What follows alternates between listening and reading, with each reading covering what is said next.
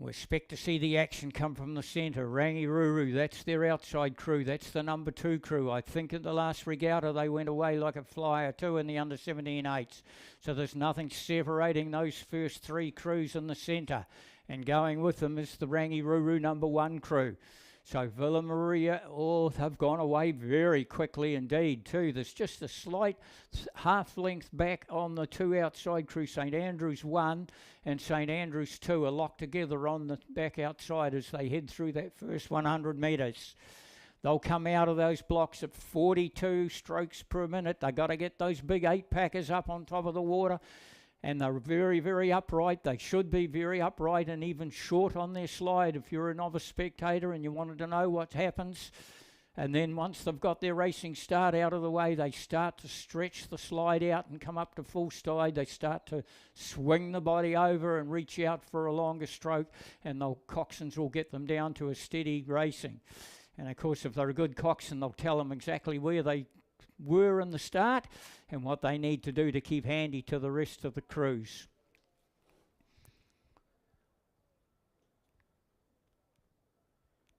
So it's coming from the centre lane. It's coming 3 outside the lane, which is St Margaret's. St Margaret's look like the crew in that first, we just around about Alcatraz Island there. That's where we put the bad people. There's been no bad people this weekend. That's where it is. It looks like St Margaret's. St Margaret's have the lead going through that first 500. On their left-hand shoulder, they're bringing Rangiruru 1 with them. Would only be a half length down off St Margaret's. On their right-hand shoulder, 3/4 of away from them, is the Wairau crew. They've got the quick lane, so you can guarantee the second 500 will be pretty powerful. Right alongside Wairau, there wouldn't be only a couple of feet between Wairau and Rangiruru 2, and then we go maybe 3/4 of a length back to St Andrews. That's the St Andrews number 1 crew, and right alongside them is their number 2 crew. And right down the inside, those 2 outside crews are locked up with the crew from Villa Maria. Not a great deal separating all crews. The just starting to drop off a little bit now is the St Andrews number 2 crew. That's the only crew. We could put a handkerchief or a string line across the bow of the boats, but it's St Margaret's with a slight advantage over the rest of the field. Trying to be Rangiruru, one side of them. Rangiruru's on the other side. It's Wairau one side of them on their right. Rangiruru's on their left of them. And we're looking for the Rangiruru number 2 crew that went pretty well in the race yesterday as well. They're right in the firing line, pushing. They're only about a half a length away from Wairau. St Margaret's heading towards the 1,000-metre peg. They're in the second 500. Margies, they call them. Oh, we're not allowed to abbreviate them, are we? We get told off all the time. St Margaret's it is. St Margaret's. They've got, good 3/4 of a length lead over the Wairau. Wairau, there's some action going on from Rangiruru number 2 crew. They're pushing along Wairau, or Wairau's pulling them along with them. And down on the left-hand side of the leader, that's the Rangi number 1 crew. And I'll tell you what, the number 2 crew is right there firing. Logan will be pretty happy with this performance. By gosh, that 2 crew of Rangirurus is sticking to Wairau. Wairau, I think, have slipped up into second place now. They got away from a flyer as well. They're bringing that Rangi 2 crew with them. Rangi 2 crew are bringing the white St Andrews 1 with them. St Andrews 2 about a length and a half back from there. And then we go back to the inside lanes, which is Rangi 1. And right alongside Rangi 1 is the Villa Maria crew. Now, you take it, if you're a novice spectator down there around that 300-metre mark, you can see exactly what we're talking about. You get the arrowhead effect as they come down through the lake, and you can see the rest of them flaring out, especially on the right-hand side as we look at it from the tower.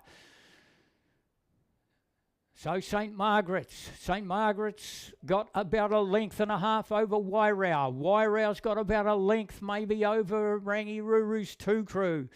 Where's Rangi 1? Oh, they are way off the pace. Rangi 1, they'll need to work from there.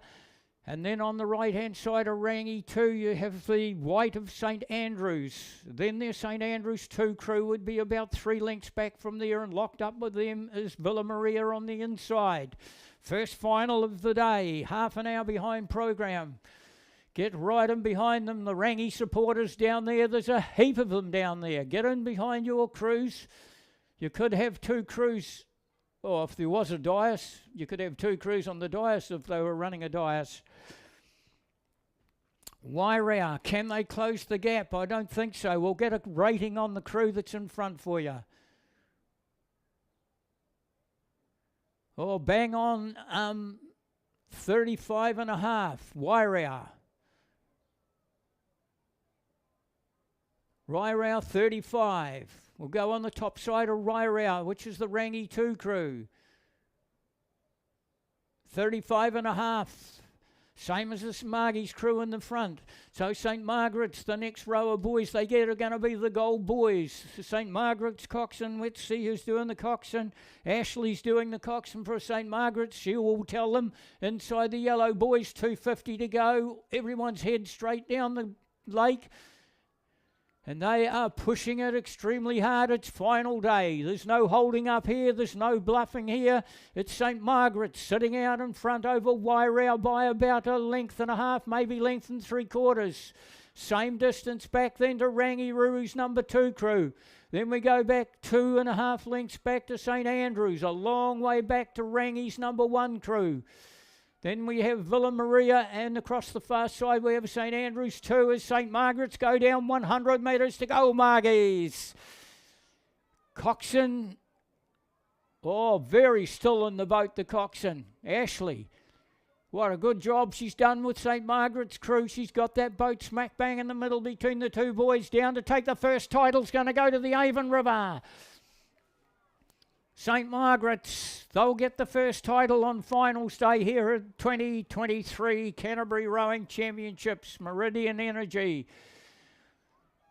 Wairau only a length clear of Rangiruru's number 2 crew. Then we go to St Andrews 2 crew, Rangiruru 1 crew, Villa Maria and St Andrews 2.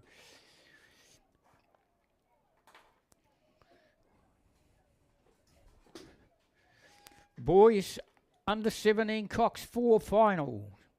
Lane number 3 St Bede's 2. Lane 4 Christ College. That's their number 1 crew. Timaru's 3rd crew in lane 5. St Bede's number 1 crew in 6.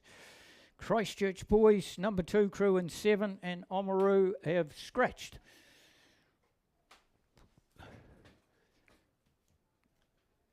The centre crews again. So these boys must have rode true yesterday. It is the centre crew.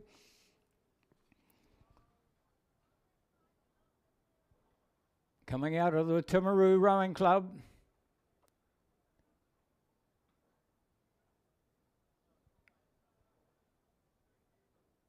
I'm just getting a rating on them for you just to see what they're pushing through the course in. They're down a little bit. They look as they're on 34. Gosh, they've got a good lead over their right-hand shoulder, which is the crew from St Bede's number 1. Then we go out to the outside Christchurch boys 2. They are locked up with the white in the middle of Christ College and St Bede's number 2 crew just back off the pace a little. Boys under 17 race 149.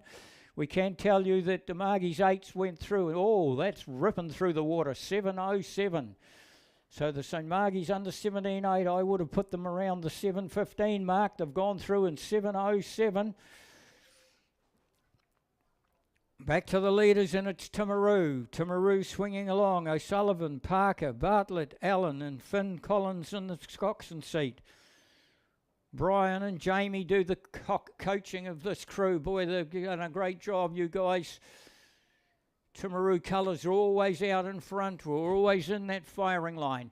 So they're heading along. They'll get the yellow boys very shortly. And all they're doing, oh, you can just see the little lift in the boat as they go through into the yellow boys. Neat, tidy crew. I think there's a lot of power there. They're sitting out in front and they're watching everyone behind them try to catch them, and that's the best place to be. And the yellow boys, Coxon will have a sound system. So again, in novice spectators, they have sound systems there. They have speakers going up into the boat so the coxswain can get the message through to them.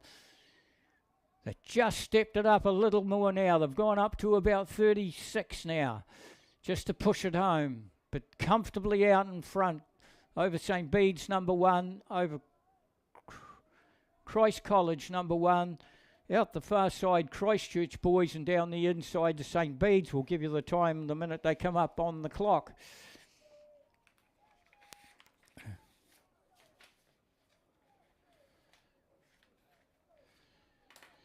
First of the B finals for the regatta. That's coming up next, which is the girls under 15 Cox quadruple scull B final. So the way the entries are at these big championship regattas, no feet just to make a B final, and especially if you're lucky enough to go to Māori Cup, a B final still can put you in the top 10 in the country. So never be ashamed of yourself because you never made the final and you made the B final, especially when the entries are so big at Māori Cup, and even the South Island secondary schools, it comes up in March. If you can make the B final, you're one of the better crews in the country. You've got Wairau in lane number 1, Union in 2, Wakatip 2 and 3, North End 1 and 4, Wakatip Composite with St Andrews in 5, Wanaka 2 and 6, Cromwell 1 and 7, Cromwell 2 and 8. Can you keep up with us? Rangiruru number 1 and 9, and St Margaret's out there in number 10. And we don't appear to have any scratchings. I can tell you that the boys under 17 coxed 4s went through in 6:57.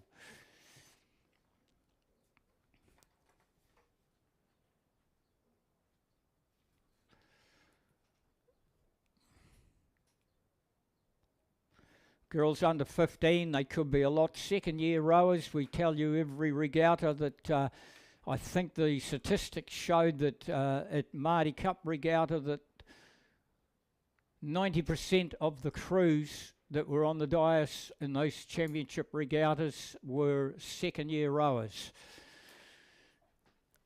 So they could be novices or they could be second year rowers and still be under 15.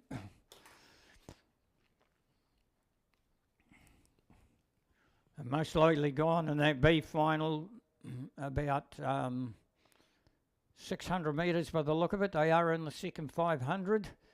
We're always looking to the centre. It's 5.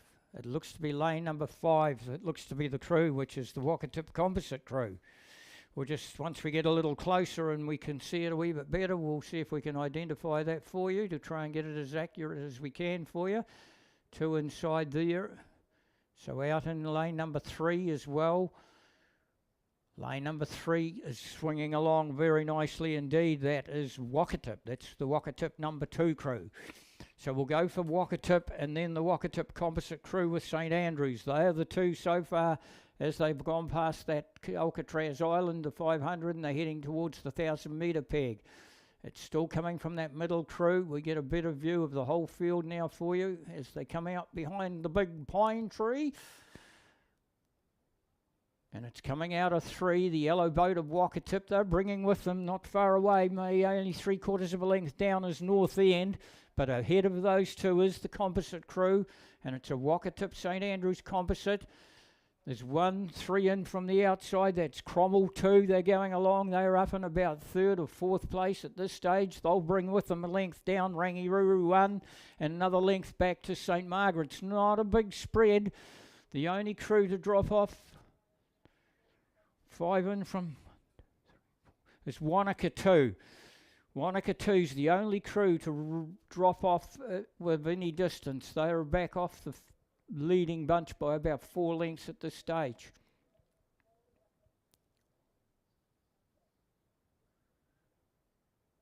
Full swinging along in the middle of the course. It is that Waikato Composite crew. Let's have a look and see who's in there. Chelsea Woods and Madeline McNay. Carly McNay and Eva Pagan. Katie Batrick is in the coxswain seat. Shane Milne out of Waikato is the coach of them. The gaps are starting to open up a bit now. 1, 2, 3 from the outside. I says Cromwell getting along very nicely. It's still that Composite crew in the middle, and then we come to the Waikato crew down in lane number 3, and then we'll go to Cromwell out there in 8. That's the first 3. Cromwell on their right-hand shoulder have got some pressure being put on them now. You can just say, oh, there's a couple of deep ones there on that crew that we're talking about, which is Cromwell, which is Rangi Ruru. Just inside the Cromwell crew, there's another Cromwell crew that should be there as well, which I don't see. Okay, we'll have to wait until I get a little closer. But it's still that Composite crew in front.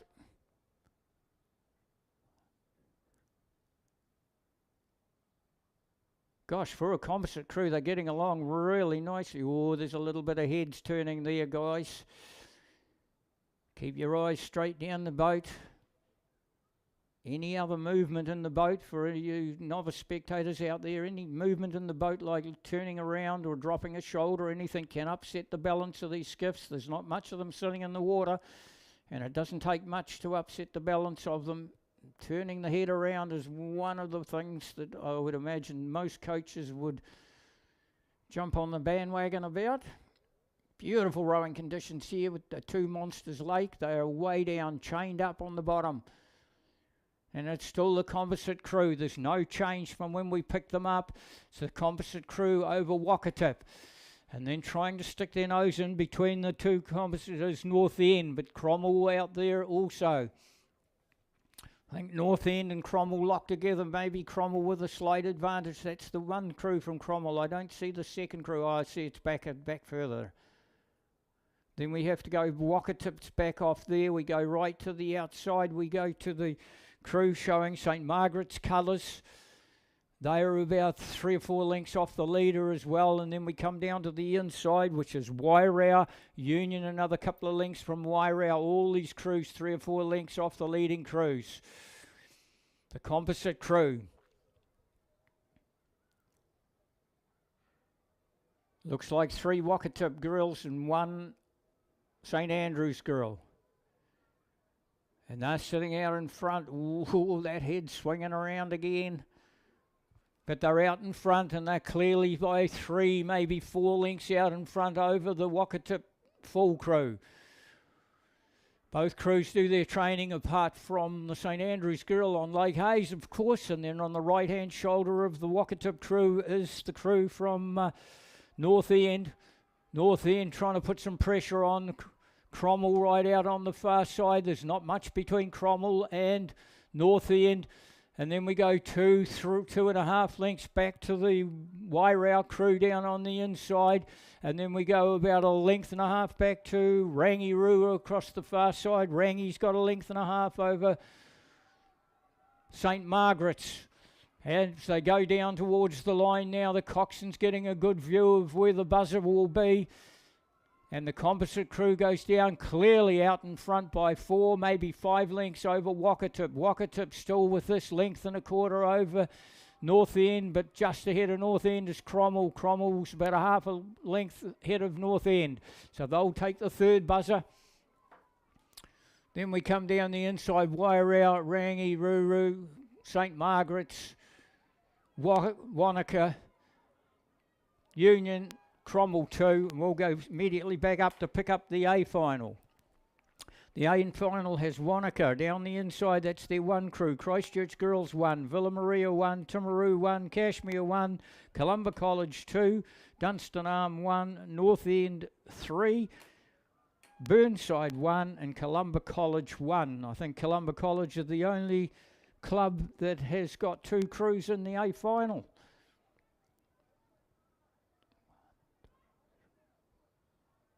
Coming out of lane number 7. So it's Dunstan Arm, Breen, Tuffin, Herricks, Smith and Tate is in the coxswain seat. That's where it's coming from, Dunstan Arm. Oh, I don't know that it is, Millsy. You can see down here in 1, 2, 4. It looks like the colours of Timaru. So it looks like Timaru, Dunstan Arm locked together. There's not much between them. And then we go back maybe a length and a half on the right-hand side of Timaru is the crew from Kashmir. That's the first three as they head down this third 500. They've really spread it open here. They're all over the place, like you would say, brown cows. And then we have to go right out. That's Dunstan Arm out further, right out further again. It looks like Burnside. They're up in about 4th position. On the right-hand shoulder of the crew that could be in front, yes, the Timaru crew is the Kashmir crew. They're trying to stick with Timaru. They'll know that if they can stick in there, they've got a chance of putting pressure on Dunstan Arm. So it is Timaru with an advantage of maybe 2.5 lengths over Kashmir. Kashmir locked up with Dunstan Arm. And then we go back 2.25 lengths, maybe 2.5 lengths to down in lane number 3, which is Villa Maria out of lane number 3. Or where do we go from there? We go right out the far side, we go to Burnside. Then we come back into the inside of Wanaka. All these crews 3 or 4 lengths apart as they head down in the last 500 metres of the course. Where's the supporters for the crew that's sitting out in front? Timaru. Oh, they're all over the back here. They'll be there, don't you worry. The Timaru supporters are brilliant. They get right in behind the Timaru crews. Right, where are the supporters for the crew on their left-hand shoulder, which is the crew from Villa Maria? Give them a yell. They've got a chance. They're putting pressure on the crew from North Kashmir. Dunstan Arm still hanging on to second place out there in lane number 7. They're everywhere, all over the course. There's no arrow effect here, that's for sure. Dunstan Arm trying to put some pressure on the leaders, but they're about 1.5 lengths away of doing it, right in between the two of them. There's the crew from Kashmir. There's your first 3. The title's going to go to Timaru, to the tiny little estuary on Timaru. Down towards 100 metres to go. Dunstan Arm coming home really quickly as well. They're still 1.25 lengths down off Timaru. Kashmir going with Dunstan Arm. 100 metres to go. Villa Maria moved up into 3rd place over the crew from Burnside. Down towards the line they go. The title is going to go to Timaru for 2023 at the Canterbury Rowing Champs on Lake Ruatanava. Bang goes the buzzer. Dunstan Arm holding off the challenge from Kashmir. Dunstan Arm get the second. Kashmir only 1/2 length away from Dunstan Arm. Then we go Villa Maria out the far side to Burnside. Back down into Wanaka. Right out the far side to, and right down on the inside is Christchurch Girls. Your program immediately goes to race 152, which is the men's premier singles. Sam Horgan for Avon is in lane number 1. Sam Wilson for Avon. Wairau Reuben Cook. Dunstan Arm Jack Pearson. Wakatip Marley King Smith. Dunstan Arm Angus Kenny. Logan Doherty for Oamaru. Fred Vivasser for Wairau. Connor Bakers for Avon. And Dunstan Arm with the 3rd crew, Jared Wall. This is the premier event. The premier singles at any regatta is the elite event of any regatta, both men's and ladies. And I must say it is a pleasure to say, being a Alexandra Rowing Club and Dunstan Arm supporter, that they have 3 young fellas out there in this premier single. I think I mentioned yesterday it will be the first time for many, many years that I've seen Alexandra Rowing Club or Dunstan Arm have a crew winning a premier event. It's coming out of lane 5. That's where the leader is, lane 5. It's Wakatip, this young fella out of Wakatip. I must say, give him a blood. He's very young. He would be 18 years of age, this young fella, and that's it. On his right-hand shoulder, he has Angus Kenny from Dunstan Arm. There's the first two. Oh, and then Kenny has Oamaru. That's Logan Doherty from Oamaru. Wow, there's not a great deal separating them all. And don't forget the sleepers down here on the inside. Avon 2, Sam Wilson. Avon 2, trying to bring with him Wire Out 2. And on his left shoulder, Avon 4. It's sitting out in front, right in the middle of the course in the fast lane is Wakatapu. Wakatapu. Oh, now the pressure's coming on Dunstan Arm, Angus Kenny, originally out of the Otago rowing sheds, I think. Or Otago boys are starting to put some pressure on with him. He's bringing with him Oamaru, Logan Doherty. There's the first three. Then we go out for the outside. Avon 1, Connor Bacchus from the outside, and right down the inside, Avon 2. Who's going to pick up the third spot? And also a second Dunstan crew as well. Dunstan Arm 2, Jack Pearson looks like he's pushing through to pick up the third spot. Having a go at Doherty. Oh, look at it all on in behind the leaders. They'll all go down here. Avon, Dunstan Arm, Oamaru and Avon across the far side. Wakatip's going to take the win. Dunstan Arm will take the second buzzer. Who's going to take the third buzzer? Jack Pearson, it looks like, for Dunstan Arm. Dunstan Arm, Avon flying at him. Doherty trying to hang on, and Avon across the side. Dunstan Arm taking the second. Now Avon, now Oamaru, now Avon again. And we do apologise for not the rest of them. There was a Wairow crew there in the bunch as well. Nobody. And a Wairow number 2 crew. So the title has gone to Wakatip, Marley King-Smith, John Morrison. Then 2 Dunstan Arm Scullers, Simon Smith. Wow, great racing, guys. The Premier Single Sculls, all young guys too. They're all very young guys compared with guys like Rob Bordell and Drysdale. They're all a lot younger than them when they were in the Premier Singles. Senior men single final. Canterbury 2, Wairow 2, Timaru 2, Dunstan Arm 1, Dunstan Arm 2, Avon 1, Shirley Boys 3, Targo Boys 1, Dunstan Arm 3, Canterbury 1. We can tell you that that's Premier Single Scull has gone through in 7:25. This is the grade down. This is the senior grade, the grade down. We'll just see if they're going to be any quicker. It's Avon. Avon in front over Dunstan Arm by about half a length only.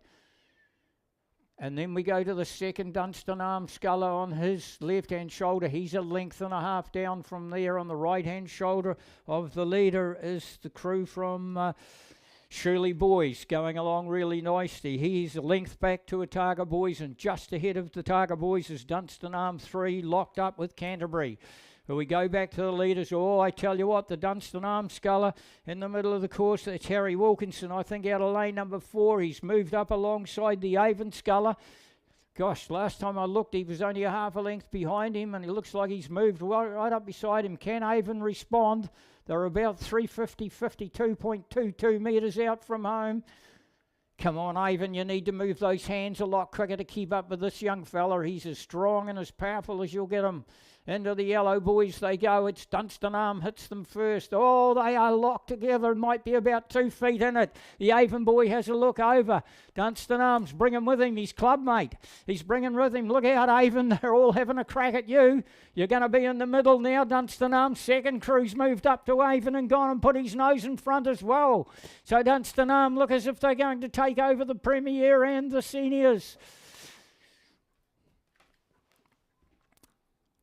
So Dunstan Arm, he's sprinting now.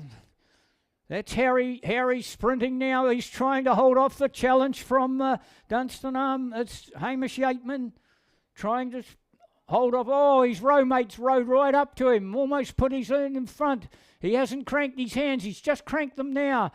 It's still Dunstan Arm. Dunstan Arm, the top side. That's Harry Yateman for Dunstan Arm. And Harry Wilkinson, they're going to go to the line, locked together, absolutely locked together, can't separate it.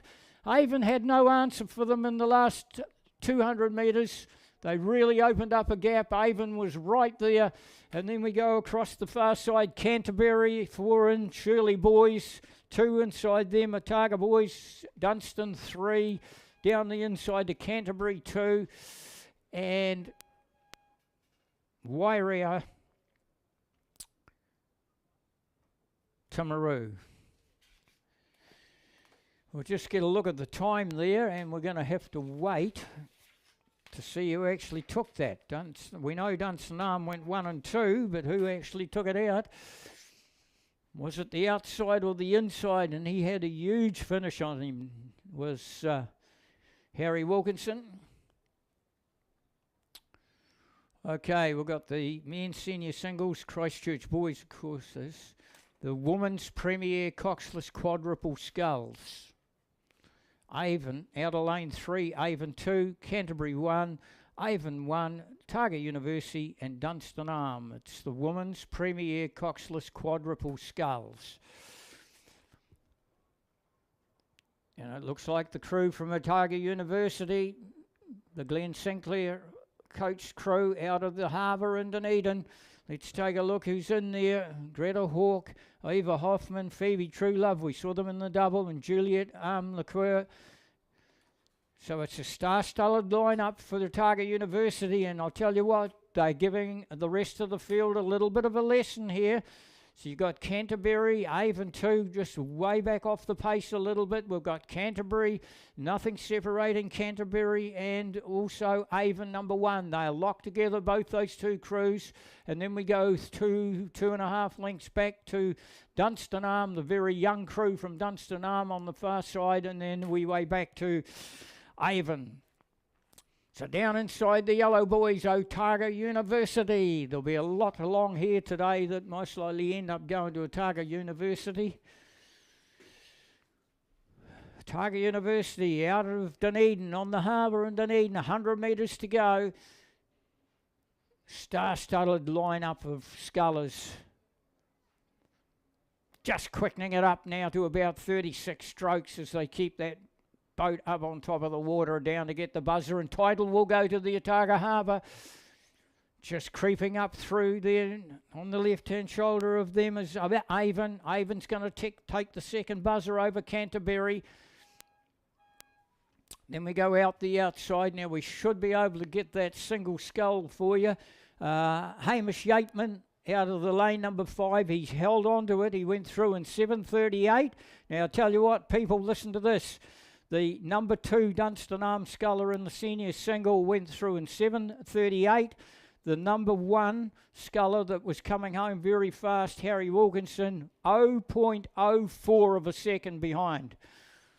So that's what split the 2 Dunstanam scullers in the senior single, 0.04.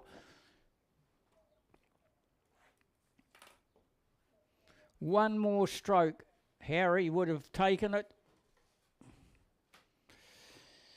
Your regatta moves on to 155. That's race 155. The event is the under-19 quadruple sculls final for women. We have St Andrews in lane number 1. We have Rangiruru 2 and 2. Timaru in 3. Columba College 4. Wakatip in 5. Otago Girls in 6. Rangiruru 1 and 7. North End in 8.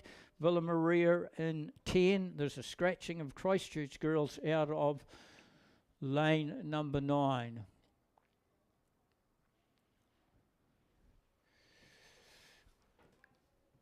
The action's coming from the centre of the field. The yellow boat of Wakatips. Lane number 5, Wakatip, Bissett, Kavanagh, Key, Bates and Howick in the coxswain seat. Again, coxed by John Morrison, off Lake Hayes there in the Lakes District, and it's Wakatip.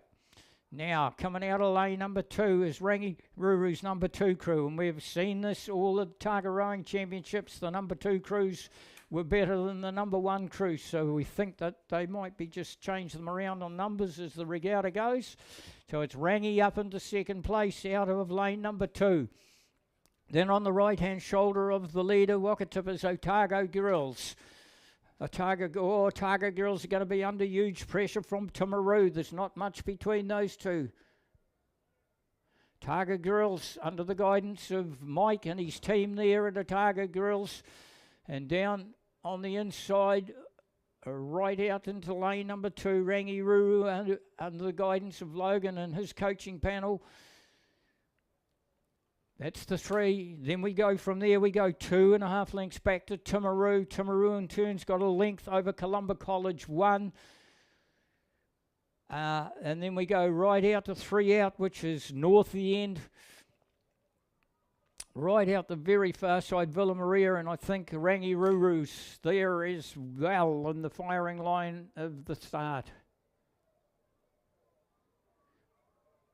Down into the yellow boys they go, the big yellow skiff from my Lake Hayes. Goes down, Wakatip.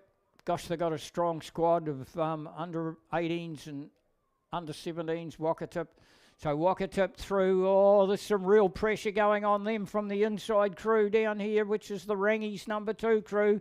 There's nothing in it. There would only be a canvas in it. Maybe Wakatip still got the advantage over Rangi.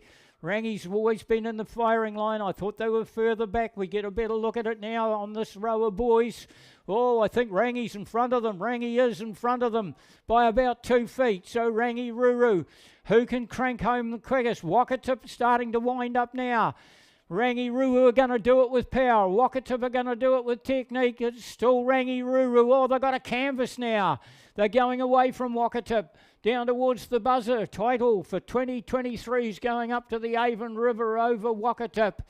And then right through the middle of the bunch, Otago Drills, with only about a canvas back to the crew from in lane number 3, which is the crew from Timaru.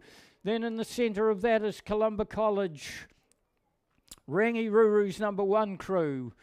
Then we come down the inside, St Andrews, back out to the outside crews, which is North End and Villa Maria.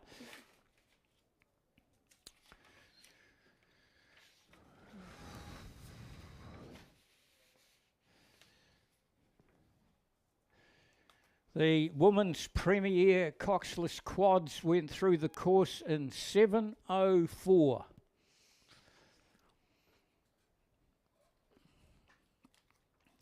The men's open coxed quadruple sculls. Wow, these guys will rip through the course in about 6:30, I would imagine. Christ College number 2 in lane 2. Christchurch boys alongside them. Wairea, Wakatip, Dunstanarm, Christ College and Otago boys. Men's open coxed quadruple sculls. Oh, it's not the quadruple sculls, as well as my sight.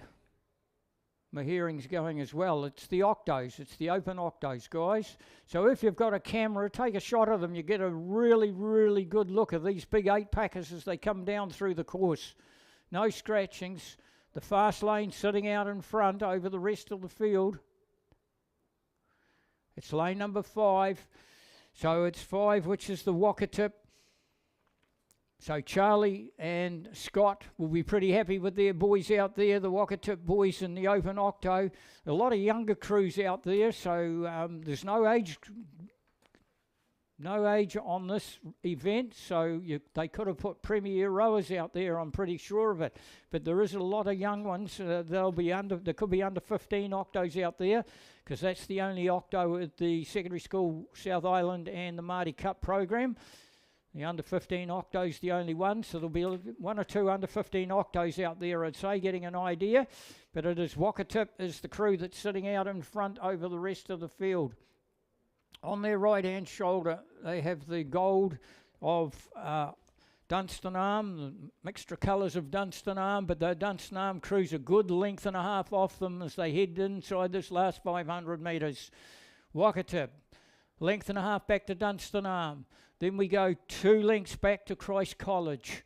Christ College would only have about a canvas over the crew from Wairea. Wairea in turn has got 2 lengths over the...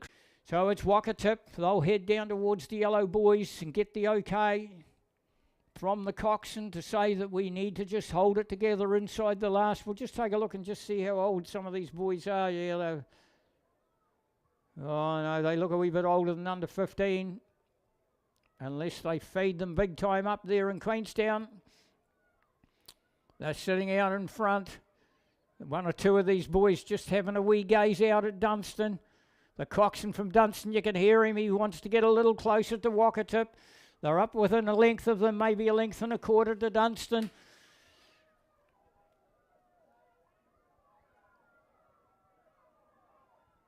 Young crew from Dunstan, a young crew from Wakatip. Look at the nice run the Wakatip crew have got on their boat. 100 metres to go. They're a length and a half clear of Dunstan Arm. Dunstan Arm and Turn have got 2.5 lengths over Wairau. Wairau got up into third over the Christ College crew by about a half a length. Then we come back to the inside of, it's Christchurch Boys on the inside. Long way back to Christ College in the inside lane and across to Otago Boys. Great racing, guys. They're all young crews. Like I say, a lot of them will be under 15 crews to get an idea about where they are for the big regattas of the secondary schools.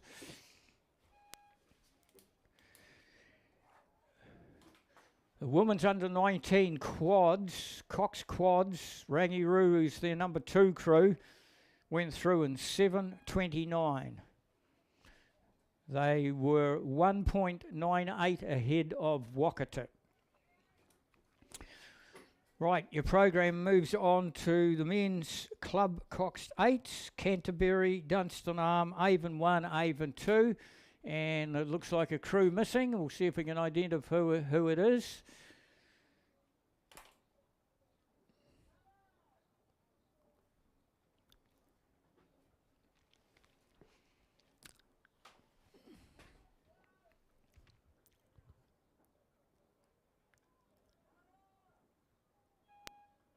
The crew that's sitting out in front is the Dunstan Arm crew. It's got the young fellas and the old fellas in it. It's got McIntosh, just a young fella, 16. It's got Simon Smith, who's a Masters. Matthew King, 17.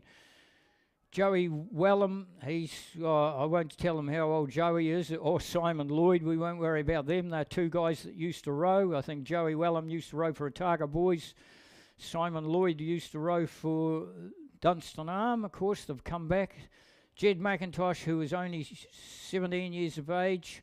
Greg McLaughlin's a Masters. Henry Clockworthy, a young fella. Maxie Smith's in the Cox and Sea. Good work, Max.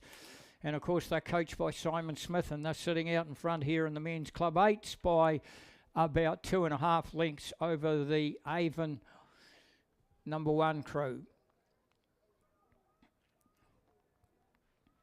They're doing it very easily, these guys. They're putting no pressure on the Masters rowers that are out there, Simon and Greg. And I'll tell you what, Joe and Simon Lloyd won't be far off Masters as well. As they go down towards the line, the title for the men's club 8s are going to go up to Lake Dunstan. That mighty Lake Dunstan. Avon just trying to close the gap a little bit, and then with the second Avon crew, so Canterbury obviously is not there. So that's the way they'll hit the line, and for 2023, the title's going to go to Dunstan Arm. And a very moderate time as they go through the course, I'm pretty sure of it.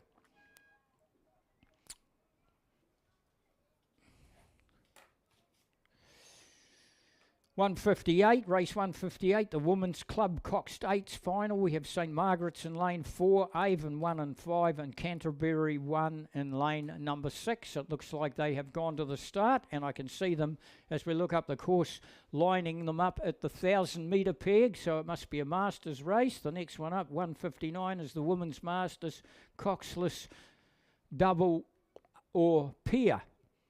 We've got a full field of 10 going to the Masters, lining up the 1,000-metre peg. If you're up at the 1,000-metre peg, if you get up there really quickly, if you run fast, or you get on your bike, you'll see them starting from the 1,000-metre peg. You'll see how they start them.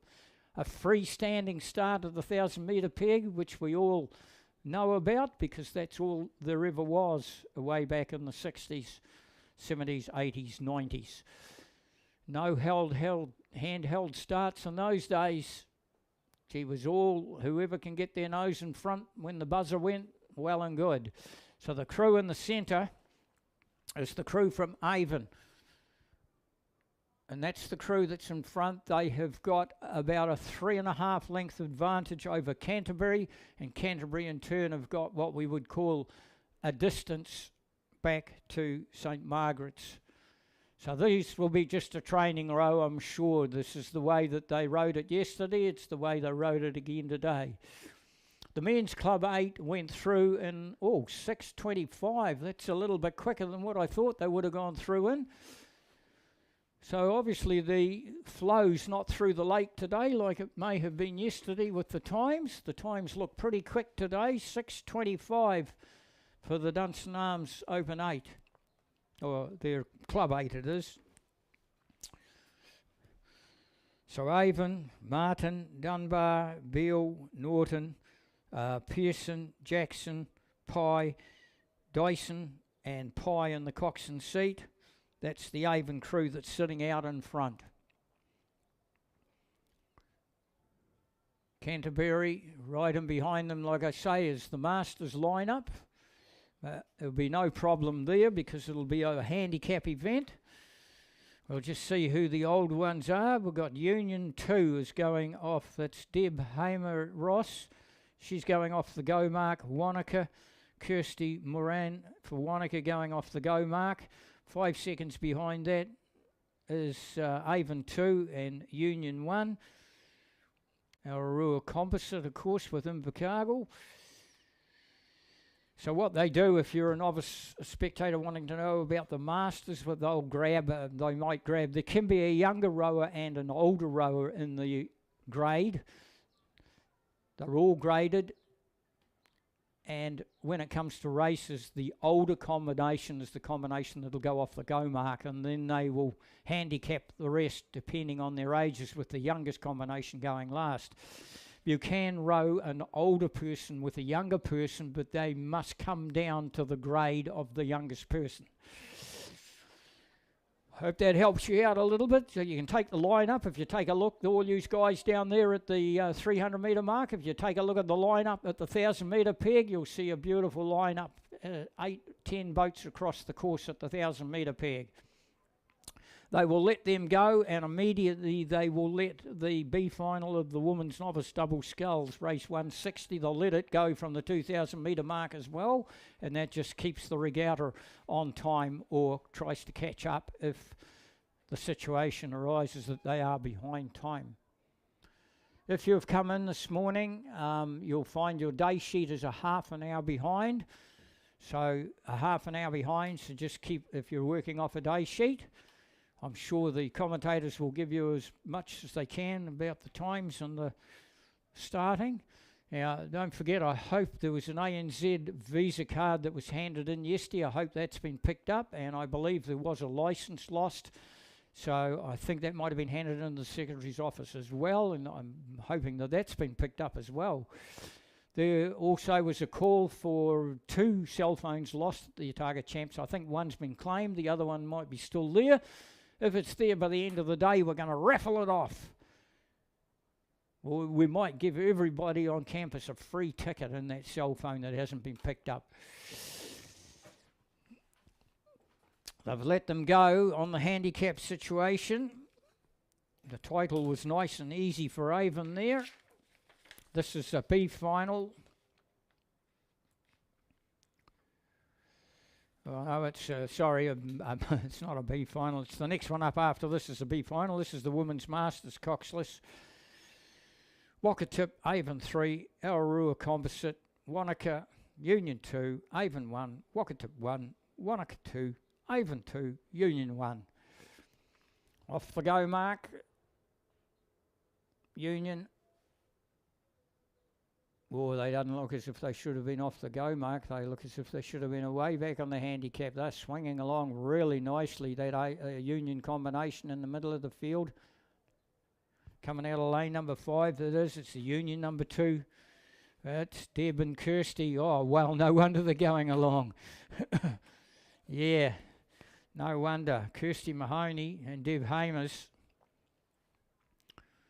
They are still sitting out in front inside that first 400 metres. It is Union. Let's see where the rest of them are going to come from. It's 3 out from there by the look of it. So it's Union and then Wanaka 2. It looks like Wanaka 2. Just inside them is Wakatip. They'll all start converging in the centre now. But this crew out in front looks as if it's got a commanding lead. They went off the go mark.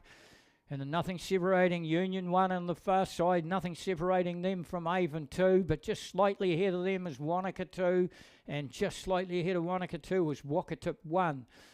Where's that Avon crew? That's Avon there. Avon could even be up in the second place down on the inside. Avon 3 going along well out of lane number 2. Where's Ararua? Everybody says, where's Ararua? I can tell you it's down there in Bluff.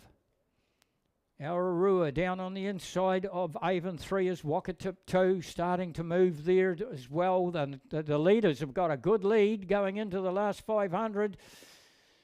And they're the crew that went off go mark. A 61-year-old and a 50-year-old, it's up to you to work out which is which. I can tell you from here, they are swinging along really nicely, combined well. It's a composite crew. Oh no, it's Union, it's straight Union. Now it's the actions coming from down on the inside, which is Avon 3, bringing Wakatip 2 with them. Ararua just slipping off a little bit, and just ahead of Ararua is Wanaka 1. Then we go out to the crew from Avon. It's Avon 1, and slightly ahead of them is the yellow boat of Wakatips off the 10-second mark. Wanaka right alongside Wakatip as well. Avon, Wanaka just drift off by about a length off Wakatipu. Then right out the far side we go a length and a quarter back again to Union's number 1 crew. Inside them but back about 3 lengths is the Avon 2 crew. They're just not going to catch them, guys. I'll tell you what, they're going so fast they're going to have to use a parachute to slow down, otherwise they'll hit the Ruatamana of a concrete dam. That's how quick these two Masters ladies are going.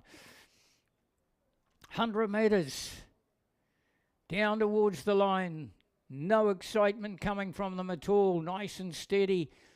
Rating down on about 30 strokes per minute as they head down and get the buzzer. And I take it they'll take the title as well. It's going to go back to Union off the Avon River in Christchurch. There's the buzzer for the guns, the older combination. Then we go to Avon. That's the Avon number 3 crews. Could be over the crew in the yellow boat, which is Wakatipu. And then they're bringing the second Avon crew with them. It's getting, there's just a wee mistake by the Wakatip drills. It's giving Avon a chance down the inside. Wakatip still hanging on to it. Avon going right at them. Wakatip, Avon. Across the far side was Union 1. Back in the middle, Wanaka. Nothing between the whole field. Great handicap, Ararua and Avon 2.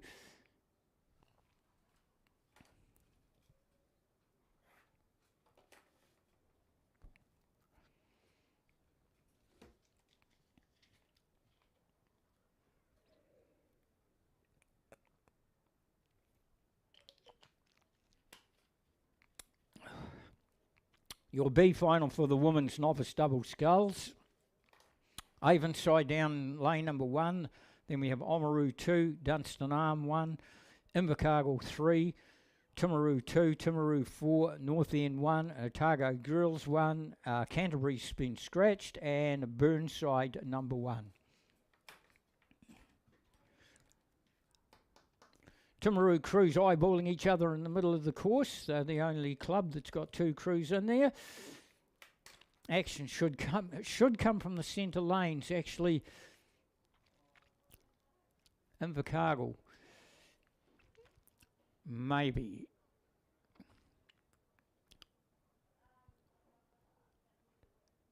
It's coming out of lane 4. That is the crew from Invercargill, just as we thought it might be. The Invercargill combination.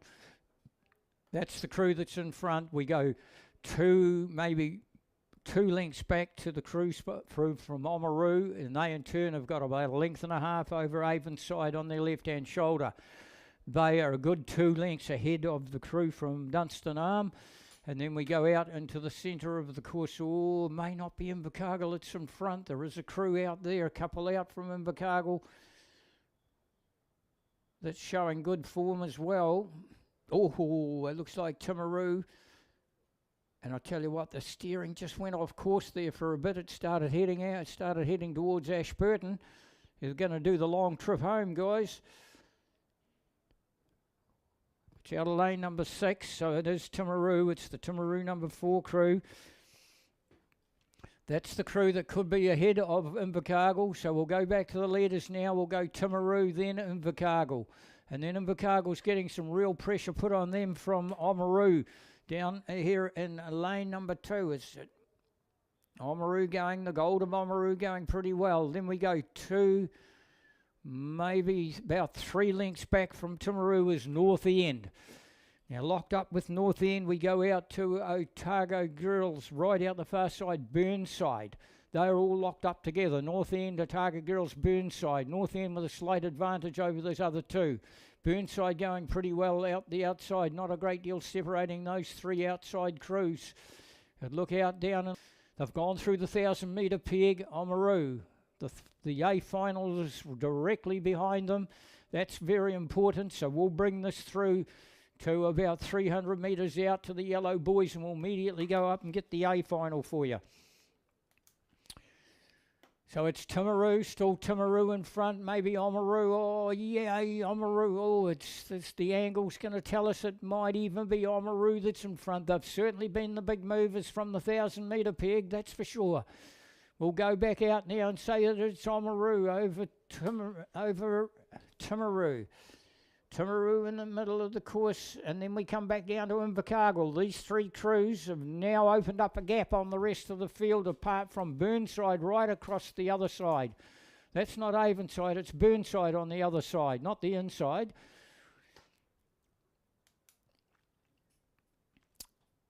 Right in the middle of the course, Timaru, the B final, and novice grades.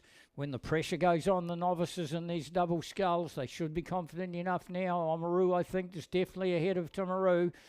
So it's Oamaru over Timaru. Gosh, they do a great job, the coaching team at Oamaru. They really had a bad start with the loss of one of their top coaches out of Oamaru, but they have picked it up and really had their crews performing well. So it's Oamaru over Timaru. Oh, I tell you what, Invercargill, you've got real pressure getting put on you from Burnside. Right out deep is the Burnside crew. Invercargill girls won't even know they're there. So Invercargill, you've got to start sprinting now, B final, because you're also getting under pressure from lane number 1, which is Avonside. So we've got Avonside on the inside, and we've got Burnside on the outside. They're all putting pressure on Invercargill. I think Burnside's doing the better of Invercargill across the far side. Avonside's having real trouble down here on the inside. They caught a couple of crabs. They caught a couple of boys. They're right up against the buoy line. That'll slow them down big time. That's the way you'll see. We'll go up and pick up the A final for you. It has Dunstan Arm. Looks like a scratching. Dunstan Arm from the novice double scull O final. Dunstan Arm on the inside's been scratched. So we go Ashburton out of 2, Avon out of 3, Otago University, that's the crew to beat, out of 4. Twizel out of the fast lane 5, Invercargill 2 out of lane 6, Ashburton 7, Wakatipu out of 8, Timaru out of 9, and Union out of 10. The tussle will go between Twizel and Otago University. Otago University is the crew that's in front over Twizel. Oh, it is so good to see the Twizel colours out there. Like I say, I think they've got the biggest squad that's ever been on Lake Ruatanava coming out of their sheds over the back there. And of course, they've got most likely one of the best performances that the Twizel colours have ever had as well, at both the Otago Champs and this regatta as well. And that can only go down to one guy. We appreciate what you put into these guys, Kelvin. You do a brilliant job, buddy. So it's Otago University, coached by Glenn Sinclair, and Twizel, coached by Kelvin Maker. Both top rowers in their day. Otago University are not as far out in front as what I thought they might be. Twizel are really hanging on to them because this is a very, very good crew, this Otago University crew. They won the Central Otago Championships on Lake Dunstan before Christmas. They won the Otago Championships before Christmas as well, and here they go out here trying to take the title at the Canterbury Champs. Coming up for third now is 3 in from the outside, Wakatapu, Amy and Sarah for Wakatapu. They've moved up into third place on their left, but about 4 lengths back is Ashburton. Then we go another 3 lengths back to Invercargill. Then Invercargill's locked up with the crew from Timaru 1. Timaru 1's 3 and 4 lengths ahead of Union. Union's locked up with the crews down the inside, which is Ashburton and Avon. Twisel's getting very close to Otago University. Just take a look and see what... Oh, look at Twisel go. They've all of a sudden cranked up and pushed some big ones. Twisel trying to take a title. Otago University haven't responded. They've got a run on their boat. Twisel have got a run on their boat. Let's take a look here. Twisel's nose in front. Twisel's got their nose in front. They just cranked it up about 100 metres back, and I think at Varsity are going to be too late to respond. Varsity coming back at them. Here comes Varsity back. Twisel. Have they gone too soon? Varsity haven't cranked their hands up yet. They haven't done the speed work. Twisel's still in front. Down towards the line. Varsity coming at them. Oh, Varsity. Varsity's got the buzzer, I think. I only think Varsity got the buzzer. Holy heck, it looked like Twisel was going to take a title. They went to the front by about 3 feet and Varsity came at him. That's a big row from University and a brilliant row from Twisel. Wakatapu will take the third buzzer. Then we go to Ashburton across the far side to Union. Oh no, it's Timaru. In the middle of the course, it is Invercargill. Across the far side, that's the Union crew. Down here is Ashburton's 2 crew. And alongside them is the crew from Avon. Wowee, now that's great racing. We'll have to wait for that. I think University got back on them. They were a good 2 or 3 feet down on with about 50 metres to go, and it looked like Twisel had a brilliant run on their boat. They got quicker with the hand speed, and Otago University didn't quicken their hands, and they just dug in deep with straight power and picked them up right on the line. Men's Novice Cox 4 out of 2 is Avon 1, Otago Boys in 3, Christchurch Boys in 4, St Bede's 5, Oamaru 6, St Andrews 7, Cromwell 8. And again, we're getting the flared effect here in a good way. It's right in the centre. Outer lane number 5, the quick lane, which is St Bede's. Lynchy's doing the coxing for them. They'll be under the guidance of Scott Rogers. As the novices out of St Bede's, just off of a huge training camp on Lake Dunstan where they done 130 kilometres a day. Whoop-de-doo, that's halfway to Ashburton and back. So they are sitting out in front, and I tell you what, there's going to have to be a lot of improvement in some of these novice crews to even get close to them when it comes to the next regatta in 2 weeks' time. But as I said yesterday, the novices can all of a sudden just click halfway through the season. They can be 3 or 4 lengths down off them now, but all of a sudden they might just go. Oamaru's the next one out of the bunch. It's Oamaru. And then on the left-hand side of the lead, a bit way back, is Christchurch Boys. So they've got about a 7-length advantage over Oamaru. Oamaru have got about 2.5 lengths over Christchurch Boys. Christchurch Boys have got about 3 lengths advantage over St Andrews. And St Andrews have got about 5 lengths advantage over Avon on the inside. Well, it's not Avon, it's Otago Boys. Avon's away back, and Cromwell across the far side, and Avon right down on the inside, quite a wee way off the rest of the field. Look at the power in this boat. Big, strong fellas. Look at the power that they're doing. They've just got a little bit of a backsplash, which is what we're looking for, and they can just swirl. Clearing their water as they go down and get the buzzer, and the title goes to the Avon River. That's a big, powerful looking crew that's just taken the title for 2023 here. Oamaru gets the second buzzer, and the third buzzer goes to the crew from Christchurch Boys. Then we go St Andrews, Otago Boys, Cromwell and Avon. Right, the novice double scull. The novice double scull, it was just raced, 161. The University had won it anyway. It's now just gone off my screen.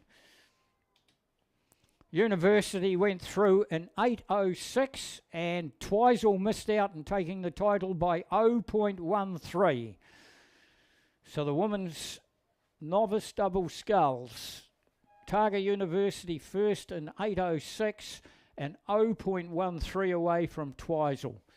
Wakatip was third, 29 seconds away again. So there's the difference between those first two crews and the rest of the field, 29 seconds. Bad luck, Twizel. Kelvin, you can get another second out of them, you'll be right. And that's a pretty good time for a novice double scull, may I say as well, 8:06. So the times are very quick today. We'll get a time on that 4 that's just gone through. The old computer is not as quick as it used to be, and we're not getting our... Normally we can get the times the minute they go across the line and they get the buzzer. We can look up and give you the time straight away, but for some reason the computer's got slower. Maybe it's a bit like some of the commentators have got a bit slower over the age. And it now takes quite a few seconds, maybe a minute, before we get those times up. Okay, we move on to the B final of the boys under 16 double sculls, and it looks like... Whoop.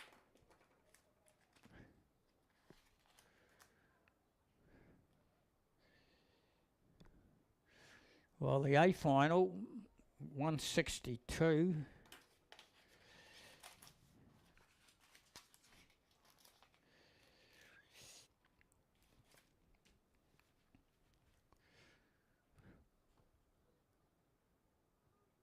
Otago Boys, looks like Otago Boys. Henry and Nicholas, that looks like the crew out of lane number 6. That's the crew in the B final of the boys under 16 double scull. We go 2 out from there up into second place, which is the crew from North End. That'll be a Johnny's crew. Otago Boys, North End, both off the Otago Harbour, of course, and down on the inside up into third place. There's 2 in from them out of lane number 4 by the look of it, which is Christchurch Boys. It's a well-disciplined crew from Christchurch Boys. Then we go to Cashmere. Across the far side we go to St Andrews, right out across the far side. 2 Otago Boys crews down on the inside here and another one right out the very outside. But down with 100 metres to go. We will just do this last call and go up and pick up the A final for you, which is Otago Boys over Christchurch Boys and North End. So the A final has Wakatipu down in lane number 1. Then we go St Bede's, Otago Boys, Timaru, Shirley Boys, Timaru 3, Oamaru 2, Otago 1, Wairau 1, Wairau 2. Oh, we've got a crew way out in front, the under 16 final, and it's a crew from who other than Timaru, the white with the blue braces, well, the blue crosses there is. These young fellas are really swinging along really nicely too. I'm going to get a clock on them for you to see what they're doing. They're on 34.5. Well-balanced crew. The body language tells me they are really working that boat too. They won't be trying to pull the blades through the water, or if they've been coached correctly, which we know they have been, they'll know very well that the water is just the leverage. They just drop the blades into the water and they try and move the boat past the leverage point. They don't try and pull the blade through the water. Most likely there'll be a lot of rowers out there who haven't had that explained to them, but once they get the idea of it and have it explained to them, they'll find out what it's like to actually feel it on your toes. and they are away out in front. Boy, we're really starting to see, we're not getting many close races at all. We saw it yesterday, a big gap between first and last, and some big gaps between first and second, and we're getting a fairly big gap here too. That Timaru Crew's about 3.5 lengths ahead of the second place, which is the second Timaru Crew. So they're going 1-2, and then we go the gold out there in Oamaru. So there's your 3 crews. We'll go back to the leaders. They've got a 3.5, maybe 4 length advantage over the second Timaru Crew. That's the number 3 crew. And then we go another 3 lengths back to Oamaru. And they have said goodbye to the rest of the field. And this is a final. And I think there was a scratching down the inside, which was Wakatip and St. Bede's. I saw on our computer, but it has gone off now. So there's the 3, the title and would be gold medal and silver medal if they were dishing them out, is going to Timaru Club. And then the file as they go down, then the rush is on just to see who goes from there. It's Otago Boys rushing against Shirley Boys, and then we go the crew from Otago on the far side, and in behind them is the crew from Wairau, and that's the field.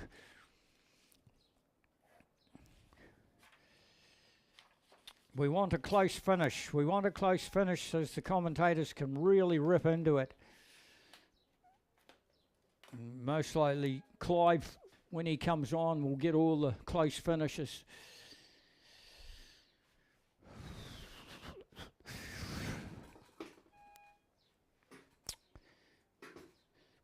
We go back to the girls under 16 Cox quadruple sculls B final.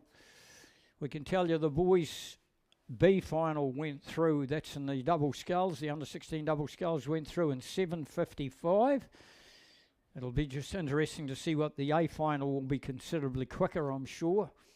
Right, on the course and just gone through the 1,000 metre peg is the B final of the girls under 16 Cox quadruple sculls. Generally, their time would have been 8:38 out of the 2,000 metre blocks down the eastern end of the mighty lake. So if you have come in off the course, guys, don't forget to support the canteen, the 2 coffees, Drew and Irina, and also pop to the South Island Rowing Canteen, because all processes from that and the row shop, get in and take a look at the row shop. They all go back into South Island Rowing, so support all of them around. Steve, I hope that you got the ice cream van up and running, buddy. You can go over the back and see Mr. Whippy with the ice cream van. And, of course, don't forget, it should burst out into sunshine like it did yesterday and go up to 28 degrees, so make sure you've got some water with you. We can't be responsible for that. It's up to you, and a slip, slop and slap because the heat is very, very severe. If you're having something around and you got some rubbish, we don't want anyone leaving any rubbish behind. The old theory is if you pack it in, you pack it out.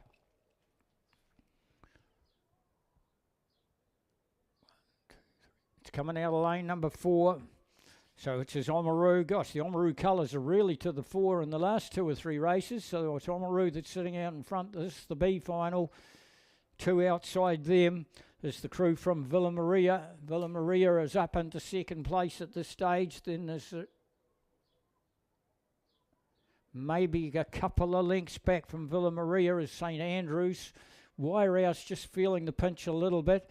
On the right-hand side of the leading crew, Oamaru is Rangi Ruru. They were about 3 or 4 lengths off the leading crew as well, and slightly ahead of them is the crew from Timaru, and Timaru would only have about 1.5 lengths over the crew from Avonside. Avonside too, they're feeling the pinch as well. They're quite a wee way back at this stage. I'll tell you what, there's a mighty line-up for the A final. They're going through Alcatraz now, and I'll tell you what, there is absolutely nothing separating the A final. We'll pick them up very shortly. We'll take these, just about get them all through to the buzzer. Oamaru getting along really nicely in this B final. Almost look as if they should have been good enough for the A final. 2 out from them. That's Villa Maria trying to close the gap on them. Oamaru's going too good though.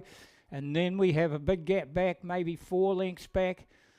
It's on the Timaru. Timaru then would only have a small advantage over Rangiru of about 1.5 lengths. And they, Rangi, are locked up with those 2 crews out there, which is St Andrews in the white, Wairoa in the green, and Cromwell go back about 3 lengths for there. And ahead of Cromwell is the crew from lane number 1. That's Avonside Girls. Then the 2 crews that have just drifted off a little bit have been Wairoa 2 and, of course, Avonside number 2. So you'll see we'll get the buzzer for them. The B final, Oamaru, Villa Maria, and out of the ruck comes Timaru for the 3rd placing over the crew that was across the far side, which was Wairoa. Right, your A final has North End 2 and 1, and then outside that, North End 1, Wakatapu, Timaru, Dunstanarm in the fast lane, Cashmere High School, St Andrews number 3 crew, St Andrews number 2 crew, Otago Girls and Burnside. Girls under 16 Cox quadruple sculls. I think you'll find that the fast lanes will be prominent here. As we look down with the naked eye, it was pretty close going through that first 500, and we'll see it's coming out of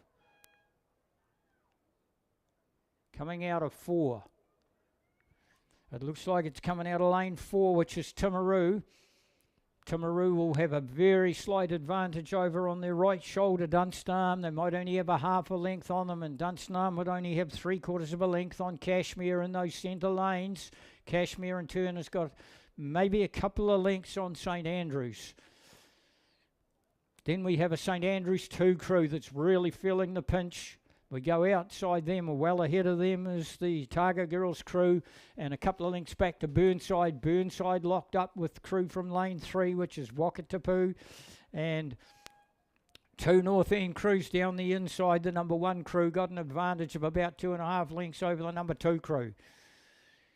All inside that last 1,000 metres. They're going through to the 500 metre peg. They're 522.22 metres out from getting the buzzer, and it looks very much like Timaru want to say, open up the gap on the rest of the field. Timaru,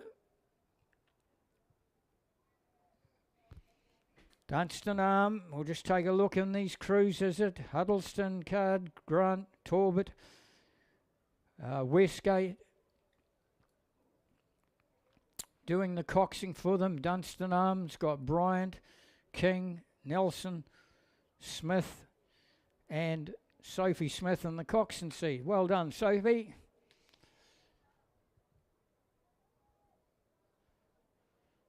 Timaru. And I'll tell you what, Cashmere's not that far away from Dunstanarm as well, so it's Timaru looking to take the title. Big tussle going on between Cashmere and Dunstanarm. Where are the supporters of Cashmere? Where are the supporters of Dunstanarm? This is an A final. Cashmere have moved right up alongside Dunstanarm, so it now goes out to the lead, which is Timaru, now Cashmere. Dunstanarm. Cashmere have gone to Dunstanarm and gone and put 3/4 length on them. There's the first 3. Then on the right hands, we have to go out on the right hand shoulder of Cashmere. We see St Andrews. It's the St Andrews number 2 crew, I think, out there.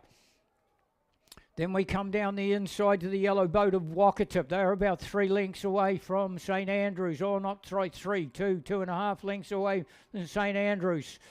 Cashmere is going to have a crack at the leading crew. Cashmere wants to go at the title. I tell you what, they've had a mighty last 500 metres. They're going to go through, almost locked up with Timaru. Timaru looked as if they were sitting pretty with the title. I don't think the coxswain even knew they were there. Cashmere's coming at them. Cashmere, what a big row. They went up alongside Dunstan and all of a sudden rode away from them. And then they're having a crack at taking the title. It's still Timaru hanging on to it. Cashmere coming at them very quickly. Timaru by about 2 feet over Cashmere. They left Dunstanarm for dead inside the last 500. And then we go out to St Andrews. Down to Wakatipa. And then back out the far side of second St Andrews. Oh, I don't know. It's... That's Otago Girls. On the outside of them is Burnside. Back into second St Andrews crew. Down here to North End. That's their one crew. And then North End, number 2 crew. Right, rattling down through the course is the final of the men's under 19 coxed 4. We have St Bede's 2, we have Cashmere 1, Christchurch Boys 2, Christchurch Boys 1, eyeballing each other in the centre. St Bede's number 1 with the fast lane. Christ College and 2, that's their 2 crew. Christ College eyeballing each other. Wairea, St Andrews and St Andrews eyeballing each other. And again we're getting a crew away out in front. St Bede's coming out of the fast lane. St Bede's, Luke Hickling in the stroke seat, Matthew Glenn, Thomas Woodgate, Sam Woodgate, the brothers there, and Liam Duff in the middle, and of course Dale doing the job in the coaching. And they're out in front, the under 19 4. This is what happened yesterday. They were just too good for the rest of the field, and they're too good again today. The boys under 19, we're just going to get some times for you. That under 16 quad girls went through in 7:45. These guys in the under 19 4 will go through the time pretty quick today. They'll be away under 7 minutes. Well, they won't be away under it, but they should be just under it. Christ College clearly in second place, but they are 4 or 5 lengths down. This is a very dominant display of rowing as they go down and get the buzzer over Christ College's number 1 crew. Up for third, it looks like Christchurch Boys down here. That's the Christchurch Boys 1 crew as well. There's the buzzer for Christ College. Christchurch Boys. Then right out the far side, St Andrews go across. In the middle of the course is the crew from Wairea. Christ College 2nd crew. Then right down the inside, St Bede's 2, and alongside them, Cashmere High School.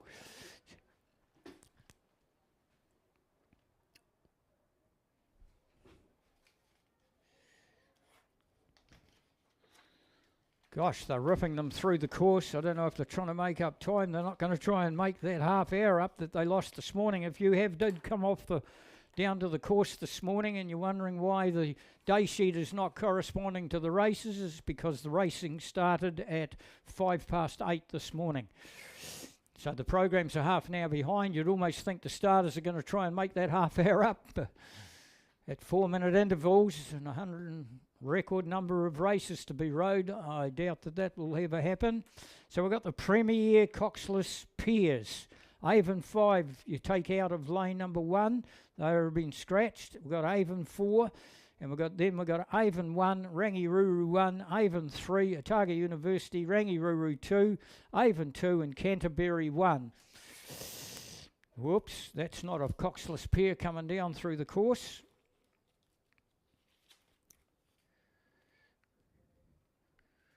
That's a coxless 4.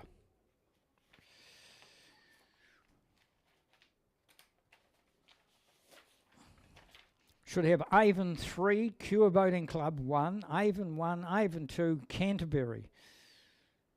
That's the men's Premier Coxless 4. So if you're looking at your day sheet, it is race 168.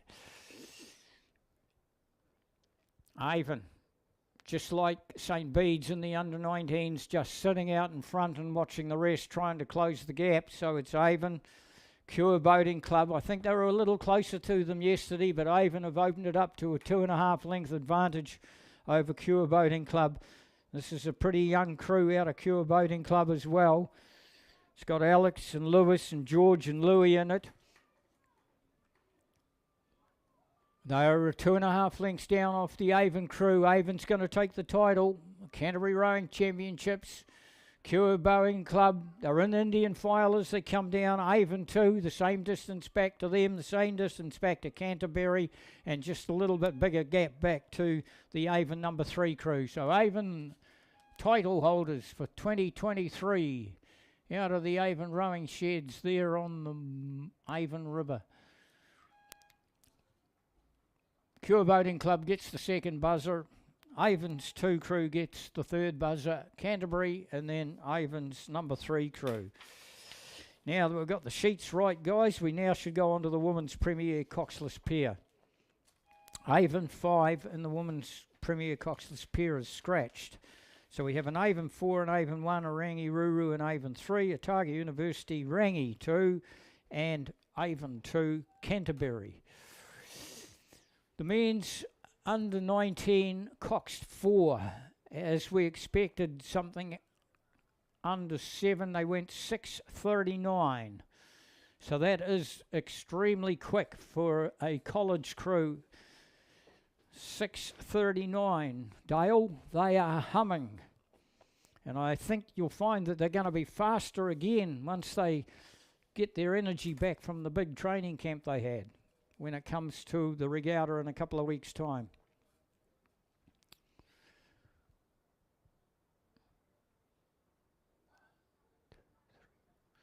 It's coming out of lane number 5, which is Avon 3. This is the crew that was in front yesterday, which is Shackletons and Dowry.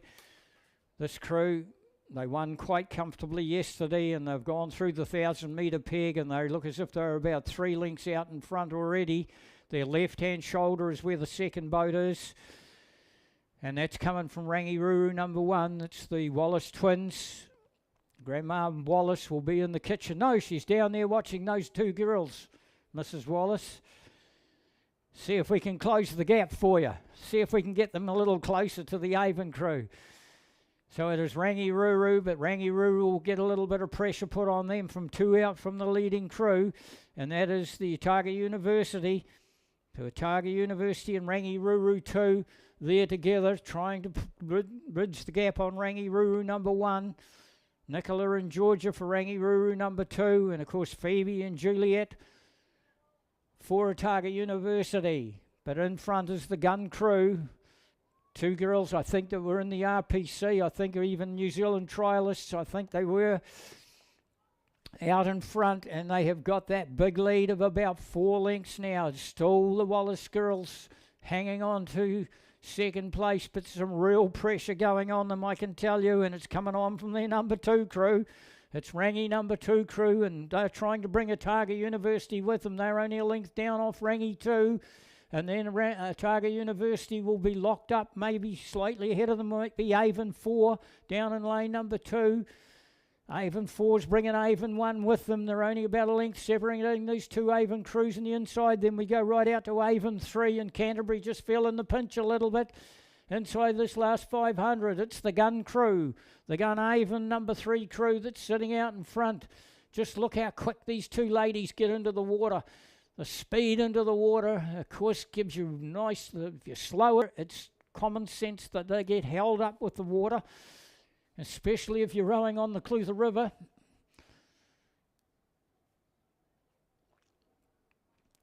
Still Rangi's number 1 crew. Phoebe and Alice still hanging on to second. It looked like the challenge was coming from their number 2 crew, but it's now coming from down on the inside, which is the Avon 4 crew. That's moved up into 3rd place over Rangi Ruru's number 2 crew. There's nothing between those 2. Rangi number 2 crew is starting to crank it up. They want to go 2 and 3. Also 2nd crew. The twins have cranked it up as well. They don't want to be bowled over by their number 2 crew, and they don't want Avon to get any quicker at them. 100 metres to go, and the buzzer's going to go. The speed of the blades into the water from the champion crew out in front. That's where the title's going to go to. Avon, they are going to go 2 and 3, Avon. Rangi Ruru are going to go 2 and 3. So that's Rangi Ruru. That's Phoebe and Alice go across. Now Nicole and Georgia. Nicole and Georgia. So Rangi Ruru's gone. Avon a great chance of picking up a 3rd place. Come to the end of their run, and then alongside Avon was Avon again. In the middle of the course was Otago University right in the firing line. The Avon number 2 on the far side, and Canterbury. Great racing from the crews in behind the gun crew. Women's senior coxless pair. This is a grade down. It's race 170. We have a scratching from Avon 2, Rangiruru 2 and Rangiruru 1. Oh.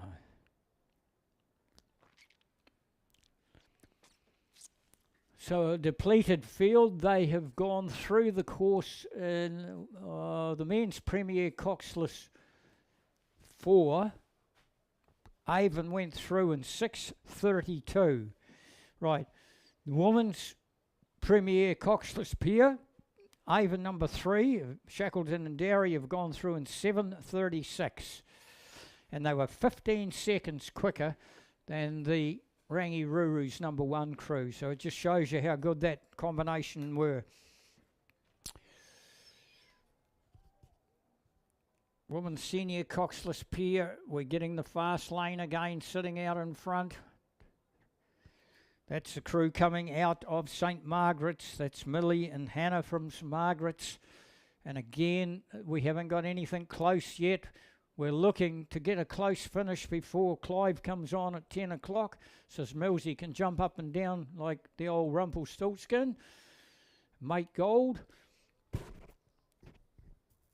I think you'll find there'll be just the 3 commentators on, being a short day today. I think you'll find that each commentator will get a 2-hour stint, and that's their day over. Clive will be coming on next, and I think Ian's going to take the last 2 hours.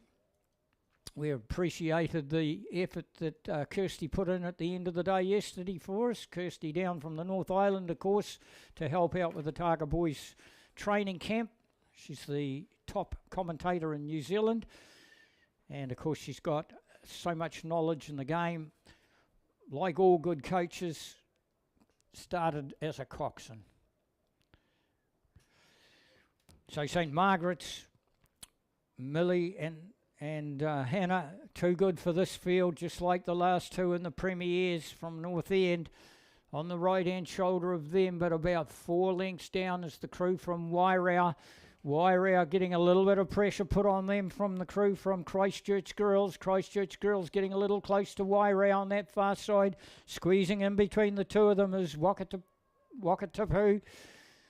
And then we come down, we come down to the inside, which is about lanes 3. That's St. Margaret's number 3. I can't see Avon 1 or 2. And then right out the far side, we have St. Margaret's 4. So St. Margaret's are going to go down and take the title for the Open Senior Coxless pair.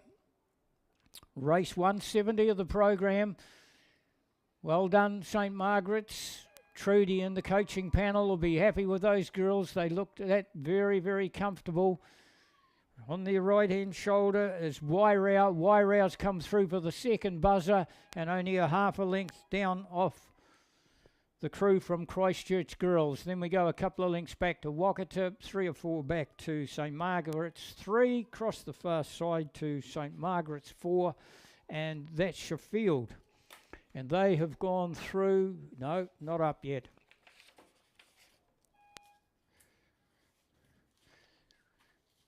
The final on the way, they've only just gone through the 500-metre island, and it's the boys under 15 Cox 4. We have in lane 2 St. Thomas of Canterbury 2, Cromwell 1, St. Thomas of Canterbury 1, St. Bede's 1, Shirley Boys 2, Timaru 3, and Shirley Boys number 1. Boys under 15 Cox 4. We should see these guys go through in around the 7:15 mark. Oh, no, they might go quicker than that. They're going pretty quick today, maybe 7:0 something. We'll go and pick them up for you. They're only in the second 500. And it's coming out of that fast lane again. It's the crew out of lane number 5, which is the crew from St. Bede's number 1. Earl, Corbin, Cohen, Peterson, and Swain in the coxswain seat. Scott Rogers doing the coaching for the guy for the under 15s and the novices too, I think. Scott, you got the novices as well, I'm sure.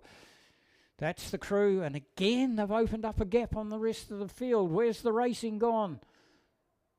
On their right-hand shoulder, but they're at least a length and a half down as Shirley Boys number 2 crew. That's up into second place. They're squeezed up on the left-hand shoulder, St. Thomas of Canterbury. But both these 2 crews are a good 3 lengths off the leading crew as they head through the 1,000-metre peg.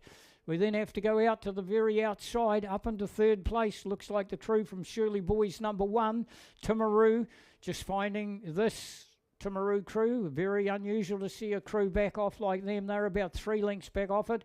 And then behind Timaru are the 2 crews down on the inside, which is Cromwell and St Thomas of Canterbury. Cromwell's ahead of St Thomas of Canterbury.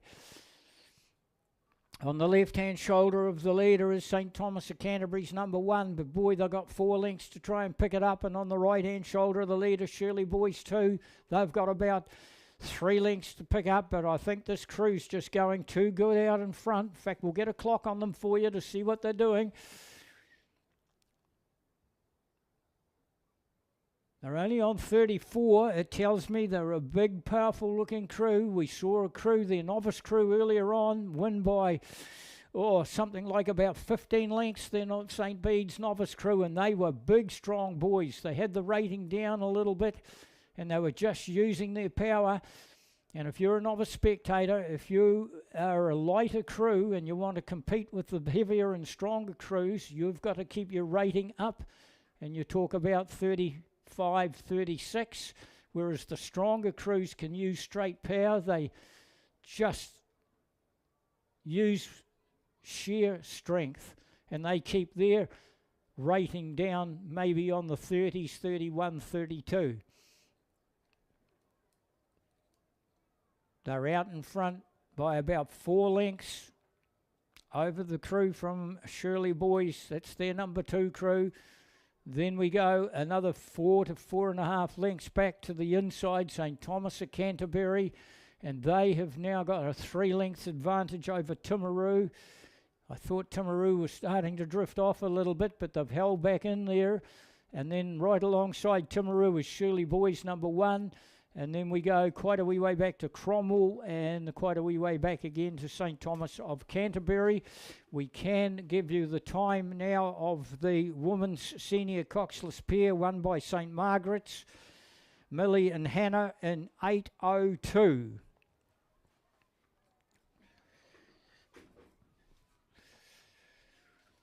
St Bede's, boy, have we seen their colours out in front at this regatta. St Bede's heading into the last 100 metres. St Bede's over Shirley's boy. Shirley's boy.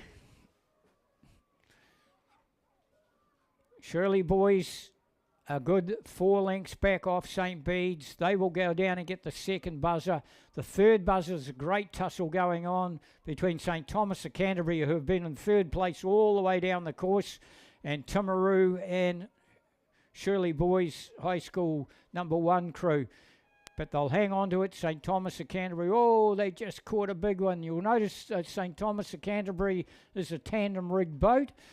So again, for the novice spectators, you'll see the 2 boys in the middle both rowing on the same side together and not at alternate oars. And that's the way that the title goes to St Bede's College in Christchurch. Your men's club single sculls B final. Christchurch Boys in 1. And then we go Cure Boating Club, Timaru, Canterbury, Cure 5, Dunstanarm 3, Shirley Boys 3, Ashburton 1, Wairau 5, Cure 2.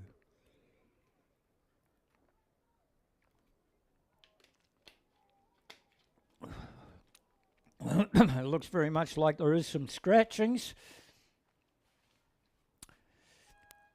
Timaru, Ashburton and Cure.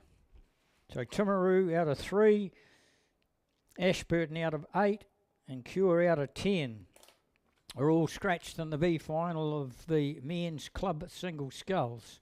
So we have Ben Harris for Christchurch Boys, Matthew Smith for Cure, David Houghton for Canterbury, John Luke Finn for Cure, Jed McIntosh for Dunstanarm, Oliver Ellis for Shirley Boys 3, and Wairau 5 is Liam Kirkland.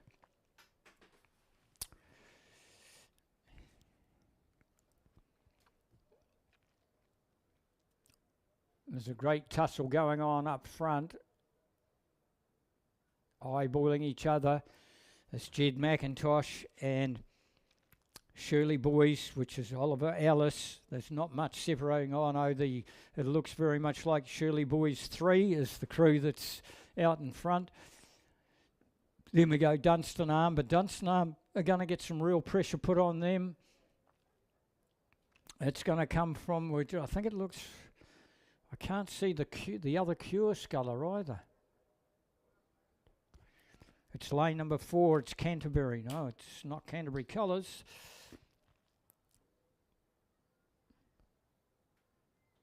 So the leading crew sitting out in front, Shirley Boys, over Dunstan Arm. Then we're just trying to identify this crew down, and it looks like Cure Boating Club colours. So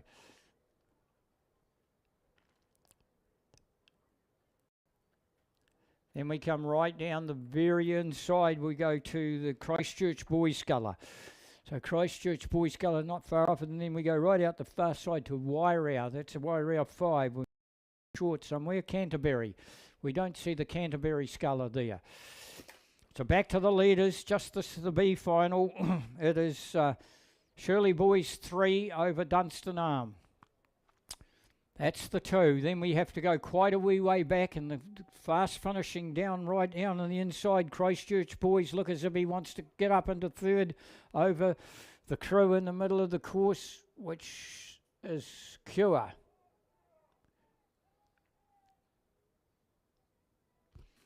It is Cure out of lane 2, so they've got 2 on it, so that's it. Fooled me. I was going by lanes, now we can go by colours. So they've been pushed out into that centre lane by the look of it. And Cure's really sprinting now, so the Cure sculler out of lane 2, Matthew Smith, he's really sprinting to go up into 3rd place. So they go down to the line. Shirley Boys over Dunstan. Dunstan's got within a half a length of Shirley Boys. Then we go Cure. And then we go down the inside, Christchurch Boys out the far side to Wairau. And we'll immediately go up and pick up the A final for you. Wakatipu in lane number 1. That's their number 1 crew. Their number 2 crew alongside him in 2. Wairau 3, Wairau 2. They're eyeballing each other. Dunstan Arm in the fast lane. Otago University. Wairau 4. Dunstan Arm 2. Avon 2. Cure Boating Club 3. So Dunstan Arm with 2 crews, Wairau with 2 crews, Wakatipu with 2 crews, and the rest is Wairau have actually got 3 crews. Okay, there is a double sculler on the outside coming down the lake. So there's, it's a Sweeperwood, so that was one of the crews that should have been in the Sweeperwoods. Don't know whether they didn't miss the start or had a gear breakage, but this is the final, and it's the final of the men's club single sculls race 173, and we're getting a little closer this time, coming out of lanes 5 and 6. That's where the action's coming from. It's Dunstan Arm, that's Henry Clotworthy and Edward George for Otago University. It's the Dunstan Arm sculler that's got about a length advantage over Otago University.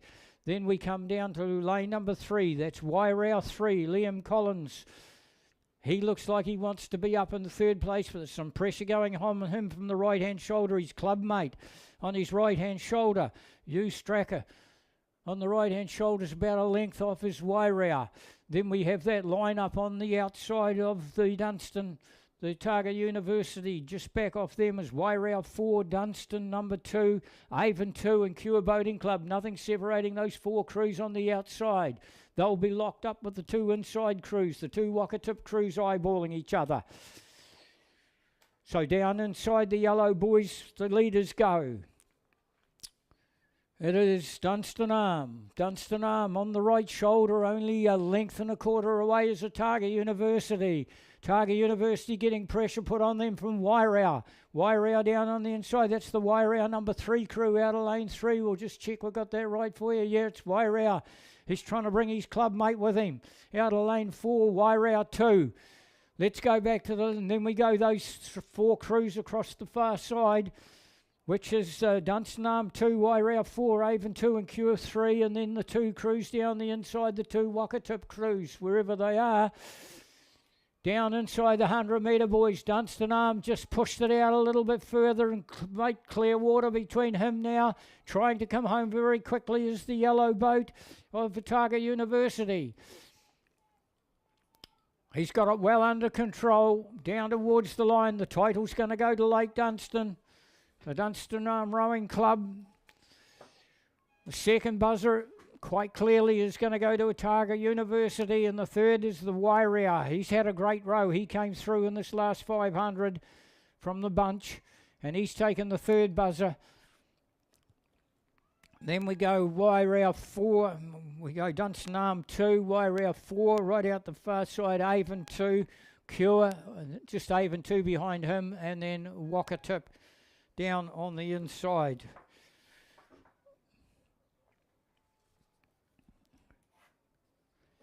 Women's Club Coxless Quadruple Sculls race 174.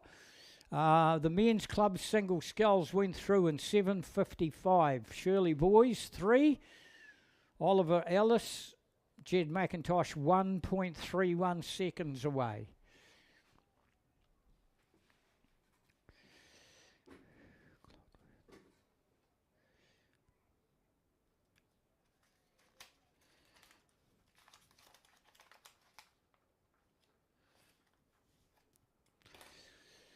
Right, we'll immediately go back and pick them up at 174, which is Women's Club Coxless Quadruple Sculls. They were due to go out of the starting. They were due to go out of the starting blocks at 9:14. So bang a half an hour onto that. So you're virtually looking at 1:45. So they're absolutely ahead of time. We've got Avon 2, Dunstanarm 1, Ashburton 1, Canterbury 1, Cure Boating Club 1, Union 1, Canterbury 2, and North End 1, Women's Club Coxless Quadruple Sculls. They are ahead of time on the program, so the chief starter, Mr. Justin Wall, and his able assistants, Barry Clydesdale, are doing a good job. Oh, we've got ourselves a finish that's going to be tight this time. Coming out of 5 and 6, the 2 crews, Canterbury 1 and Cure Boating Club, Coxless Quadruple Sculls. These girls will rip through this course under 7 minutes. There'd only be a half a length separating the 2 of them, and they have opened up a big gap on the rest of the field, which is chased up by the Ashburton crew. But they are about 4 or 5 lengths off these 2 crews sitting in front. Cure Boating Club trying to bridge the gap on Canterbury. Canterbury just rating normally at this stage. We'll keep an eye on the hand speed and see who's first to quicken it up. Cure can come home pretty quickly. Nobody has quickened it up yet. Canterbury girls just kept it steady. Cure Boating Club kept it steady as well. They've kept it steady. Nobody's cranked the hands up. We're looking at those 2. They've really spread eagled the rest of the field. We then have to go a long way back to Ashburton. There's still no speed coming from these 2 crews out in front. I think they must be quite happy to just row it through out in front. Come on, Cure, have a crack at them. It's going to be too late now. No hand speed come from either of the crews. Well, that's very surprising. Canterbury have now just pushed a little bit harder. You can just see the body language from Canterbury. 100 metres to go. They haven't opened up the hand speed. They've just pushed harder on the stretches. And they've now gone and opened it up to almost a 2-length advantage. Cure Boating Club got no answer for them now. Canterbury pushed a little harder about the 100-metre buoy line and go through and get the buzzle. They'll take the title too. Cure Boating Club will go second. Then we come down to Ashburton, down to Avon. 2 crews across the far side. Union, North End, Canterbury and Dunstanarm. Clive's coming on after race 175. Millsy will take that through. He's done his 2 hours. 2 hour stint for each of the 3 commentators today, and then the program's finished. No extra for Kirsty today. Dunstanarm went through the men's club single in 7:39. Right, the women's open coxed octable. Star-studded lineup of 10 crews. We have North End in 1, Wanaka in 2, Rangiruru in 3, Columba College 4, Timaru 5, Dunstan Arms 6, Villa Maria in 7, Wakatipu in lane number 8, St Margaret's in 9, and Christchurch Girls in lane number 10. They're all the number 1 crews, and I think there was heats in this race when the Octopus came on the Māori Cup program and South Island Schools program. I think they only had 4 crews in the very first year they had it, and then I think they had close to a full race for the next season when Māori Cup came out, and then from then on the coaches have realised that the Octopus are the best way to teach young rowers, and now it's only in the under 15 grade at those levels, and now they're having heats in the Octopus. In Māori Cup there will be 3 heats in the Octopus, you can guarantee it. And if you've got a camera, get it out, guys, and take a look at the shot coming down through the course. You'll get a perfect example of the flared effect, and you'll get a perfect example of 10 Octopus lined up together as they come down through the course. Something that you most likely won't see in a long time again, unless of course you come back to the regatta in 2 weeks' time. Right, we might be able to get a little bit excited this time. Oh no, there's a crew gone out to a lead. The fast lane, that's the crew from Timaru. They have gone out to a little lead. They're all just going through the 1,000 metre peg, but they're certainly flaring out from the centre, so we've really got the arrow effect to advantage here. And it's Timaru that looks as if they have got, I would say, close to 3/4, maybe a length advantage to Dunstan Arm on their right-hand shoulder. Dunstan Arm would only have 3/4 of a length over Villa Maria on their right-hand shoulder. And then we'll come down, locked up with Villa Maria, we come down to the inside 2, which is Wanaka. Wanaka would just have about only a half a length over Rangiruru's number 1 crew, and Rangi's got about 3/4 of a length over North End. They've got 822.2 metres to go, and it is Timaru out in front in the octos. Women's octos, but like the guys, they'll all quite possibly be young crews. There'll be certainly under 15 crews there just to see how their octo compares with the other clubs. They've opened up a gap of a good 2 lengths now. 2 lengths, I've got them over Dunstan Arm, trying to get away from the crew on the left-hand side of the leader, which is Columba College. Oh, there's a crew in front of Columba College. That's Rangiruru 1. And Rangi's bringing Wanaka with them. And Wanaka is bringing North End with them. And then they've locked up with the crews out, and Villa Maria is locked up with them. And then just on the right-hand shoulder of Villa Maria, only about 1/4 of a length away, is Wakatipu. And then Wakatipu, well, there's a wee bit of a gap back from Wakatipu to St Margaret's. St Margaret's only a half a length away from Wakatipu, and then a couple of lengths back to Christchurch Girls. Those flared out to the right-hand side. They're just drifting off a little bit now. It's Timaru that's doing the damage. They're really opening up. They're opening up the gap now. Timaru. Oh, what a well-drilled crew this is. Scott and his team there. You could put a spirit level across the top of these girls. No, oh, just when I said not one of them has looked out of the boat, and one of them has. I'm not going to tell the coach which seat it is. He can work it out for himself. But I tell you what, one had a really good look, as if to say, how far have we got to go? I'm buggered. They're out in front by 4.5 lengths. On the right-hand shoulder, Dunstan Arm still. Dunstan Arm now have got a comedian, a big break on the rest of the field, which is chased up by Rangiruru number 1. And Rangiruru number 1's getting put under pressure from Columba College. Where are the Rangi supporters? Columba College are coming at you for the first crack. They're all having a go at Dunstan Arm. Where are the Dunstan Arm supporters? They're all chasing you, Dunstan Arm. The gold medal, or if it was a gold medal, the title's gone to Timaru. You can guarantee that. Who's going to take the rest? They're all coming. Look at Rangi start to pour on for Dunstan. Dunstan is starting to rip into it too. They can see Rangi coming at them. Look at Columba College come with Rangi. Columba's coming with Rangi. Dunstan clearly into second place. Look out, Rangi. Columba College from the harbour in Dunedin are coming at Rangiruru. Columba College coming up to them. They were half length down 100 metres ago. They're gone through in front of them now at the 100 metre buoy line. They're going to chase Dunstan. They're going to have a crack at it. There's the title goes to Timaru. Dunstan will get the second buzzer in Columba College. What a big last 300. I would have had them a half length down, certainly with 400 to go. And Columba College have just cranked up the hand speed. We'll just give that stroke girl a real... Well, the Kate was in the coxswain seat. We knew Kate, their top coxswain. Alice Porter, she just wound those hands up and the crew went with her. And you just got the run on your boat and they went right through Columba College. Congratulations to all crews that have taken titles. Congratulations to all crews that have gone on the water. Congratulations to ones that haven't made the finals. Congratulations, because you'll be out the back de-rigging the boats. Don't forget, if you pack it in, you pack it out. Support the canteen, the coffee shops, the food shops. And don't forget, if you've got a dog on campus, it must be on a lead. If it is not on a lead, it'll be asked to leave along with its owner.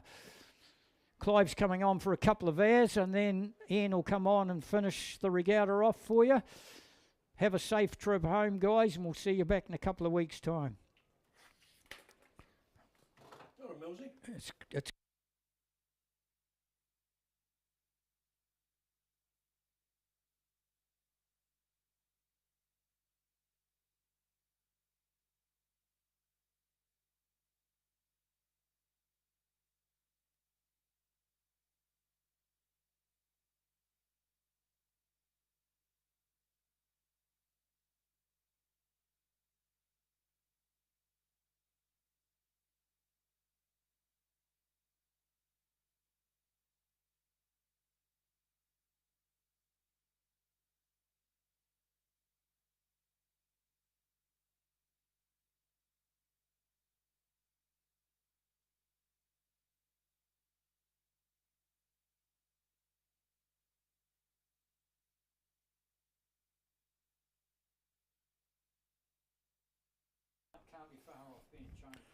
Morning, ladies and gentlemen. Thanks, Millsy. Great work as always. Here we are, the second day of this wonderful race weekend, and I'm picking up the crews here. We've got race 176, men's intermediate, coming down, and I can see Avon are leading the way. Let's have a look at this Avon crew. It's Alex, Corbin, Benny, and Joshua, with Isabella, Hope, Murray coxing, and they've got the lead as we come down the 1750. Let's see who's following them down. I can see it's Wakatipu, and on the inside that looks like an Ashburton crew. This is the men's intermediate coxed quadruple sculls. As they come down, they're hitting the yellow boys. They're into the last 100, and Avon have got this in the bag. Wakatipu are holding a solid second, just on the bow of the on the back of the Avon boat. Ashburton likewise are on the back of their boat, the stern of their boat, and they're all coming down, and Avon are just keeping that power on. They're managing that well. Coxswain's talking them through. A little bit of a splash there, but they'll be happy with that. It has closed up a little bit with Ashburton closing up and eating seats, but Avon are going to take the win. Wakatipu second and Ashburton third. There's a battle on the far side between, it looks like Cure and Wairau. Sorry, yep, that's right. So there we go, and down on the inside come over Dunstan Arm. Then coming over is the second Ashburton crew. Just let me see who that was out there. Yeah, it was lane 8. That's the Cure crew, who just came in second to the Wairau crew. The rest are coming down. That's nice racing there. It'll be interesting to see their times compared to yesterday. So on the course now and making their way down, the girls under 17 single sculls. Race 177, we've got Ashburton, St Margaret's College, Timaru, Wakatipu, North End, Timaru, Burnside.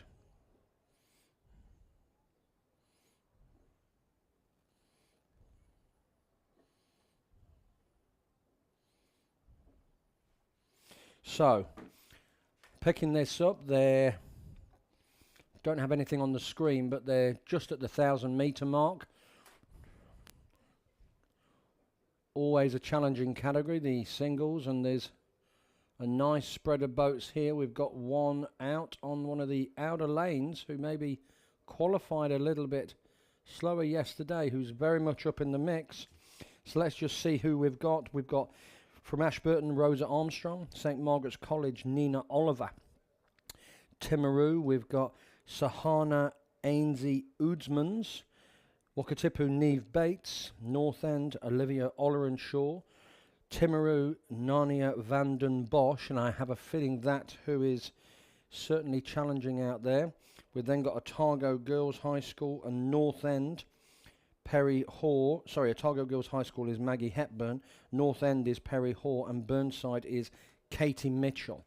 So we hope you're having a great day today. Obviously, please drive safe later on today. I know there's been an event locally, so it is important to remember to keep yourself hydrated, stop and have a rest.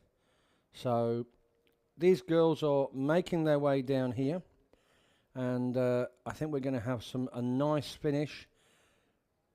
Yep, it's all too close to call. There's lanes 3, 4 and 5 are very much together, so that's Timaru, Wakatipu and North End.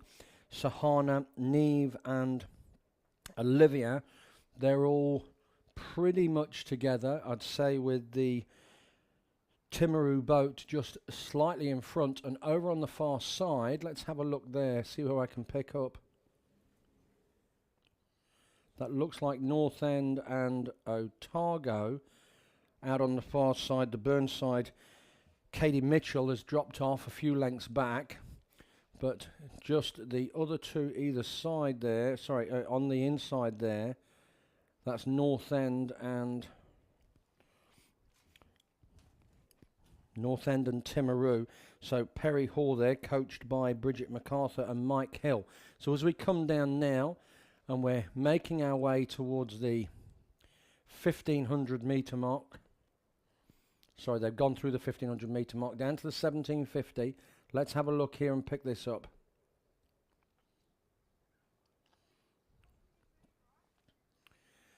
St. Margaret's down on the inside, on the lane number 2, are going to come into the mix to try and pick up one of those, maybe third or fourth. But through the middle, we've got Wakatipu, North End and Timaru. They're all in the mix. Timaru are just about a length and a bit back, but at the moment it is our Wakatipu rower, Neve Bates, who has got the lead as she drives into the yellow boys. She's just hitting the yellow boys now. She's maybe got half a boat length. Let's look across. No, yeah, she's got it at the moment, so this is great to see. Neve coming down. To a quick look across from the North End rower. North End's Olivia Ollerenshaw. She's holding in second. She's trying to stay with her. She's got herself a little bit of a gap over those other 3 rowers. Let's just look across and see. Neve's going to take the win. North End are going to come second, and there's a battle between Timaru, North End on the far side, and also in lane number 8, Otago Girls High School. So Neve making her way down the last few strokes here. That's a nice win in the singles. So Neve's going to take it for Wakatipu. Second is North End. That's Olivia Ollerenshaw. Third, calling it way on the far side there. Yeah, lane number 8. Lane number 8, Otago Girls High School. Maggie Hepburn gets in third. And then there's a plethora finishing there, including St. Margaret's and Timaru and also North End. Down on the inside, we've just got lane number 3 beating lane number 1. So lane number 3 is Timaru. Just got their noses in front over Ashburton. So good racing. Good racing. The phone's ringing now. I've no idea what that's about. Next race, quickly picking up boys under 17 double sculls. I said yesterday this would be a close finish, and we've got a great finish here with Timaru. Timaru have got their noses in front. Blake Parker and Josh Bartlett in lane number 6. over the Otago 1 crew of Oliver Hamilton and Matthew O'Meara. Nice finishing here as we come through. So it's Timaru. Timaru have got the lead. Not much of a lead, but they've got it. It's a boat length.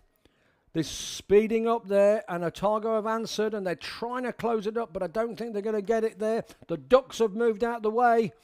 They're always in danger on this lake.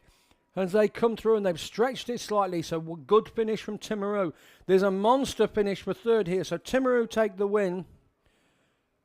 Otago comes second, and third is going to be down on the inside here. That's a strong finish in lane number 3. Otago Boys High School, Harrison Thode and Roland O'Zane. Good finish there, and fourth. Lane number 7, Otago Boys High again, Ryan Egan and Archie Chittock. Good racing there.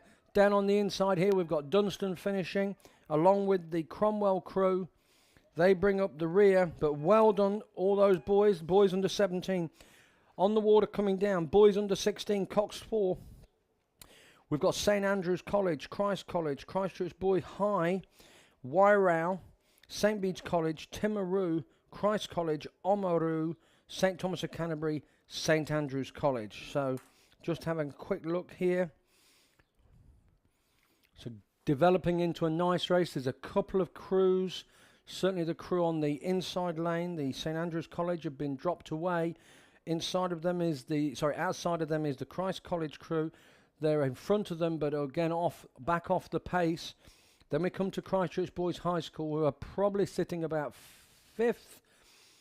But in the middle lane, we've got St Bede's College coming through. They had a great day yesterday, I thought, St Bede's, and looking quite strong. Let's see if I can get this on the... St Bede's are in the mix, but out front, it's that Timaru crew, who also had a good day yesterday, looking very strong. So Timaru have got a lead over the rest of the field, but there's going to be a good battle for second and third and fourth. In the boys under 16 coxed 4, it's always a hotly contested and very competitive age group because of the numbers that are involved. Obviously, we do see a bit of a drop off at that point, but yeah, they're coming through. I've also just found my glasses, which is fantastic. I lost those yesterday, but here they are. Good news. So, as we make our way down, Timaru crew, Bedes are battling with Christ College. So they seem to be our front 3. The next ones after those are Wairau battling with Oamaru and St Thomas of Canterbury. So as we come down, the Timaru crew, Peo O'Sullivan, Luke Tompkins, Mac Brown, Ben Allen and Finn Gollins is coxing, admirably coached by Brian Smith and Jamie Harrison. Big shout out to Brian. As we come down, oh yes, I recognise that haircut. They're making their way down there. The coxswain is talking his crew home. They can look back on the rest of the field, and they've got a good 3 lengths. They'll be setting themselves up for the South Islands, and then they'll be looking forward to that trip up to Mardi. They'll be checking the times of those North Island crews. Bedes, good second for Bedes. They've got their noses in front of the crew outside them, which is Christ College. So as we come home, last 50 metres, good hand speed from St Bede's. They're coming through, but Timaru have got it by 2 boat lengths. They're going to take the lead. There's a big drive from Wairau, who are trying to put Christ College under pressure, but I think they've left it too late. So there's our winners over the line. St Bede's are going to take second. They're being closed up by Wairau and Christ College. They've got second. Oh, third. Oh, that's too close to call there, but I think that Christ College have just held on for third by a fast finishing Wairau crew. The rest of them come over the line. There they come now. Down on the inside, we see St Andrews finishing just behind the second Christ College crew. So nice finishing there and a good win for Timaru.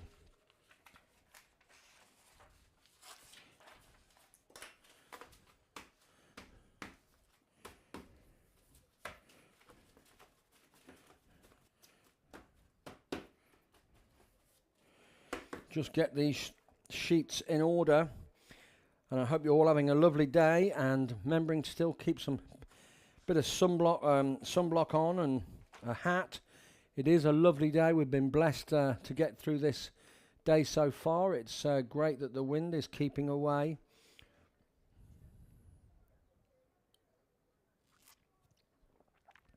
Someone very kindly made me a cup of tea, which is do enjoy a cup of tea in the morning. Obviously English breakfast. Big fan of Earl Grey and Lady Grey, but Lady Grey is more of a mid-afternoon tea, as I'm sure you're aware. You don't want to be starting the day with an Earl Grey, but I think mid-afternoon with a simple biscuit is definitely recommended. And you can obviously tune in to my tea podcasts that are obviously just going off at the moment. Anyway, let's concentrate on the racing. We've got the girls under 15 coxed 4 coming down. We've got a small selection of crews in this. Let's have a quick look.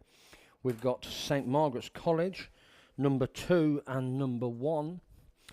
We've got Wairau 1 and Cromwell. So we've got Isabella Bridge and Leona, I can't pronounce that surname, Tessa Treadgold and Josie Kennedy. Big shout out to Steve Kennedy. And Emily Fitzsimmons is coxing.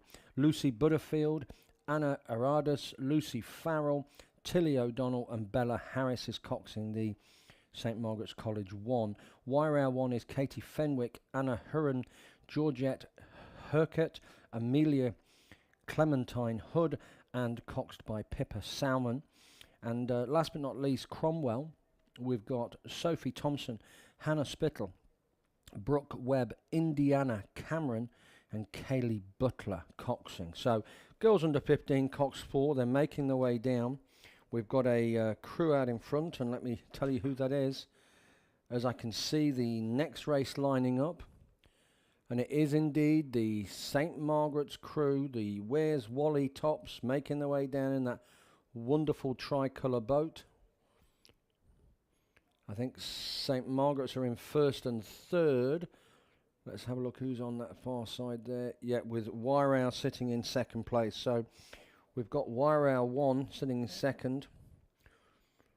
St Margaret's 1 out in front, and they're going to take a comfortable win in this. And I think that St Margaret's are going to come in third as well. So can pretty much call that for you already. There's no great pressure going to come on from anywhere, but great to see these boats coming down for the girls under 15 coxed 4.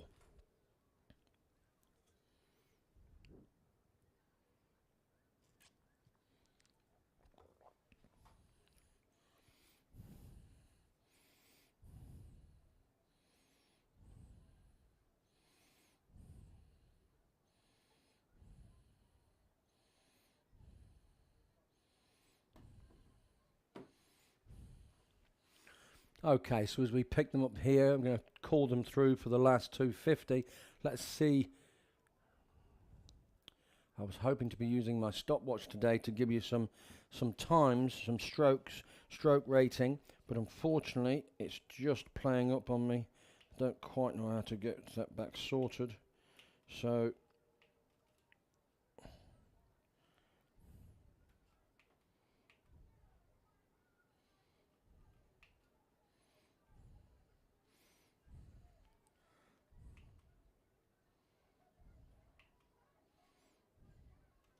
So as they come down now, this young 4 from St Margaret's. Nice to see the matching hats. I'm a bit of a traditionalist that way. I do hate when we see a mismatch of hats. In lane number 5, they're going to take a comfortable win by probably around about 5 lengths. That's the St Margaret's College crew of Lucy, Anna, Lucy Farrell, Tilly and Bella Harris. So well done. They go over the line now. Second place from Wairau, Katie, Anna, Georgette, Amelia and Pippa Soman coxing them. She's brought them home nicely. The second St Margaret's crew of Isabella, Leona, Tessa, Josie and Emily Fitzsimmons. They're going to take a third. So there's Wairau over the line. Lane number 6. And then coming through in lane 4. Yeah, they're having a quick look around. Keep those eyes in the boat. They're going to come through. And then last but not least is the young Cromwell crew of Sophie, Hannah, Brooke, Indiana and Kaylee Butler. So well done to all of those crews. A lot of development to go on there, but that's great to see them racing and getting through there. A good final for the under 15 coxed 4. The girls under 16 double sculls. This is a B final. So I'll pick this up for part way down and then move over to the A final. So let's just have a quick look. We've got Cromwell, Rebecca Thompson, North End, Aya Mowitawa, Invercargill, Maddie Malmstrom, Wakatipu, Cameron Bates, Cromwell, Leolani Jones, Oamaru, Sophie Spittle, North End 3, Liesl Tolson, North End 1, Adi Davis, Villa Maria College, Lexi Dixon, and Villa Maria College 2, Piper Karras. So, as we picking those boats up, and this is going to be a good race. We've got one boat just coming through the middle there, and that's looking like the Oamaru crew of Sophie Spittle and Kyla Fishalu. Yeah, they've definitely got the lead. Wakatipu are in the mix for second place along with Cromwell. And out on the far side, it's one of the Villa Maria crews. Let's have a look. Yes, it is indeed. They'll be looking to put them under a bit of pressure for that third spot. Let's check down on the lane number 2 as well. Lane number 2 is the Invercargill crew. That's Maddie Malmstrom and Mia Brown. As they make their way down, they're still in the red buoys. They're not quite hitting the 1750 mark. 15, yeah, the last of the boats coming through the 1500 now. So, as they make their way down, it's going to be a battle for third, but in first place is the Oamaru crew in lane number 6. Oamaru crew, lane number 6. That's Sophie Spittle and Kyla Fishalu. They're in first spot, and they've got a 2 or 3 length lead. Second place is the Wakatipu crew in lane 4. Cameron Bates and Molly Shuttleworth. They're holding a solid second. Don't think they're going to come under any pressure, and they're certainly too far back to trouble the leaders. They just keep it steady. But there is a good fight for third place. We've got in lane number 5, that's Cromwell. Cromwell are battling it out with the Villa Maria crew on the far side in lane number 9. Lexi Dixon and Molly Niehoff. So let's see who's going to come through. The winners, there's a big drive as well from a crew down on the inside. That's going to be Invercargill. They've come into the mix. So there's going to be a close finish in lane 3. They've got a nice flow on their boat. The winners going over the line now is Oamaru. Second place is going to go to Wakatipu.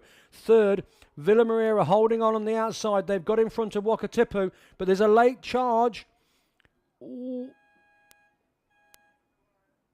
Oh, that's going to be a great last drive from Invercargill. I think Villa Maria have held on the outside. The crew in the middle, Cromwell dropped away, unfortunately. They got overtaken. So that's going to be a close call between that Invercargill crew and Villa Maria. Nice. That was the B final. As I pick up the A final now. A final, we've got Otago Girls High School, North End 2, Columba College, Dunstan Arm, Twizel, Timaru, Burnside High School, Ashburton, Cashmere High School, and Burnside High School again. I can see...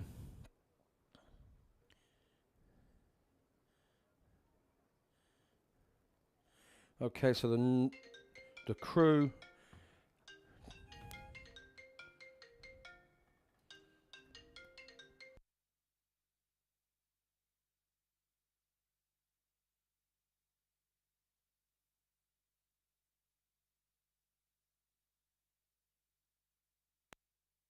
Just picking it up now. We're going to have a nice finish to this race. This is the A final. We've got Timaru battling Twizel, and I remember talking about this yesterday and saying that these were the two leading crews.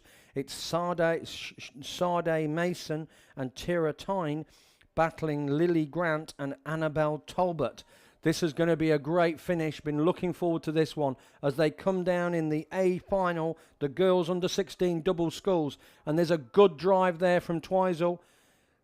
They're keeping that power on, and they've just got their noses in front of Timaru. Can Timaru do anything about it? They're well into the yellow boys now. We come down. They've just going away, just an inch at a time. They're going to take the win if they can keep up with this. Yes, they'll keep drifting away. Driving away, I should say. The Twizel crew, Sade and Kira, coached by Kelvin Maker, they've had a strong finish, and they've got a boat length now. Not a little bit of clear water, but not much. But they're going to take the win. This is a big win for the under 16 double sculls. For Twizel, well done Twizel. They've kept it stretching out, half a boat length now, clear water. They're going to go over the line. They're our winners. Second place, Timaru. And let's pick up who's coming third. I can see it there. It's the lane number 3 crew, Columba College. Well done, Columba College. Kira Patterson and Charlie Sinclair. This is the A final. There's our 1, 2, 3. Then there's a plethora of boats coming through now. Over on the far side there, Ashburton finishing. Burnside High School then finishing. Are they going to hold on? I think they are. Then there's another Burnside crew finishing. Down on the inside, North End had a strong finish. And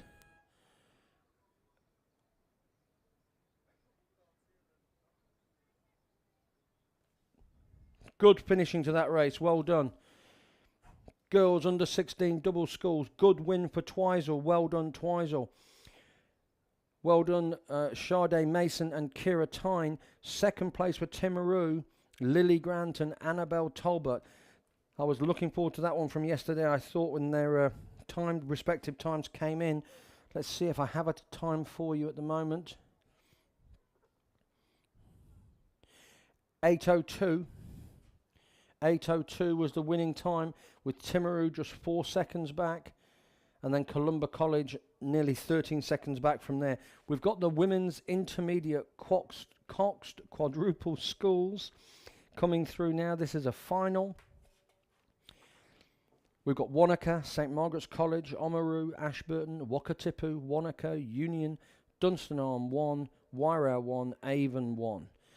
So pick this one up when I can. They've gone past the island.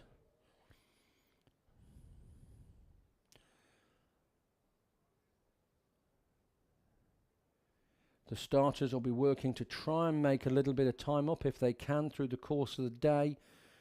We obviously know we had a delayed start, but well done for everyone for getting involved and helping out. And I know they had to send some boats down there. So it was obviously our thoughts are with all those people involved who gave their time this morning. And obviously we hope that they finish their work later today and we have more news later. So as they're making their way down, it's one of those boats who've got a nice lead in the middle. I'm trying to 1, 2, 3, 4, 5, 6. It's lane number 6, Wanaka. Wanaka in lane number 6. It says Wanaka 2, but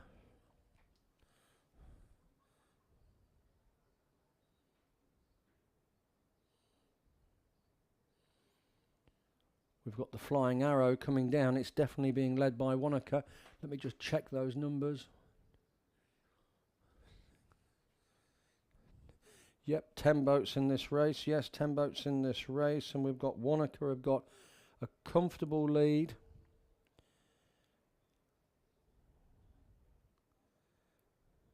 They've gone away from Wakatipu and Union, who will be battling for second and third from what I can see here. So, beautiful day in Twizel today. The water's looking good. A gentle zephyr just blowing through. In fact, barely blowing through at the moment. Just a waft of wind coming through. Let me pick them up on the screen here, 1500.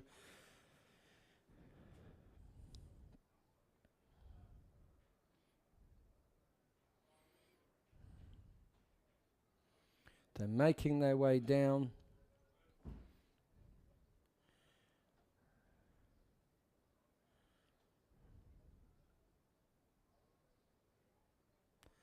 They're going to hit the 1500 metre mark shortly. And that'll give us a good indication. Obviously, we've got a lead crew there looking like Wakatipu are in second place. And then there's going to be a battle for that third and fourth. But as we have at the moment, the Wanaka crew of Kate Ritchie, Anika Macy, Annie Wells, Lola Ritchie, and coxed by Caroline Smith. Matt Rickard is coxing there. Let's see if I can give you...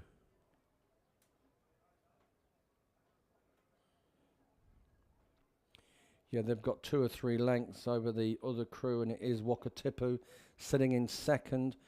Third is going to be Union at the moment, but they're going to come under pressure from the yellow boat in lane number 3, which must be Oamaru.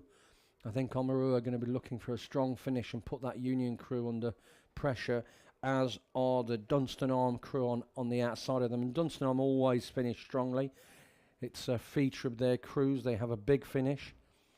So here's we come through now, and we look at the yellow and black checks in lane number 6. They're keeping the pressure through all of that stroke. Coxswain's talking them through. They'll be able to look back, and they've got plenty of distance on those other crews. So well done to this Wanaka crew. They've put the hard yards in. They've done the early mornings. And this is a great finish for the women's intermediate coxed quadruple sculls. It's always a big fillip for your rowing career in this level. That it keeps them coming back. A bit of success. They love it. There we are. I'm going to assume that the Richies are indeed sisters or twins. I must find out. I need to talk to that Wanaka squad. So they're going to take the win here, and well done to Wanaka. That's a great win. And then second is indeed in lane number 5, the Wakatipu crew. The Wakatipu crew, well done Wakatipu. There we go. Wanaka, big high fives as they go over the line. A comfortable second for the Wakatipu crew in lane 5. Holding on for third at the moment is this Union crew in lane 7. They've come under a lot of pressure from Ashburton just here, but they've held them off. They've held them off. Yes, they have. And then we have Ashburton over the line, and then on the far side we've got Dunstan Arm. So Ashburton came through there. St Margaret's finishing now, a young crew there. And then we have Oamaru finishing just ahead of Wairau out on the far side. And there's an Avon crew coming through now on the far side as well. Down on the inside is another Wanaka crew going over. So that's the women's intermediate coxed quadruple sculls. On there now we've got a 1,000 metre race, if I'm not mistaken. It's the women's masters coxless quadruple sculls. So we've got Union Composite 2, Wanaka 1, Avon 1, Union 1 and Wakatipu 1. They're underway and starting.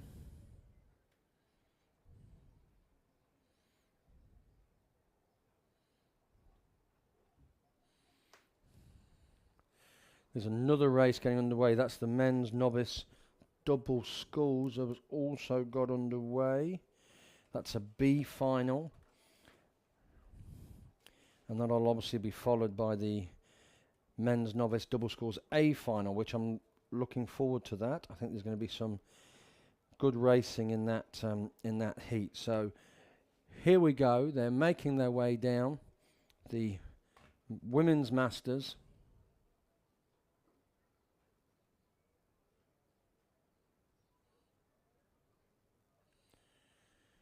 And down on the inside, the Union Composite crew have been dropped off the pace already. Sitting in fourth, we have the Wanaka 1 crew.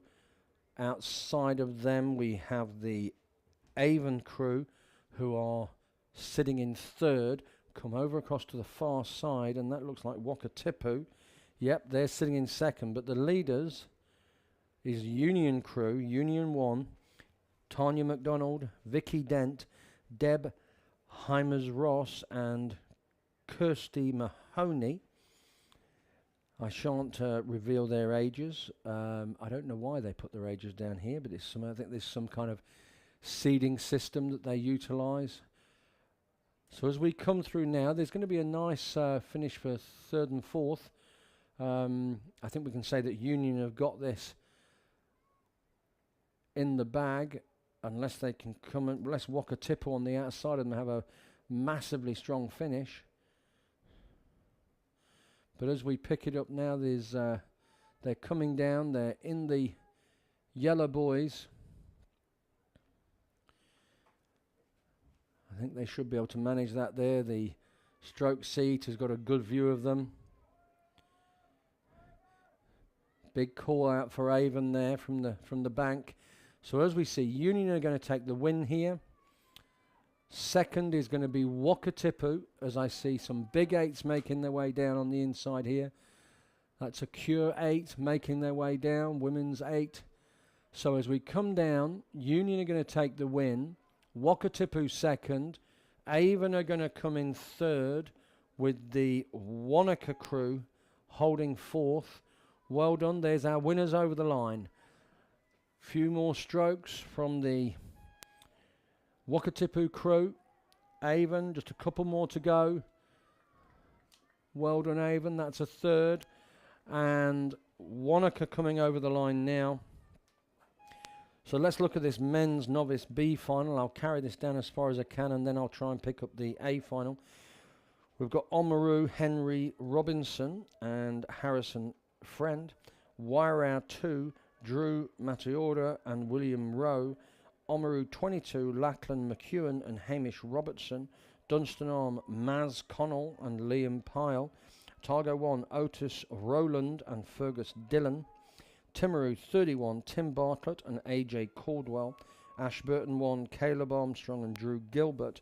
Burnside High School, Riley McMoran and Thomas Carey. Targa Boys High School, Tom Dunn and Harvey Brown.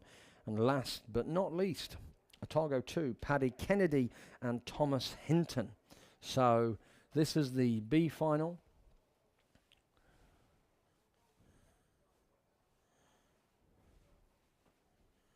Of the men's novice double sculls.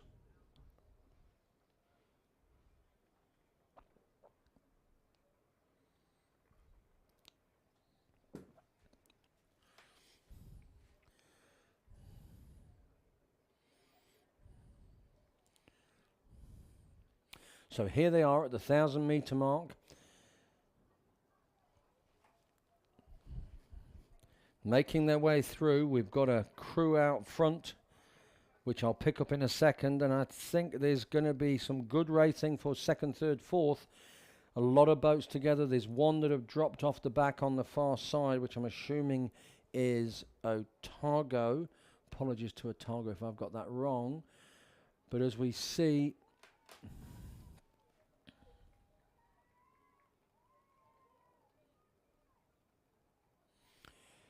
lane number 6,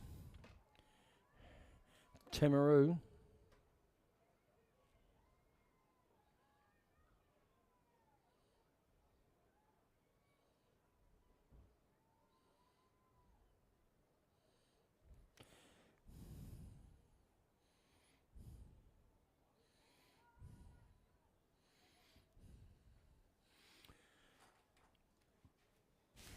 So they're all through the 1,000 metre mark. It's a yellow boat leading us down, which makes me think it's Wakatipu, but I could be wrong on that. Let's see if I can get any colours too far. Oh no, Timaru are in the middle there.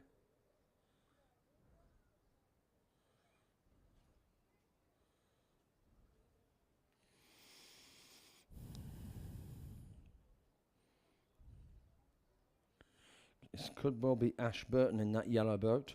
Caleb Armstrong and Drew Gilbert,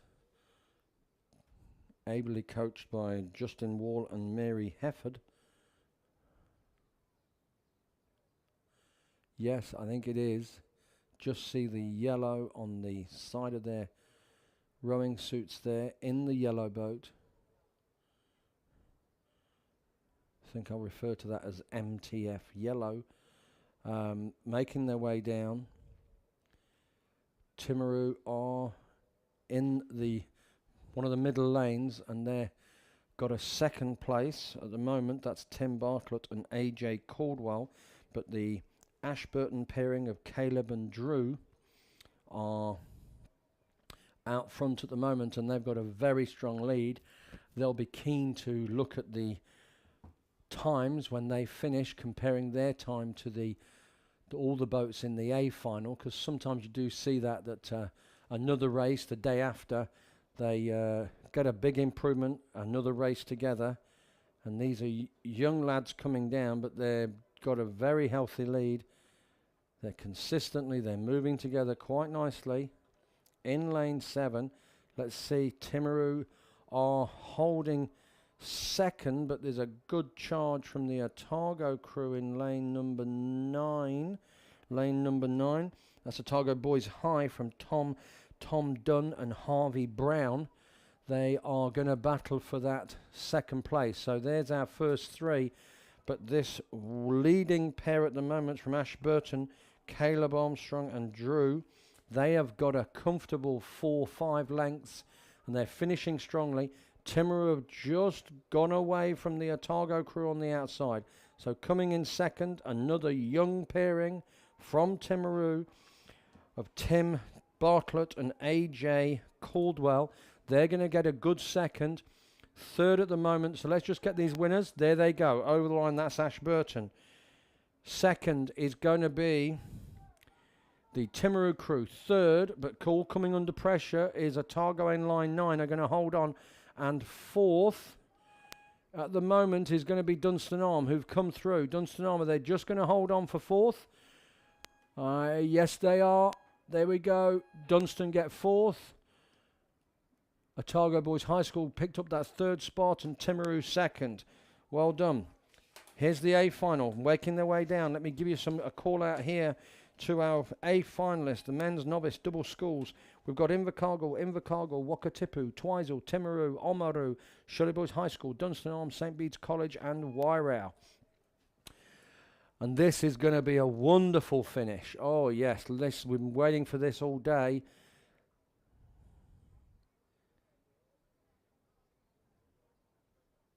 Let's have a look here. Lane 2 have dropped off the pace. That's Invercargill 2. Invercargill 1 are still in the mix for a lower placing medal. 1, 2, 3, 4. Lane number 4, if I'm not mistaken. That's Twizel again. Twizel got their noses in front. That's Ralph and Kobe. Yes, it is indeed. It's the green with the black hoop. Just outside of them, Timaru. They've gone away from Timaru a couple of lengths. But the Oamaru crew are on their tail. The Oamaru crew of... Oh, hold on.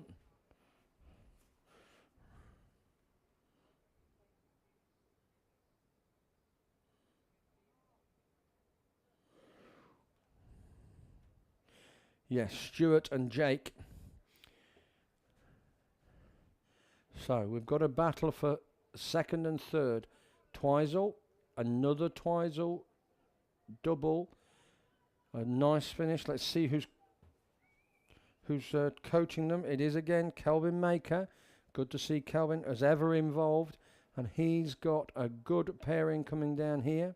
They'll be pleased with that. Oamaru are in the mix with Wakatipu, with Timaru just dropping back into fourth. So as we sit at the moment, Timaru are going to take a fourth spot. Battling for second and third, we've got Wakatipu with Oamaru. And that's Wakatipu are into second. Wakatipu are into second. Oamaru third. But it's this Twizel pairing, the Twizel pairing of Ralph Henderson and Kobe Naran, who's coming through now, and they've got a boat length and a half. That's a nice finish. Well done to Wakatipu, who have gone away from those others. Oh, there's a big finishing pair from Invercargill down the inside. Invercargill 1. That's a big finish. Are they going to steal third? So let's concentrate on the winners first of all. It's Twizel. Twizel go over the line now. Second place is going to be Wakatipu. And I tell you what, this Invercargill pairing have come through to take third. That is a monster finish from, let's make sure I've got this right. Yes, Tane Wilson and Jamie Gray. Big finish. Well done, boys. They have really done some big yards in that last 250. That was a wonderful race for the men's novice double sculls. We've got the women's senior single sculls final coming down now. Race 187. Hope you're enjoying this first weekend of the year 2023. It's great to be down here. The sun is shining. There's just a gentle breath of wind. Please make sure you keep hydrated and those hats on. Umbrellas I can see up. I used mine yesterday. It was so warm down at about the 12:50 mark. I thoroughly enjoyed that and just sitting down and watching some racing. Had a quiet beverage with Mr. Tavendale at the top hut and caught up, which was great to see, and everyone's all well. So as they make their way down, let's have a look who we've got rowing here. And we've got from St Andrews College, Freddie Todd Hunter, Timaru, Elsie Talbot, Wakatipu, Olivia Key, Avon 1, Tori Cox, Otago Girls High School, Harriet Thompson, Dunstan Arm 1, Charlotte Lightfoot, Avon 3, Jessica Norris, Canterbury 1, Francesca Lidlow, Union 1, Kirsty Mahoney, and Canterbury 2, Tasman O'Sullivan. So this is... let me get the eyes through the binoculars. Is the screen giving me anything? Actually, I might just wait till it comes through to the 1,500 metres. But we have got a good spread across the field. This is all going to be pretty close. It's certainly too close for me to call at the moment. There's an Avon rower in the mix. Dunstan Arm, Otago Girls High School. They're all in this, as are Wakatipu. So let's see what we've got here. Oh yes, this is going to one to watch the race finish here. Well done, all these rowers. Out on the far side there, it's looking like Jessica Norris from Avon has got a lead. Dunstan Arm are in the middle, are going with her, as are the Otago boat, Harriet Thompson, Dunstan Arm, Charlotte Lightfoot. We're looking for somebody with a big finish here, but Avon's rower, let's have a look here, Jessica Norris, she's got the lead at the moment, but let's not forget these inside lanes as well. We're just picking up Timaru down here, and outside of Timaru, we have the Wakatipu rower, Olivia Key. There's a big finish coming down here, and it's great to watch this one. We've got Dunstan Arm battling for second and third. Just inside Dunstan Arm, we have Otago Girls High School's Harriet Thompson. She's holding third, if I'm not mistaken.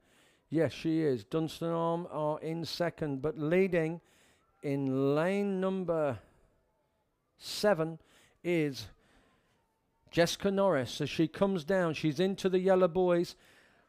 I've got to keep an eye on one of these other rowers here, which is the Wakatipu rower in lane 3, Olivia Key. She could have a big finish and get involved with a third place, but Dunstan Arm are just holding off Otago Girls High School in lane 5. In the lead, still in lane 7, is Avon. Avon have still got their nose in front. It's closing up for second and third. Big finish here from Wakatipu in lane 3. She's getting involved now. Dunstan Arm still just in front, just second, holding second. Our leader, and it has closed up, but our leader is Avon. Avon are going to hold on. Dunstan Arm are holding on for second. Otago Girls High hold on for third, and then comes through Wakatipu for fourth. Whoa, great racing there. Timaru come over the line now in line 2. Down on the inside, Freddie Todd Hunter, lane number 1. Well done, Freddie. She finishes, then over the other side, we pick up Canterbury rower, lane number 8. Whoa, good racing. That's Francesca Lidlow, who just came over there. Great finish. Hope you all enjoyed that. Let's see what the next race is. Our Women's Premier Singles. 3 boats in this. Otago Uni 3, Otago Uni 1 and Otago Uni 2. Eva Hoffmans, Juliet Alm-Lequeux and Phoebe Trolov. All coached by Glenn Sinclair. So he's got this race. First, second, third. And it is the Otago Uni Juliet. Yep, they've all got the same colours on. Eva has dropped off. She's sitting in third. Phoebe is in second place, probably about 3 lengths back from Juliet.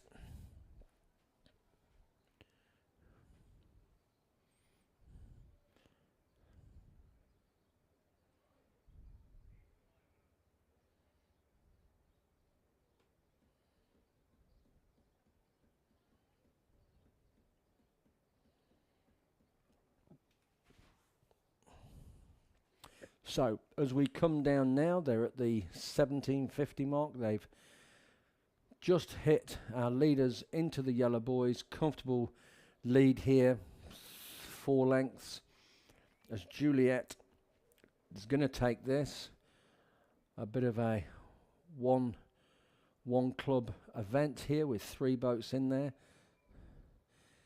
There's a big 8 going down the other way. That's looking like a beads crew. It is indeed. I'll be looking for that, pick up that race. That's but U6.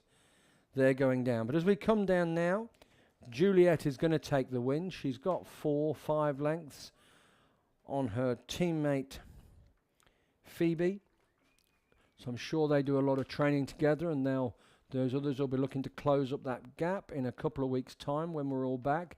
The next 2 weeks are important training. So there she goes over the line.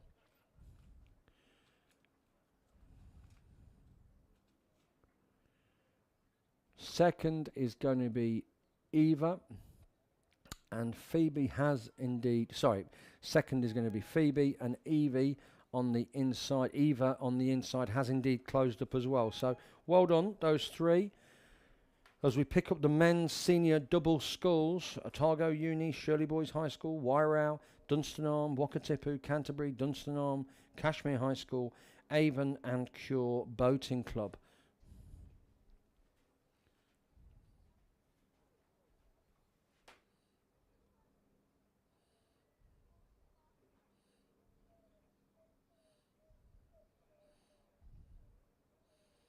Okay.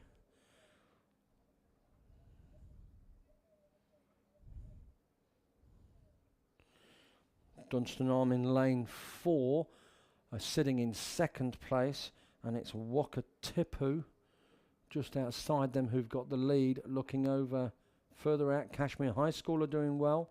They've got their noses in front of the Avon crew.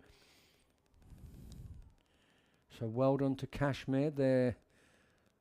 It's good to see their program coming along and developing.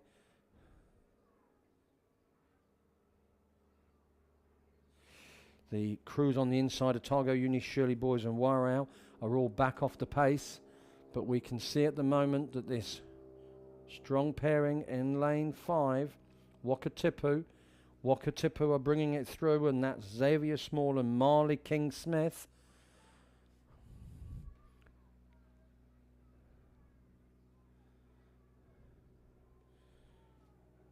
They're finishing strongly, and they are going to take the men's senior double sculls title. Dunstan, as always, strong finishing. They've quickened their hand speed. They've upped their rating, and they're trying to put them on at have Wakatipu. They're just a quick look across there, I think. I think they've kept an eye on them, but Dunstan have pushed them, but they've answered. They've closed up the gap, but they're not going to get the win. Dunstan are going to come second. And Wakatipu in a nice position there to manage that. Well done there over the line. Dunstan over the line now. Big finish here on the far side. Kashmir, can they hold on? Come on, Kashmir. You've got a hard charging, boat finishing. Canterbury 1, who've closed it right up, but left it too late. Well done, Kashmir. Pick up third. Canterbury came in fourth. Then that's an Avon crew finishing now. Down on the inside. Yep. And Cure going across the line now over on the far side. So good finishing there. Good racing. Kashmir coming in third. Canterbury came in fourth. Let's not forget our winners were obviously Wakatipu first and Dunstan Arms second. Men's senior double sculls. Men's Premier double sculls are coming down now, and it looks to me I might only have 4 boats in. There's supposed to be 4 boats in this, but I can only see 2. Hold on. Yep, there's an Avon crew out there, which must be Connor and Sam racing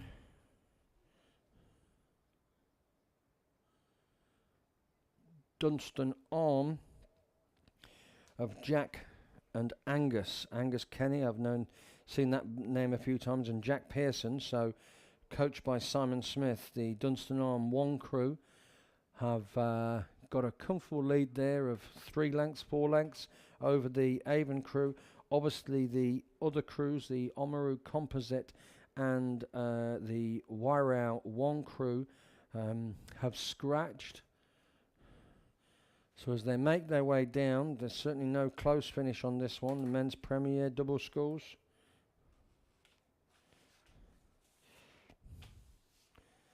Afraid I don't have any times for you for any of the races today.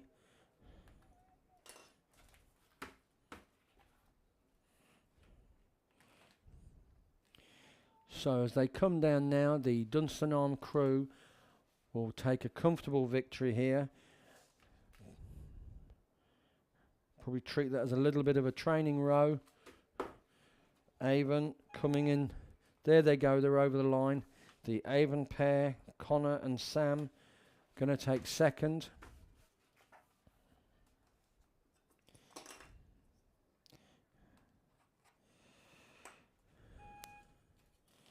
Okay, that's race 190. We now move on to race 191, which is the Men's Club 4 and Men's Club 4 Plus. I see 2 races in one here. We've got Canterbury, Avon, Wairau, Avon 2, Timaru and Avon 3. In fact, I was actually talking to the parents of Sam Evans. He's in this boat. Sam Evans, Gus Higgy, Jack Bell and John T. Thompson from the Avon Club.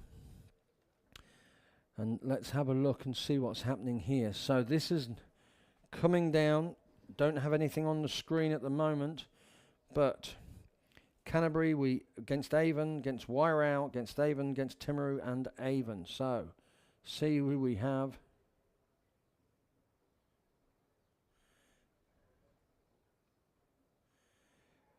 Avon are sitting in second. Avon in lane 4, sitting in second. Sam's parents will be pleased. I'm sure he's in that boat. Yes, he is. He's in that boat. They're second to this Wairau crew. Joe Hughes, Liam Collins, Hugh Straker and Tristram Gregory Hunt, coached by Mark Stallard. They won't have given this up yet. There's a second Avon crew. And then actually obviously a third Avon crew. At the back, the Timaru crew have dropped off the pace. They've dropped off. So it is Avon sitting in 2, 3 and 4. But Wairau, strong club. Really gone through quite a bit of development. So that's Joe, Liam, Hugh and Tristram bringing that down. They can't let up because Avon are hot on their tail. This Avon 1 crew of Sam, Gus, Jack and John T. They're making their way down here. They'll be looking forward to this. They'll be pleased with a good second, but they'll just want to close it up. They'll just want to close it up there. I can see they're in lane number 4. racing against lane 5. They've got about a boat length of clear water, wire out, nice, not panicking, no increase in rate there. They've just managed it through.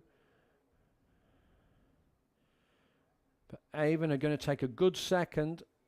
They'll be looking to close that gap in a couple of weeks' time.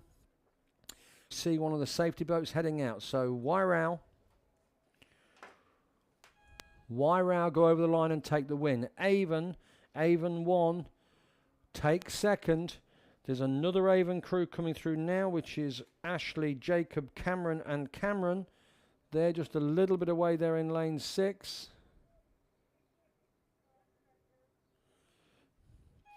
And then over on the far side there we pick up the third Avon crew, who look a younger crew. That's James, Sam, Corbin and Robert. And then bringing up now is a Timaru crew. And they are indeed younger rowers. Younger rowers there, that's James, Max, Josh and Blake. They're coxed by Ned Brown. So they're a younger group of rowers there. That's the men's club. Well done to the Wairau boat there. And also, I'll catch up with Sam's parents later. So here we go. We're at the women's club coxless pair. We've got a couple of scratchings in this. We've got Avon 1 have scratched and Rangiruru girls have scratched.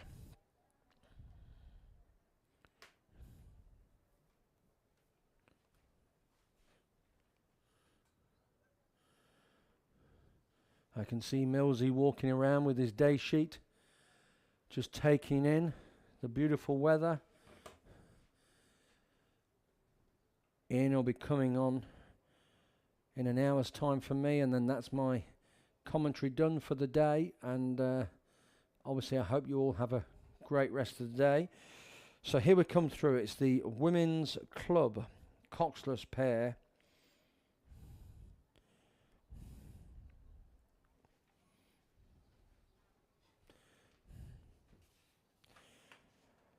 Lining up in the starting now, we got the women's novice coxed 8.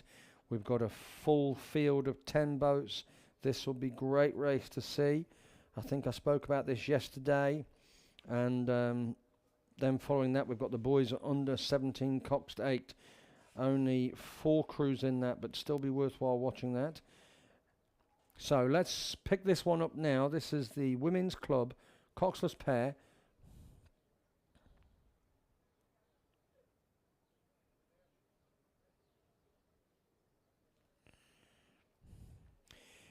It's Cure Boating Club, Abby Jenkins McCaw and Lauren Sim in lane number 7.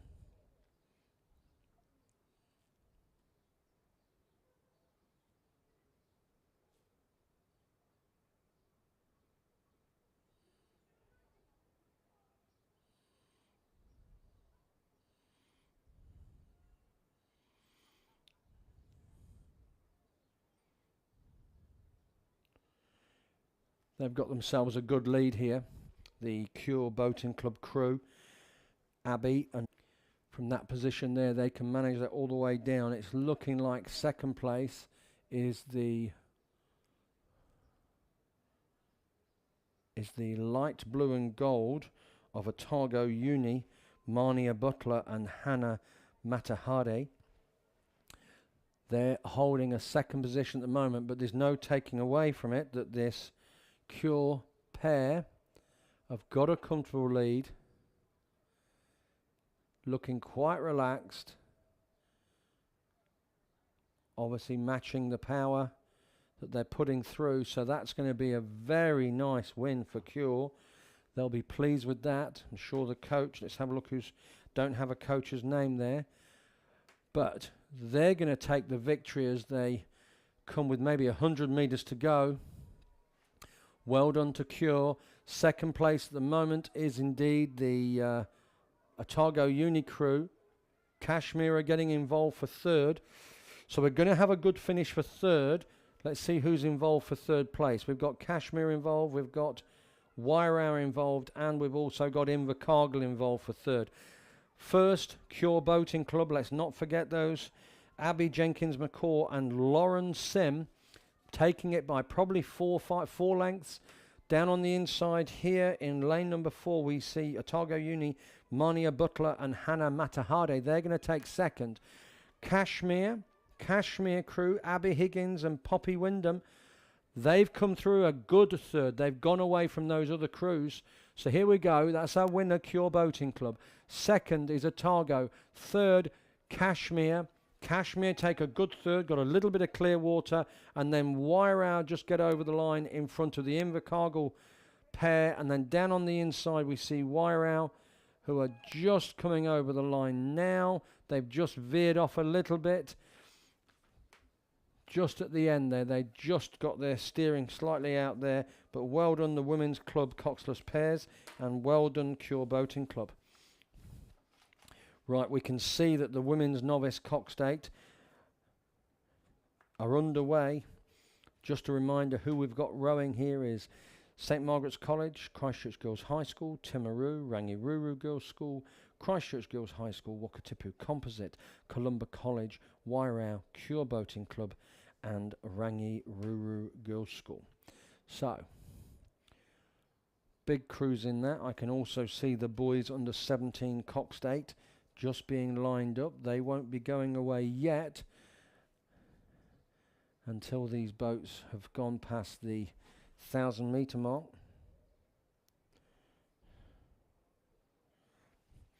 This will be pretty hotly contested.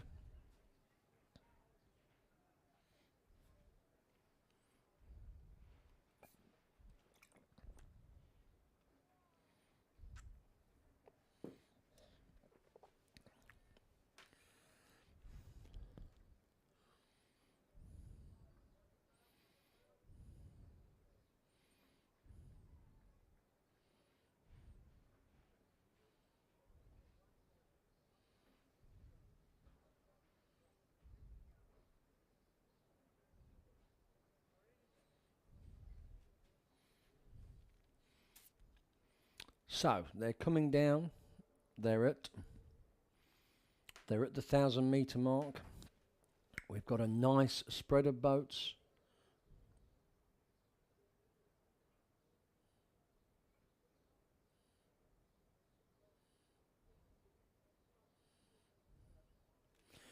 It appears to me that lane 5, Christchurch Girls High School, are leading at the moment, but there's a crew out in lane 9,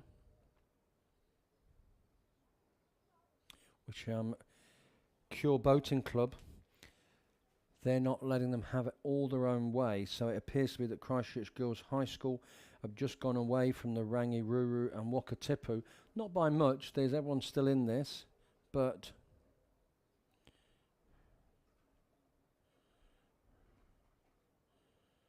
yep, they have indeed. It's that lane 5 crew, Christchurch Girls High School, Charlie, Izzy, Sienna, Talia, Maggie, Summer, Izzy, Lily, and coxed by Poppy Glavin,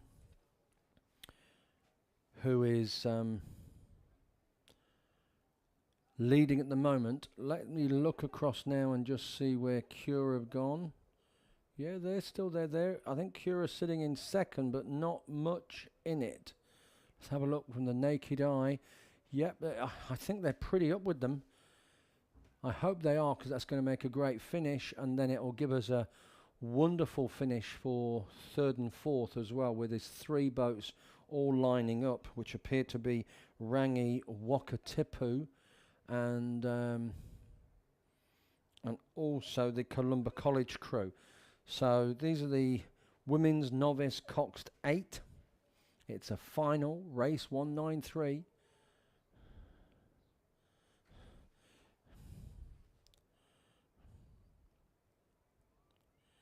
Christchurch Girls High, just looking across at Cure.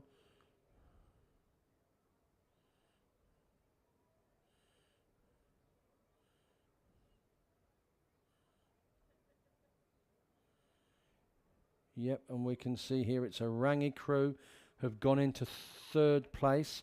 They'll be looking to bring in that Cure Boating Club. So it's Rangi Ruru 1, who are getting involved. They've gone away from the Wakatipu Composite. Wakatipu Composite have dropped away. Rangi are absolutely involved now in this race for second and third. Cure are just holding on to second at the moment, but there'll be a big finish from Rangi. We can see that the leading crew, Christchurch Girls in lane 5. Christchurch Girls, lane 5, have got the lead at the moment, and it's a good lead. Rangi have come into the mix, and I think have come into second. Cure have just dropped off a little bit there, so they've got a comfortable third for Cure, but Rangi have definitely come into second. There are a little bit of clear water for the lead boat, the lead 8 here, as they come through the women's novice coxed 8. It's Christchurch Girls High School. They've got clear water on Rangi. They'll be very pleased with that because Rangi are a dominant machine. But as we come through now, here they are. They're staying together. They're losing a little bit of shape, but they've still got the lead, and they've kept that clear water. Rangi are going to be second. Christchurch Girls High School over the line. Rangi coming through now. Second, and no clear water on Cure on the outside. Who's going to take fourth? It is lane number 3, Timaru, who take fourth. Then in the middle lane, Wakatipu Composite in lane 6. Then down on the inside, a strong finish from the second Christchurch Girls crew in the Selwyn boat in lane 2. Well done, good racing. Whew.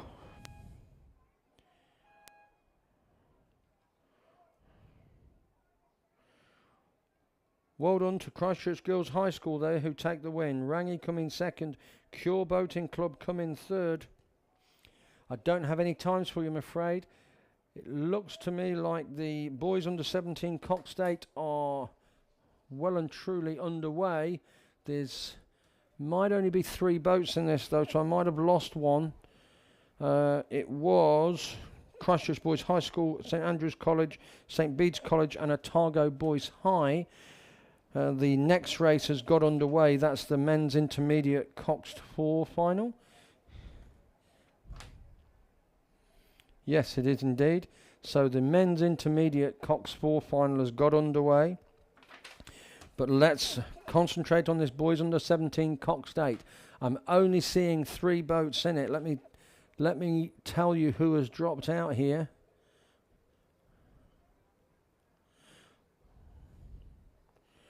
That looks to me that St Andrews are in there, Bede's are in there, and Christchurch Boys High. So I'm assuming it is Otago Boys High who dropped out. Yeah, I'm not missing anyone there. I thought I was losing it for a minute. So St Andrews College, Kobe, Sam, Jack, Charles, Thomas, Benjamin, Jake and Logan, coxed by William Camo. And they have got a lead at the moment on these other 8s. St Bede's, it's close for second and third, but yes, we can certainly say that the boys under 17 coxed 8 final, they've got a lead here for St Andrews, which is nice to see.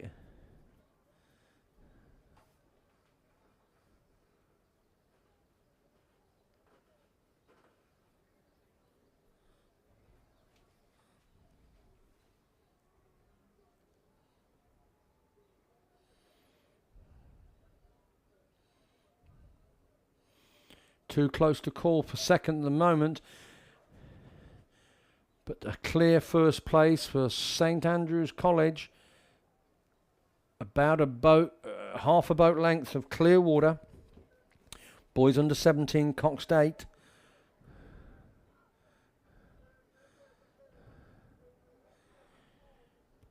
Christchurch Boys High School have got their noses in front for second. And Bedes are coming in third.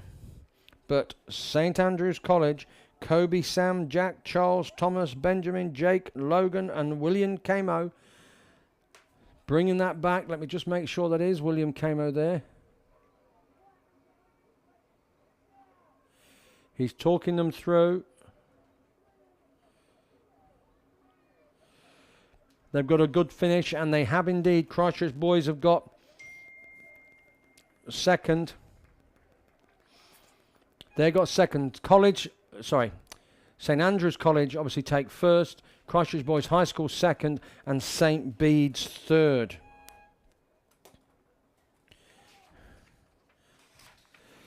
The next race is underway. It's the men's intermediate coxed 4.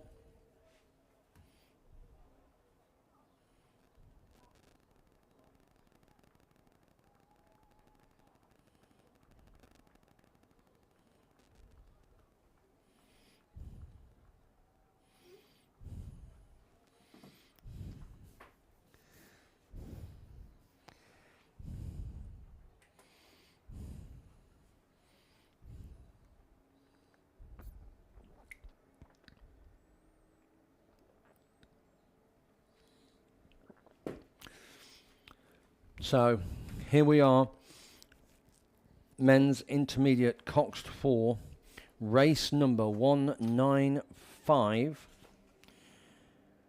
Race number 195, we've got St Andrews College, Cure, Boating Club, Oamaru, Avon and Ashburton.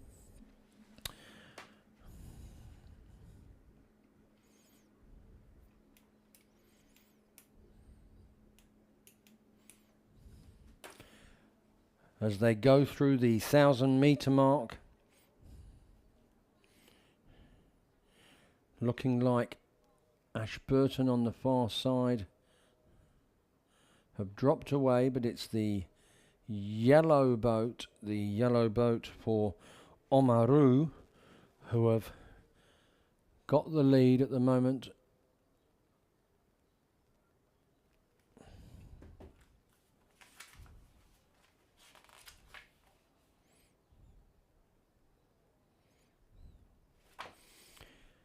This is the men's intermediate cox 4 final, race 195.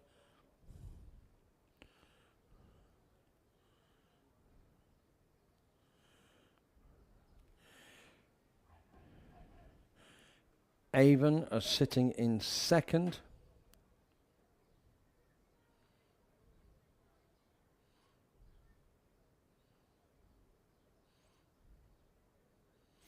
Down on the inside, St Andrews College, or just behind Cure Boating Club, who I'm calling are sitting in fourth.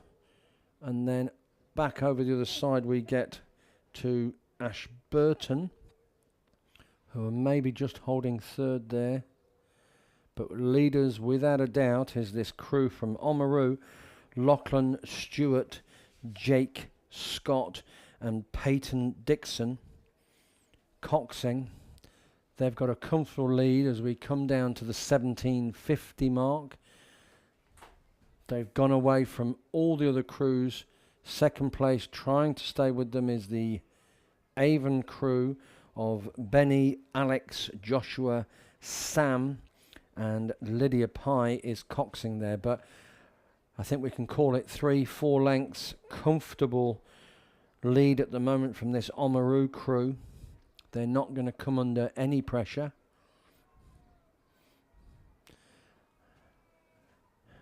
So it's St Andrews College who are trying to chase down the Cure Boating Club boat there, just in the lane beside them. So they've got a race going on between themselves. Over the far side there is the Ashburton crew, sitting in that third place. Again, 4 lengths back from Avon. Yellow of Oamaru, Lachlan Stewart, Jake Scott and Peyton Dixon coxing. Really coming in no pressure, but they've actually kept the rate up there. A little bit of a splash, but they've finished strongly, looking strong, trying to edge a little bit more out to just show their dominance. Avon coming through second. They'll have something to work on for that next regatta.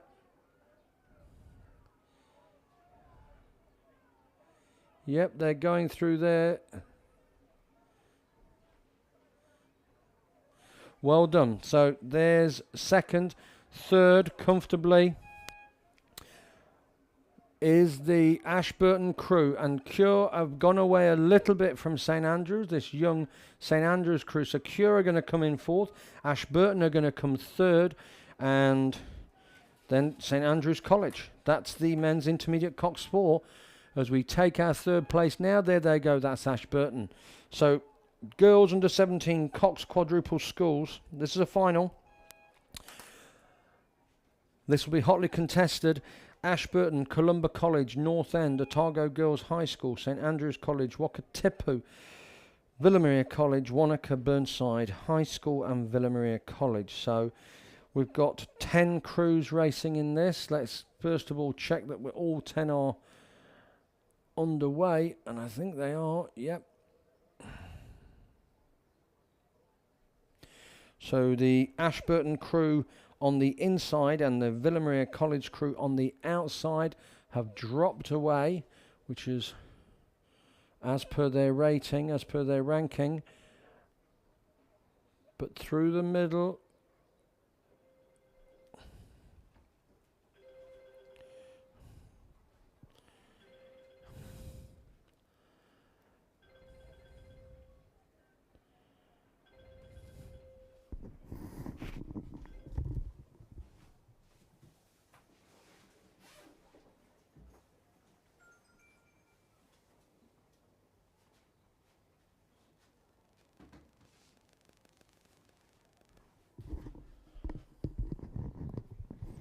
so the girls under 17 cox quadruple sculls.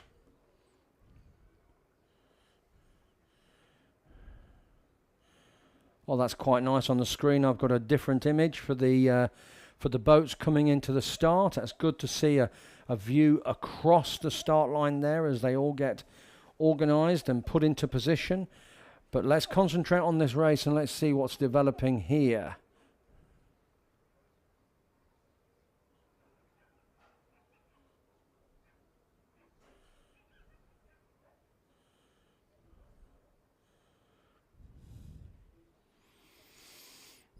Villa Maria College, lane 7, are battling against Otago Girls High School, if I'm not mistaken, and St Andrews College. Wakatipu have just dropped slightly back, but we have the Villa crew. They haven't gone away from the, let's who that is. That looks like Otago Girls High School. They're in the mix as they make their way down to the 1750. And we'll pick it up here, just checking those crews down on the inside. Yeah, Invercargill, sorry, Ashburton, Columba College. But let's have a look and see what we've got. It's a good race developing. St Andrews are sitting in third or fourth. Otago Girls High School battling for first, and then just, I think, North End are coming into this. Yes, North End. So we've got a nice finish developing here. We've got North End battling against the Otago Girls High School, and outside there we have Villa Maria. Too early to call. Villa Maria have just got their noses in front, but there's not much in it. St Andrews have just dropped back into fourth. In fact, they're going to come under pressure from a boat on the outside there, which I think is Burnside High School. But as we come through now, there's been a big push. Yes, from that Otago Girls High School in lane 4. They've got their noses in front. North End are answering and coming into second. Yeah, North End are taking second. Have they got enough to get into first? Otago are answering it, but they're coming under pressure. They've taken out another foot. But are they going to hold on? They've gone away from Villa Maria on the outside, who are going to hold on to third. But as we see, that's a good, strong finish. North End takes second. Otago Girls High take first. Villa Maria in lane 7 take third. And St Andrews have held on to fourth. They've held on to fourth. They come under pressure from the lane 2 crew, which is Columba College. Oh, nice finish there. Well done to the Otago Girls High School crew of Sophie, Lily, Danielle, Maggie and Lily Falcius, who's coxing. They actually held on to that really well because there was a bit of pressure from that North End crew. But that's race 196. We're into race 197. Boys under 15 double sculls. Timaru, Wakatipu, Otago, Twizel, Timaru, St Thomas of Canterbury, Dunstan Arm, Wakatipu, Burnside High School. Just checking the screens here, and I don't have coverage of the race, but I do see them lining up. Race 199B final, if I'm not mistaken. But this is the boys under 15 double sculls.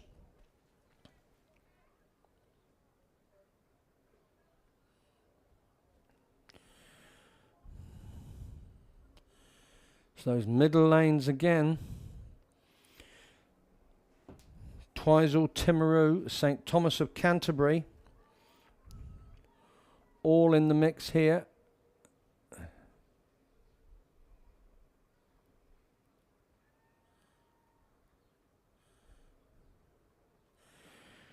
Otago 1 have just dropped back, but the lanes of Twizel 1, that's Kobe and Luca, Timaru, Lachlan and Fraser, St Thomas of Canterbury, Flynn and Noah.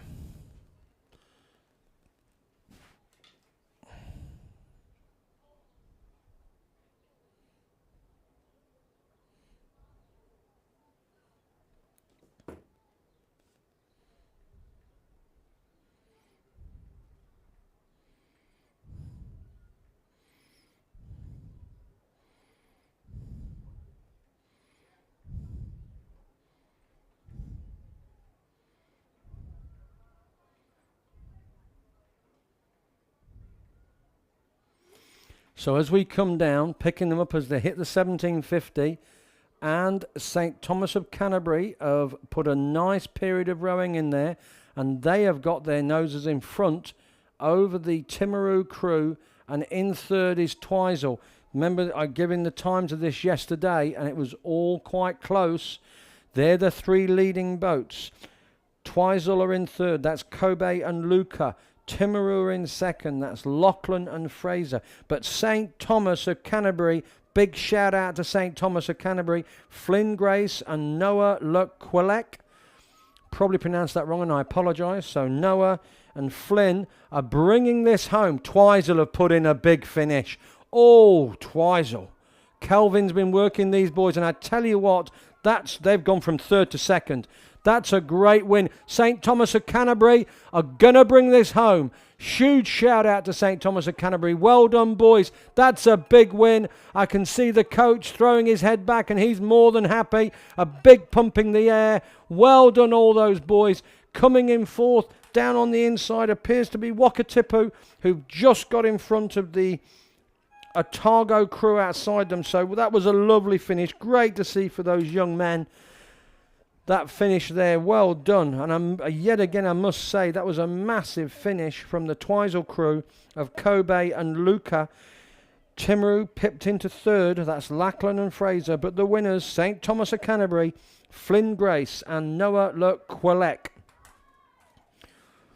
Smiles all round. Women's Intermediate Cox 4, race 198.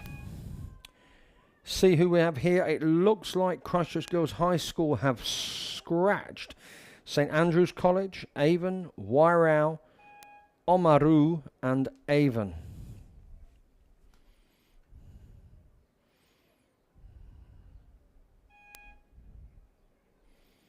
Race number 198. They're all underway. It looks like I've got 4 boats in this race. Can I see a 5th? So I might have another scratching.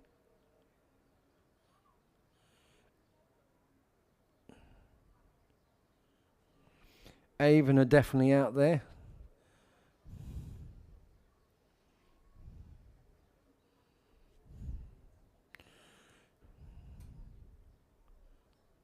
St Andrew's College.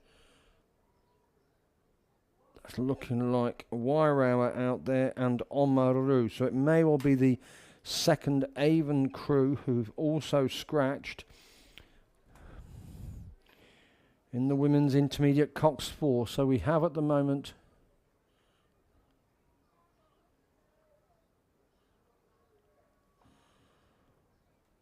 Wyrow and Avon going neck to neck. Too close to call. If I had to put money on it now, I'd say Wyrow are just in front. Yes, they are. Avon Crew, St Andrews College in a battle for third and fourth with the crew in yellow, the Oamaru Crew. So they've got their own race going on there. Both pairs, both sets have got their own race. A race for first and second and a race for third and fourth. As they come down, they're still in the red boys at the moment. Avon have closed it up. They're still in second place, but they've closed it up on that crew with the green and white further outside them there. St Andrews College have got ahead of the Oamaru Crew. I think they're sitting in a comfortable third position now. Not going to challenge for that next position up, but they'll be comfortable that they've gone away, that they've got their power and moved away from that crew to push them into fourth. And Avon have indeed closed it up. They've just taken a little bit out of Wyrow. Wyrow are answering, but Avon are looking strong. They've got a big finish, these girls here. As they come through in lane number 5, they've taken a little bit more. They've taken 2 seats. They've taken 2 seats and the boat is flowing. Wyrow are trying to answer, but they haven't got it. And this is a good finish from Avon. Avon have got a strong finish as they're now neck and neck. There's nothing in it. They're in front. Then they're behind. Then they're in front. There they go. They're in front now. They've got a canvas. They've got a canvas, and that's a big finish from Avon. They'll be very pleased with that. They've just about got a seat, 2 seats. I'd say half a boat length. That's a strong finish from Avon. Well done. Alexandra, Lauren, Claire, Olivia and Annabelle Scott coxing. Nice finish. Well done. Wyrow takes second. St Andrews College are going to come through now for a comfortable third. And Oamaru take fourth. Women's Intermediate Cox 4. Race number 199, B final. So I will take this part way down before then I go over to the A final. They're underway. They're at the 1,000 metre mark.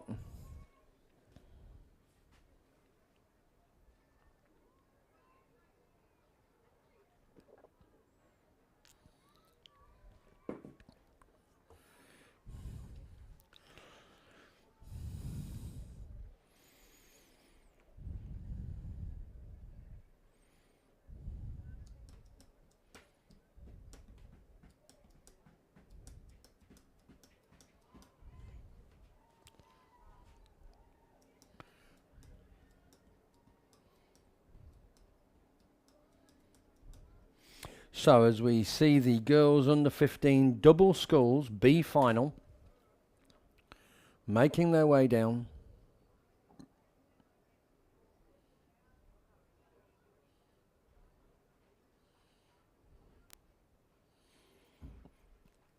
The A finalists follow them down. Let's just have a look at the crews, the clubs racing. North End, Burnside, Cromwell, Timaru, Wanaka, Oamaru, Wanaka, North End, Wanaka and Wakatipu.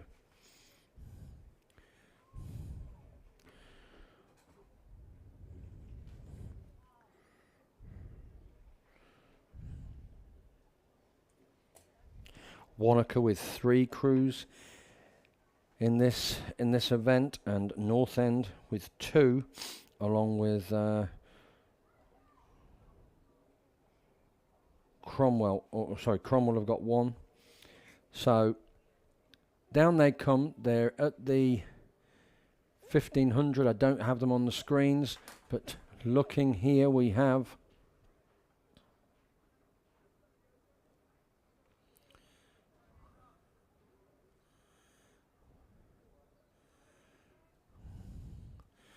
Burnside High School are challenging for second and third at the moment. Oh. coming across, Oamaru are in front of Wanaka. So Wanaka are sitting in third. Burnside have just got their noses into second, but the leading crew at the moment is the Wanaka crew.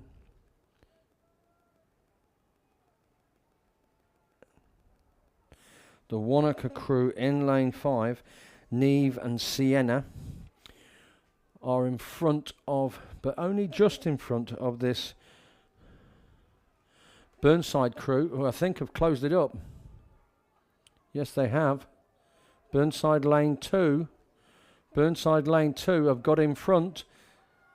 They've really done an excellent period of work there to get in front, because they were in third and they've gone through to the lead. They've got their noses in front, and that's a strong finishing pair. They've certainly got the build on this young pair from Oamaru in lane 6. The Oamaru pair of Aria Goodser and Quinn Anderson have been put under pressure by Burnside, Neela Katane and Mila Wood. They're going to come through and take the win if they can hold on to it here. Let's have a look. It is indeed the lane 2 pairing.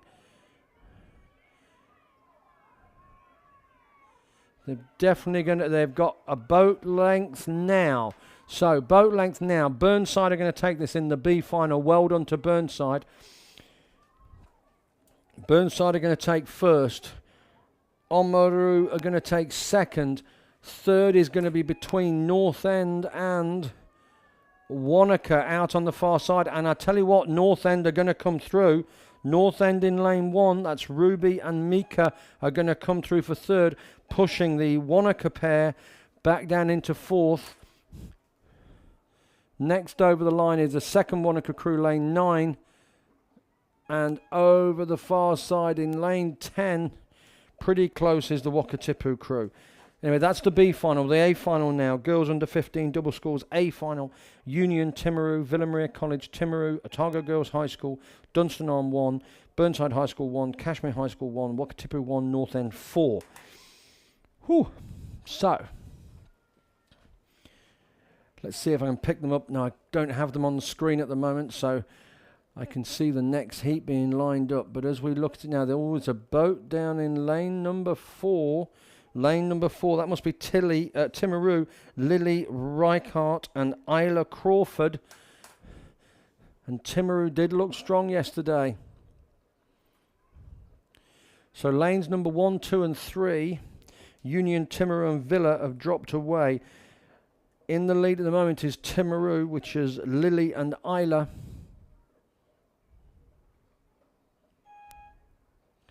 Yep, Timaru coming down.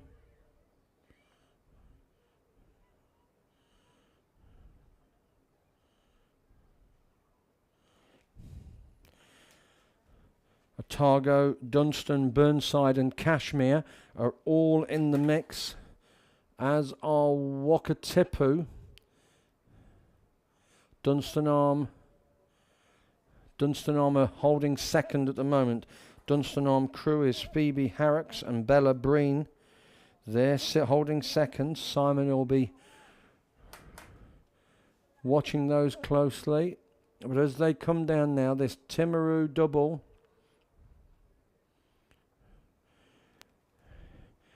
they can look back with confidence that they've got the other boats on the outside of them well and truly under control. Dunstan Arm are holding a second. Kashmir are in a race with Wakatipu out on the other side. Oh, they've just had a bit of a stopper there. Yep, Kashmir have just let them back in. They seem to get a bit of a stop. But here we go. On the inside is the... Sorry, in the middle is the Otago Girls High School crew. They're coming back into mix for third. But as we come across and well into the yellows now, looking strong and moving nicely. There's got a good flow on that boat. They can relax a little bit. They're having a look around. But lane number 4, Timaru, Lily Reichart and Isla Crawford are going to take the win in this A final. Girls under 15 double sculls. They've got that by about 5 lengths. Second place is going to be Dunstan Arm. Dunstan Arm in lane 6 are going to be second. And there's a great race developing for third. We've got Kashmir back in front of the Wakatipu crew on the outside. But through the middle, they seem to have got themselves together again. It's the crew from Otago Girls High School who are trying to put some pressure on. Oh, they've got, oh no, Kashmir, they've caught a crab. They've gone from, oh no, that's a bow stopper. And indeed, it is the middle lane in lane 5 who've come through for third. That's Otago. Oh, Kashmir, what happened? A bit of a crab there. No, head in hands. Oh, these things do happen. And it's early in their rowing career for it to happen. It's okay. They've got a complete boat stopper. Oh, look, teammates turning around. It's okay. It's okay. Oh, they'll need an arm around the shoulder there. But that was a lovely row. They actually had a bit of a quarter crab a little bit earlier. But that's the A final. Let's see what's happening now for the field. I stay with that. The boys under 16 Cox quadruple sculls final. And again, it's another Timaru crew.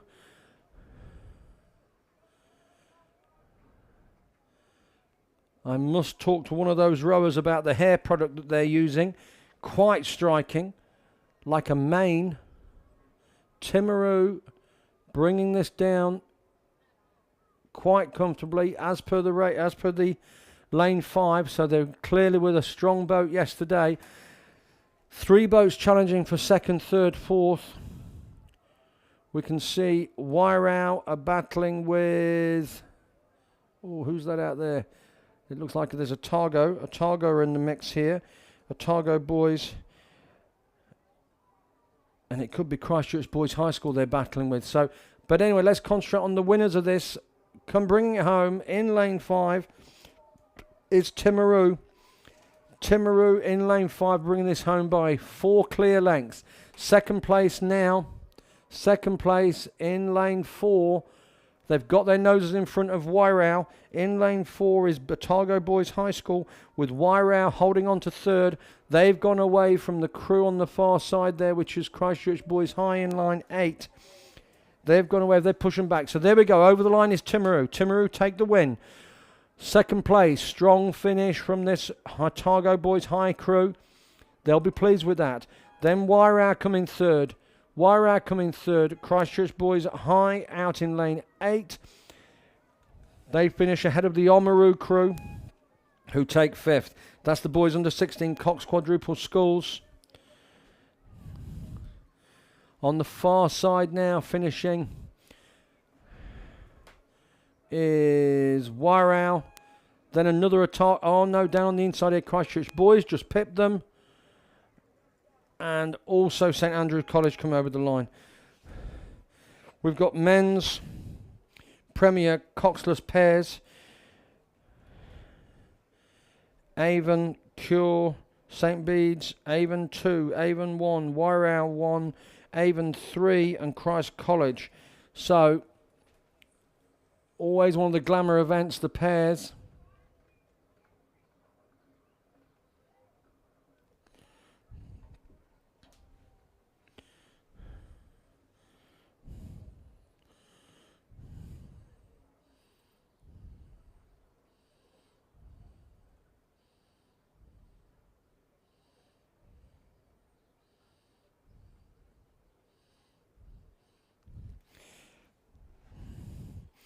There's an Avon crew of Will Gilbert and Flynn Watson in lane number 6. And I tell you what, they're being put under pressure. And I can't believe this, but they're being put under pressure by the St Bede's crew of Matthew Glenn and Luke Hickling, which is really quite unbelievable. Wow. These are young rowers, and they're going against 2 very fine rowers here in Will Gilbert and Flynn Watson in lane 6.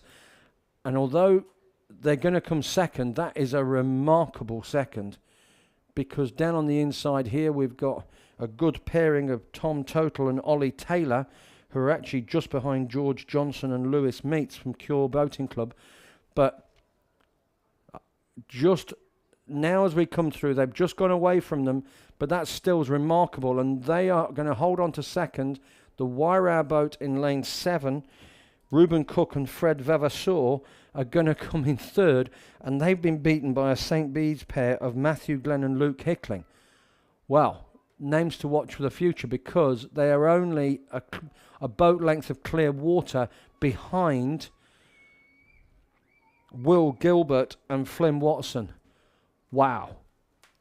That's actually wow. So Avon take the win. Bede's come in second. Wairau come in third. Cure come in fourth. They're coming over the line now. And Tom and Ollie come over the line shortly. Just drifting over the line there. So, wow. Names to look for: Matthew Glenn, Luke Hickling. I'll be having a conversation because that's an unbelievable result. Men's senior coxless pairs. Men's senior coxless pairs. That was men's prem. Targo Uni, St. Bede's College, Wairau, St. Bede's College, Christchurch Boys High School, Cashmere High School, Avon 2, Wairau 2, and Christ College 2. So, this is race number 203. I've got another 15 minutes with you, I think, if I'm not mistaken. Yep, 15, 16 minutes, and then that'll be me signing off for the day. Like to thank all the volunteers and all the helpers. Absolutely sterling work, particularly with the other job they had to do this morning and the delay to today's racing. We really appreciate them volunteering and helping out. And here we have coming down. Who's that boat in the middle? It is Christchurch Boys High School, just in front of St. Bede's College and Cashmere.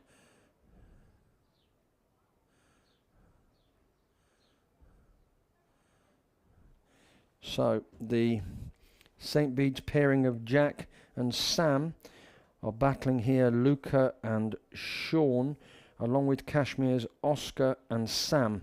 So, nice finish here.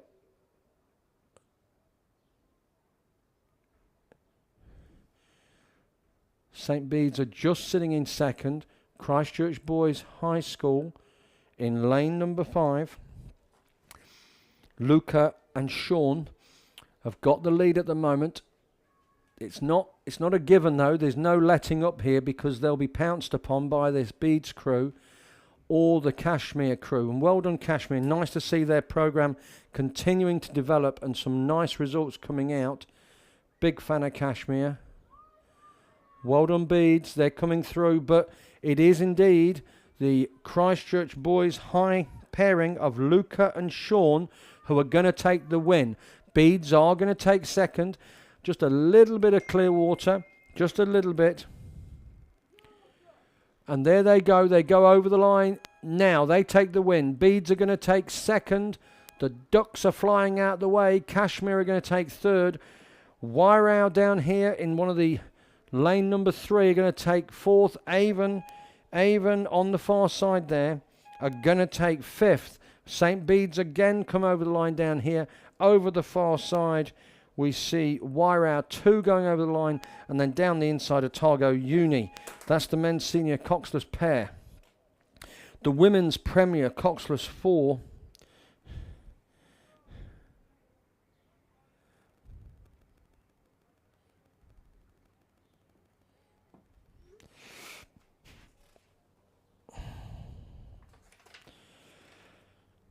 The women's premier coxless 4 are on course and making their way down. We've got Avon 4, Canterbury 1, Avon 2, Rangiruru Girls' School, St. Margaret's College, Avon 3 and Avon 5.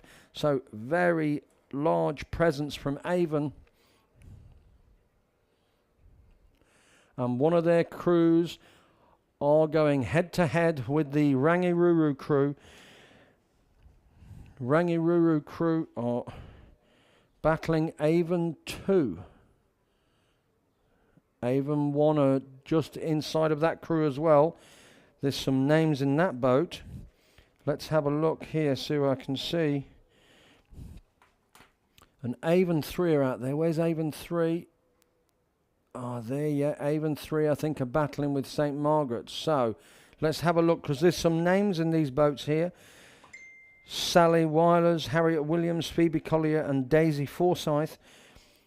In Avon 1. Avon 2 is Orla Fitzgerald, Gemma Burrows, Jane Shalkelans, and Charlotte Darry. They've got some rowing pedigree there.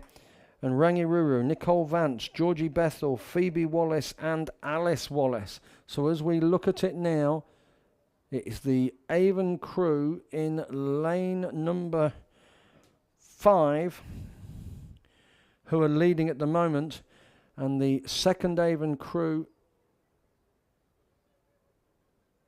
who really should be putting this young Rangi crew to the sword, but they're making hard work of that, and Rangi are holding in there. Looking back to some of those other crews, and I think I've got, let's have a look here. Oh yes, there's those St. Margaret crew. I can see Jessica Tabendale in Avon 3 crew with Claudia Kinder, Grace Farrell, and Tyler Stewart. They're battling St. Margaret's. But down here, let's come back to the lead crew. And in fact, Rangi are still holding second.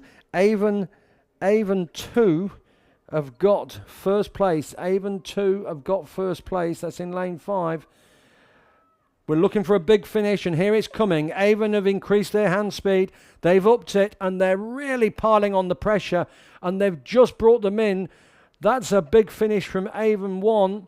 Avon 2 are going to take the win. Avon 1 have got a bigger finish, and they're going to take second, and Rangi are going to take third. But I tell you what, keep your eye on that boat.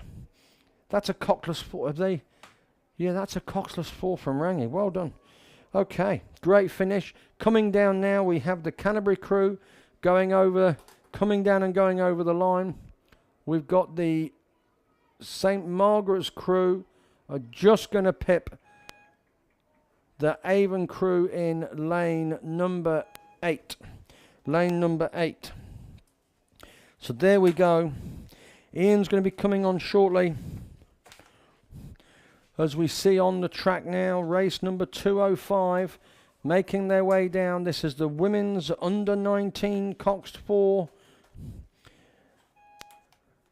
I just know that Ian's been out doing a little bit of dog walking this morning, and he was springing his step. He'd had the extra box of bubbles from the top hut last night, and he was pretty happy with his rowing yesterday. He was talking it up, and he was very, very pleased with the sausage roll. And although I did get the drink wrong, it wasn't actually Spates. He is sponsored by an international beverage. I shan't mention them now because obviously I'm Kiwi through and through, as you all know. Was it Horlicks? It might have been Horlicks. He was looking like it was bedtime. Anyway, let's get a look at this race. As we see, there's a St. Margaret's cruise in this. There's a couple of them, if I'm not mistaken. As they make their way down, they're gone past the 1,000 metre mark, heading towards that 1,500. And it's the yellow caps of Rangi who are in a race with Christchurch Girls just outside them, if I'm not mistaken.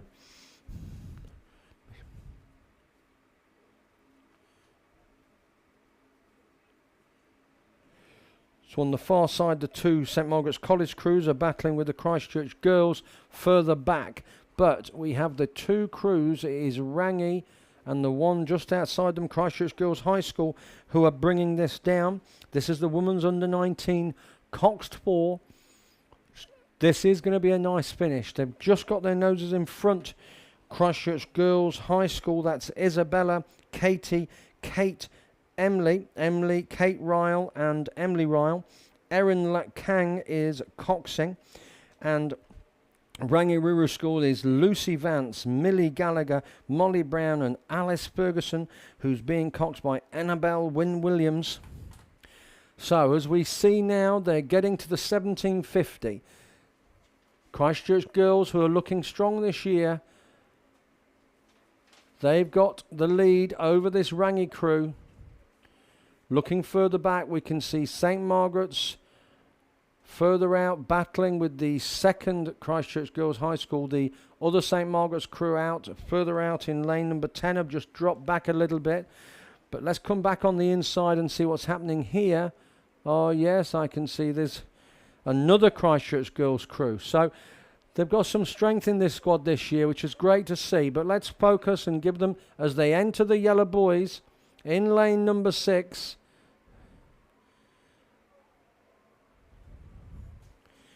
They've got some strength this year, which is great to see. Christchurch Girls High School, Isabel, Katie, Kate, Emily and Erin Kang are going to take the win here in the women's under-19 coxed 4.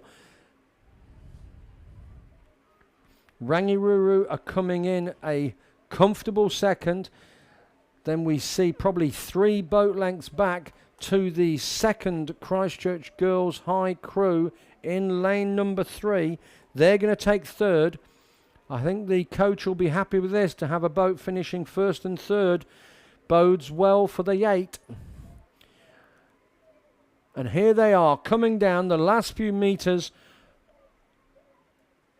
There they go, they take the win. Rangi takes second place, and with Christchurch Girls High School taking first and third, their other crew coming over the line now. They're just buttoning off a little bit, but they go over the line. Then we come down to St Margaret's in lane number 2 who finish, and then over the other side we have another St Margaret's crew in lane 8 who just pip the Christchurch Girls High School crew. Well done, and I know Ian's going to come on. I think I'll just take this race down. Yep, got a nod of, I'll take this one down and then we'll watch the next race. So here we go. Wonderful day today. I'm just picking up at the 1,000 metre mark. This is race number 206, the girls under 16 coxed 8. We see these boats coming down. We've got a nice field featuring Cromwell, North End, Rangiruru Girls School, St Andrews College, Christchurch Girls High School, Timaru, St Margaret's College 1 and Villa Maria College. Great to see the 8s coming down. I'm just going to pass this over to Ian just to see if he can get it going again for me, because it keeps doing that and it shouldn't. So I can give you ratings. My stopwatch has unfortunately been playing up today and I don't have the technical expertise to get it going. So hopefully somebody who knows what they're doing with these things can work it out.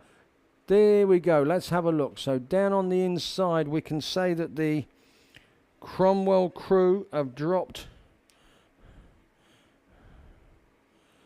off the pace on the inside, as have the crew on the outside. That's Villa Maria College.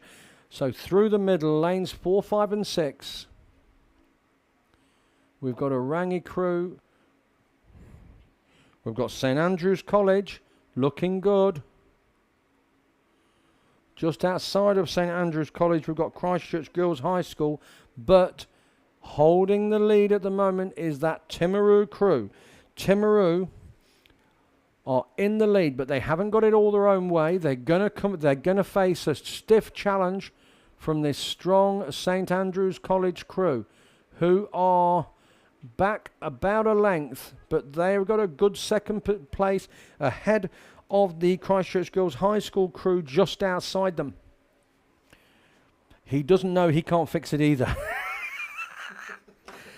I've managed to break it, undoubtedly. But anyway, we bring it down now as they go past as they come up to the 1,500 metres, and there's not much in this. There's only a couple of seats. Hopefully the camera's going to follow it, so I can give you, in fact, I'm going to say that St Andrews have closed that gap up. They've closed it right up. They're only got 2 seats left to go. This is going to be a great finish. If you've got a chance, watch this one because it's going to come down to the wire. St Andrews College, Abby, Hannah, Fern, Jasmine, Sophia, Ellie, and Molly, coxed by Isabel Forsey, are battling against the Timaru crew of Ava, Lily, Carmina, Amber, Olivia, Emily, Lily, Annabelle, and Tessa Westgarth. And this is going to be a great finish, but I think Timaru are going to take it. Timaru are going to take it. They've just stretched that again. They must have answered it. But as we come down now, lane number 7.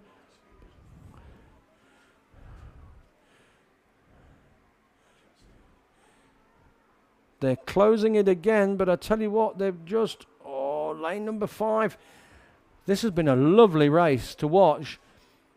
They're coming down. They're not out of this. They're edging a little bit back. They're edging a little bit back, and they're coming strong now. They're coming strong. They've kept the rating the same, but they have just got the power delivery. They've got a good flow on that boat. They're bringing them back in, inch by inch. But is there enough of the course left? Timaru have answered.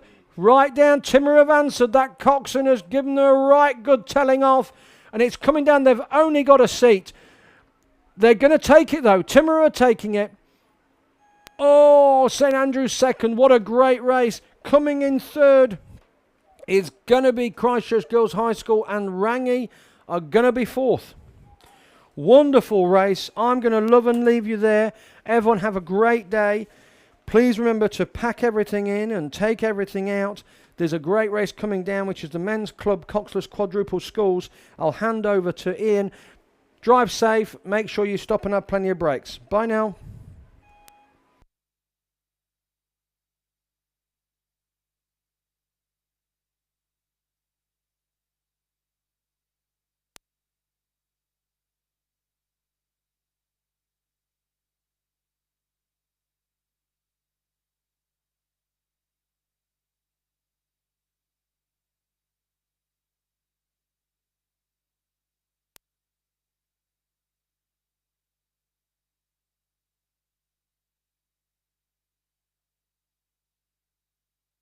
Thanks, Clive. Men's Club Coxless Quadruple Sculls on the way down the course now. In lane 1, Canterbury 1, Scott McDermott, Sean Fleck, Mark McDermott, Matai Washbourne. In lane 2, Shirley Boys High School 1, Sam Clark, Oliver Ellis, Tim Chapman, Noah Visser. In lane 3, Avon 1, Sam Evans, Cameron McKee, Lawrence Birch and Jonty Thompson. In lane 4, Wairau 1, Liam Kirkland, Joe Hughes, Liam Collins and Tristan Gregory Hunt. In lane 5, Dunstan Arm 1, Greg McLaughlin, Simon Lloyd, Simon Smith and Henry Clatworthy. In lane 6 is Dunstan Arm 2, Leon Morris, Joseph Wellham, Matthew King, Jed McIntosh. In lane 7, Cure Boat Club number 1 with Theodore Giacorriangakos, Ashton Corkery, Jacob Wadley and Matthew Smith. In lane 8, Whakatipu 1, Keegan Green, Ashton White, Xavier Small and Toby Rorison. In lane 9, Kashmir High School 1, Angus McKenzie, Patrick Clark, James Martin, Jimmy Middleditch. And in lane 10, Avon 2 with Sam Barnett, Ashley Pont and James Lilly with Jacob Lorcan. It's Dunstan Arm 1 out there in lane 5 who look to be leading these crews down. Not far back to Shirley Boys High School doing a good job there, but outside of them is Avon 1 in lane 3. Then we come right across on the outside to Whakatipu 1. So between Whakatipu and Dunstan at the moment. Then we come back inside to the Avon 1 crew. Those would be the 3. This is the final of the Men's Club Coxless Quadruple Sculls. We can give you a time just going back down to the girls under 18, 8. Timaru winning that in 7:30.02. About 0.7 of a second back to the crew finishing second, which was St Andrews. So great finish in that race. But back out here on the course now, Avon really starting to put some pressure on from lane 2. Coming out to lane 4, still though it is the Wairau crew. Wairau crew there of Liam, Joe, Liam and Tristan. Looking quite strong. They have half a boat length over on the outside to the Whakatipu crew, coached by John Morrison. He's had some crews performing really well today. So it is still Wairau, not Wairau, Ian. Too many Horlicks last night. It's Dunstan Arm 1. Dunstan Arm 1 leading. It's Whakatipu outside them. Then we come back to Avon. Then we go to Wairau. And then it is the second Dunstan crew back to Cure. 150 metres to go, less than that now. It's going to be between the crew on the outside, Whakatipu and Dunstan. This is a strong Dunstan crew. 2 masters in there, Greg McLaughlin and Simon Smith. 100 metres they go in.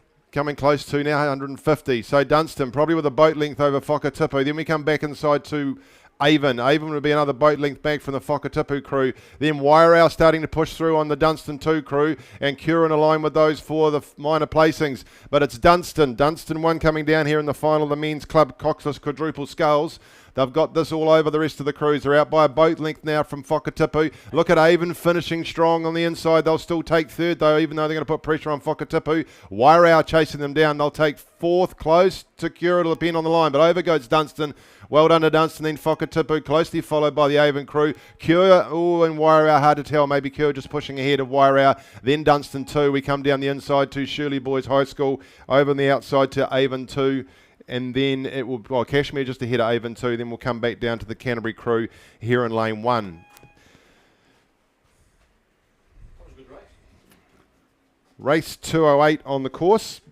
Heading through 750 metres they are. That's the Women's Club Single Sculls. In lane 1, Cromwell 1, Olivia Piebenga, sorry. In lane 2, North End 1, Christy Foster. In lane 3, Union 1, Eva Bader. In lane 4, Ashburton 1, Sophie Gibson. In lane 5, Cure Boating Club 2, Abby Jenkins McCaw. In lane 6, Dunstan Arm 1, Sila Rong. In lane 7, Cure Boating Club 3, Keely Begg. In lane 8, Cure Boating Club 1, Lauren Sim. In lane 9, Invercargill 1, Madison Booth. And out there in lane 10, full field, Union 2, which is Caitlin Dent. So just going through the 1,000 metre mark they are now, and a fairly even spread for this field. Actually, we come and look at Madison from Invercargill. She's fairly handily placed. Also in lane 5, Abby Jenkins McCaw from Cure Boating Club. Right outside of her, Sila Rong from Dunstan Arm in lane 6. She'd have the advantage. Just down on the inside, a wee bit out of view, but we can see them coming through, is Olivia from Cromwell. And then just outside of her, or inside actually, is Christy from North End. So the final of the Women's Club Single Sculls. Still running around about 30 minutes behind in the schedule. Time through there for race 207, the Men's Club Coxless Quad.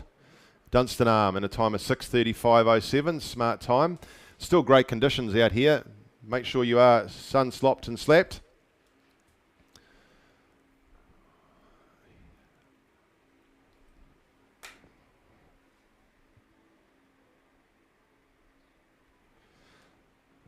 So getting a nice advantage out there in lane 6 would be Sila from Dunstan Arm.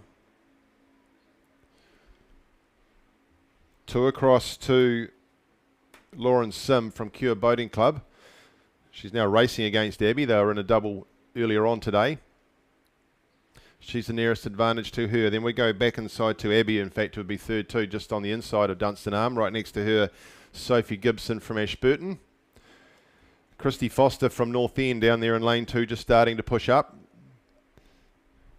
And also Madison Booth from Invercargill, still fairly handily placed. So there's, even though there's an advantage there for Dunstan at the moment, there's plenty of contenders pushing up into contention as they head towards the 750 in the main crowd. Great lineup of camper vans from the 1K mark right back to the fence.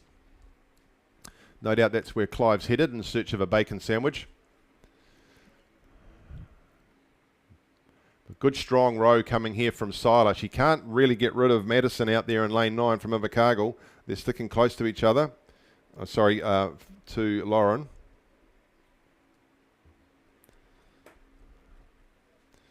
So Lauren from Cure Boating Club second at the current time.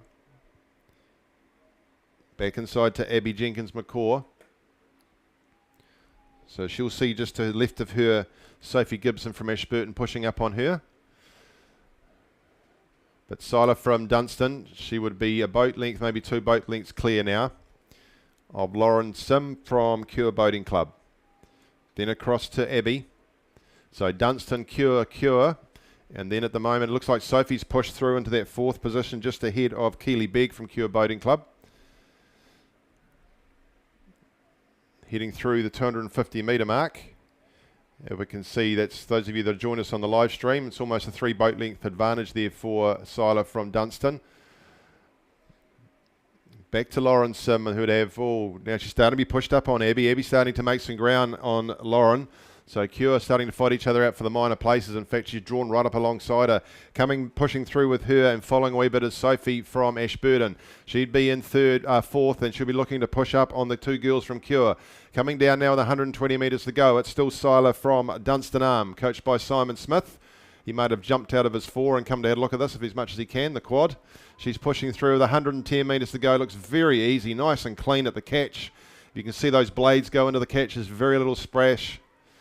Very easy up the slide. Less than 100 metres of her. And on the outside now, it's Lauren Sim into second, just to over Abby Jenkins McCaw. And a nice row coming through from Sophie. Sophie's up to a rating from Ashburton.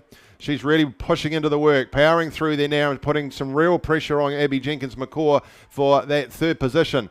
So Lauren, Abby and Sophie, but over the line now and a nice row, an easy finish there. Congratulations to Sila from Dunstan. But it's Cure, Ashburton. She's still going, Sophie. She's still going to miss out on the third by half a boat length, but all. You can throw a blanket over the two Cure rowers, then a great finish there for Sophie to take fourth. Keelyberg out there in lane 7 will come in next, fifth. Down here on the inside in lane 2 will be Christy Foster from North End. Then we come back to Cromwell in lane 1. Across on the lane 3 will be Eva Bader from Union, and completing the field will be Madison Booth from Invercargill. Following them down now, heading towards the 1,000 metre mark is the boys under 15 coxed 8 final. Two Shirley Boys crews, St Thomas's and Christ College. There's a Shirley Boys crew out in front there. Shirley Boys 2 down there in lane 4. Silas Freeman, Aidan Daly, Tane Griggs, Finn Lloyd, Oliver Lythe, Oliver Bunn, Kylam Hill, Van Hoyt, Brennan Flavel, Jasper Muir. In lane 5, Shirley Boys High School 1. They're out there leading by 2 boat lengths. Otto Montgomery McCarthy, Tiaki Wikatane, Reef Wilson, James Jones, Joey Hemi, Brennan Keane, Jack Van Hout, Logan Skelton and AJ Jordan is the Cox. Out there in second, although they're being put under pressure by the second Shirley Boys crew, is St Thomas's of Canterbury. Harper Sidebottom, Brendan Sandford, James Loader, Geno Che, Declan Ducey, Jacob Tillard, Samuel Amaris, Ben Morrison and Carlson Fernandez is the Cox. And in lane 7 we've got Christ College 1 in this boys under 15 Cox State final. Max Hardacre, Alex Aitken, Noah Kingston, Zach James, Charlie Flutie, Marco Howe, Jack James, Mac Durkin and Jack McEwen. For Shirley Boys High School number 1, out there leading by 3 boat lengths as they come past the Shirley tent. Those parents will be cheering for them down there on the waterline. Good boat length, actually 3 boat lengths they might be getting close to. St Thomas is clear now of Shirley Boys High School number 2. Be another 3 boat lengths back to them, and then we go back to Christ College number 1. So Silarong in the Dunstan colours, winning the Women's Club single in a time of 8:39.08. Lauren Sim from Cure Boating Club second. Abby Jenkins McCaw from Cure Boating Club third.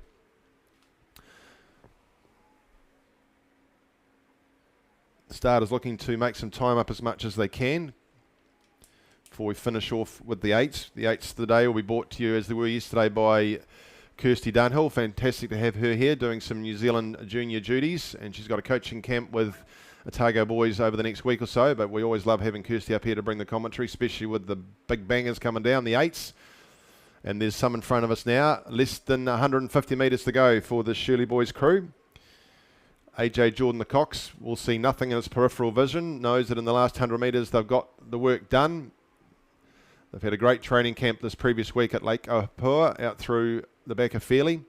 4 boat length lead they have over St Thomas's, then 4 boat lengths back to Shirley Boys number 2, and then similar we go back to Christ College.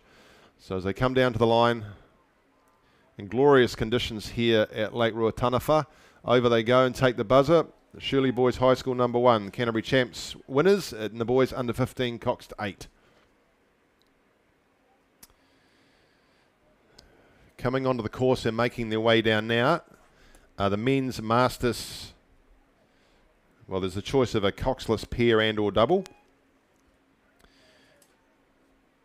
And in lane 2, I think they've all got away now in the men's masters in the 1,000 metre double. Avon 3 in lane 2, Steve Glenn and Simon Carey. Steve Glenn, of course, father of Matthew Glenn from St Bede's. And by watching Steve Glenn row, you'll see where Matthew Glenn got none of his skill from. Lane 3, Union 2, Russell Watson, Matt Sullivan. In lane 4, Dunstan Arm 2, Joseph Wellham, Phil Newsom. In lane 5, Avon 4, Paul Johnson, Andrew Hickey. Then we go out to Union 1, Scott Ingalls and Lincoln Sell.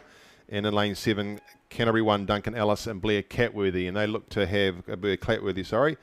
A little bit of a handicapping system in here. I think Dunstan Arm had to wait 4 seconds because of their C rating. So in Masters rowing, they take people's ages, and then the average age gives them their rating and where they rank in terms of what advantages they get. So Duncan and Blair from Canterbury 1 doing really well out there in lane number 7, just ahead of Scott and Lincoln from Union.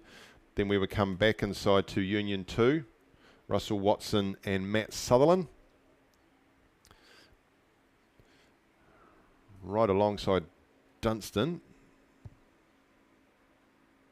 In fact, Dunstan don't look like they're there.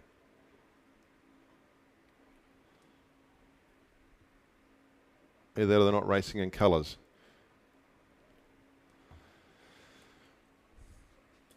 And then we go back to the Avon crew of Paul Johnson and Andrew Hickey. Paul Johnson sponsored by the local curry house in Twizel. We thought that might give them an advantage today. Not to be the case this morning. So they're out the back there with Andrew Hickey. But out in front it is right alongside each other. Union 1, Scott Ingalls and Lincoln Sell. Right next to Blair and Duncan from Canterbury 1. The second race is on the course.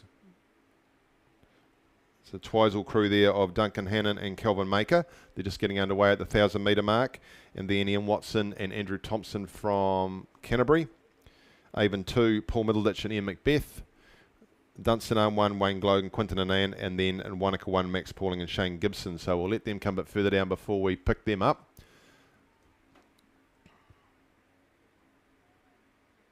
Two crews just being in that second race being told to stick in their lanes. So right out in front of us now we can see that the Union crew there of Scott Ingalls and Lincoln Sell doing a marvellous job. Very easy rating. There'll be no more than about 25 or 26, just relying on rhythm. A nice connection at the catch. They've got a nice run on their boat, actually doing a great job, and they really can't shake, though, the crew of Duncan and Blair out there in lane number 7 from Canterbury. Equally just keeping a nice steady rating, not overdoing it. They're actually starting to pick up a point now. So they've called, and the call they've crabbed. So hold on there, boys. Keep that balance. Keep it. Hold. Well done. Well recovered. But that's let the Lincoln and Scott push away a bit more on the Union crew and give them the advantage up down here into lane 4 from Dunstan Arm, Joseph and Phil. They've pushed into second. So they've managed to retain things there. And over the line goes Union. Canterbury will finish second, about half a boat length ahead of Canterbury. And then we come down to the second Union crew. Russell Watson and Matt Sullivan. Nice recovery, Canterbury. That could have been a bit embarrassing. And then we come down to the two Avon crews fighting it out. So well done here in lane 2 to Steve Glenn and Simon Carey. They'll be happy to get across the line. Just in, though, behind Andrew Hickey and Paul Johnson from Avon. So all through there they go in that Division 1 of the men's Masters doubles. We look back up the course and see what's happening in the second division. Scratching, of course, was from Avon 1. Simon Taylor and yours truly. Simon Taylor seeing who he was drawn with and thought we'll have no bar of that. Claimed illness and away he went. So Avon lane number 3, the Twizel Composite crew of our course caretaker here, Dave Annan and Kelvin Maker. Kelvin doing a great job as coach of the Twizel Rowing Club at this regatta too. So they've got a nice little advantage they would have over the Dunstan Arm crew of Wayne Glogue and Quinton Annan. There's some experience between those two gentlemen. They've done a lot of rowing. They do a lot of coaching. Currently running second at the moment, and then third and behind there would be the double from Avon, Paul Middleditch and Ian Macbeth. Ian Macbeth stroking in the wide-brimmed white hat that Clive so eloquently commentated on yesterday, just outside of them, Max and Shane Gibson from Wanaka 1. Then we come back to the Canterbury crew in lane 4 of Ian Watson and Andrew Thompson. So great conditions for these Masters rowers in the doubles.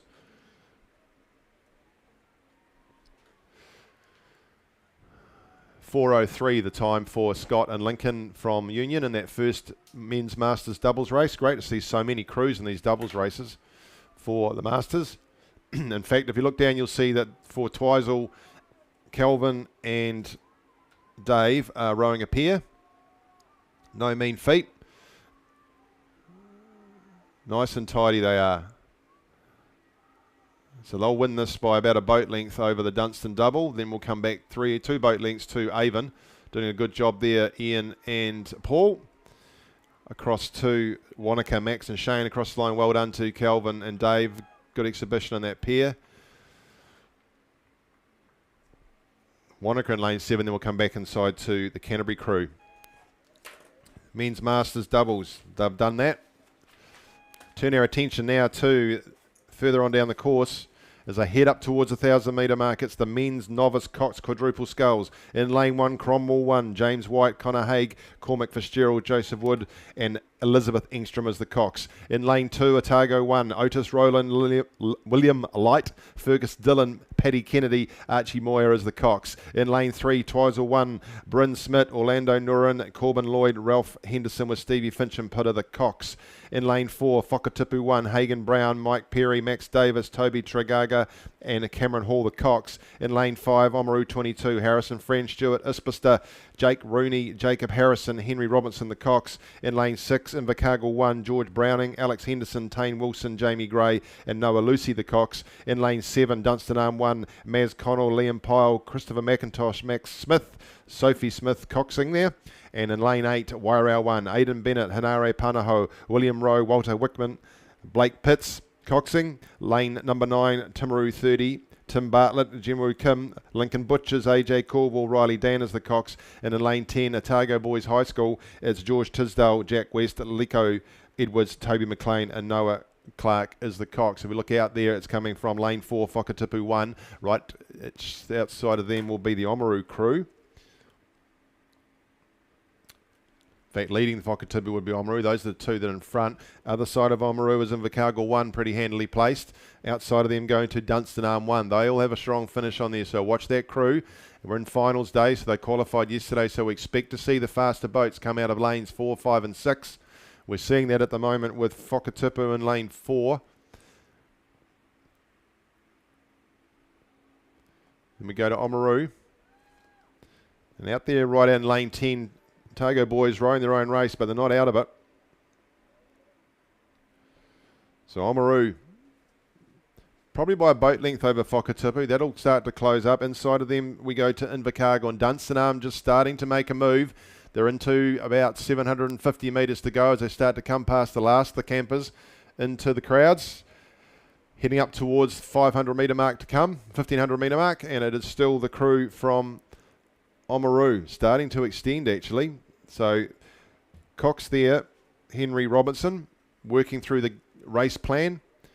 Of course, he's a bow cox, so he can't really see what's happening with the other crews. But look at this crew from Dunstan starting to come through in lane 7. Keep an eye on them. They'll start to push up and put some real pressure on the crews in front of them. Whakatipu just starting to feel that pressure, moving away a wee bit from them are the Oamaru crew. Oamaru now still out in front by 2 boat lengths, but Dunstan starting to come in lane 7. Inside from them still is Whakatipu, who would be second. Invercargill haven't given up, and on the outside you can see Otago Boys High School number 2. Their cox Noah Clark will be looking across and saying, we've got this, boys, we can get into the placings if we move a bit now. It's still coming in now with 200 lead they've got here.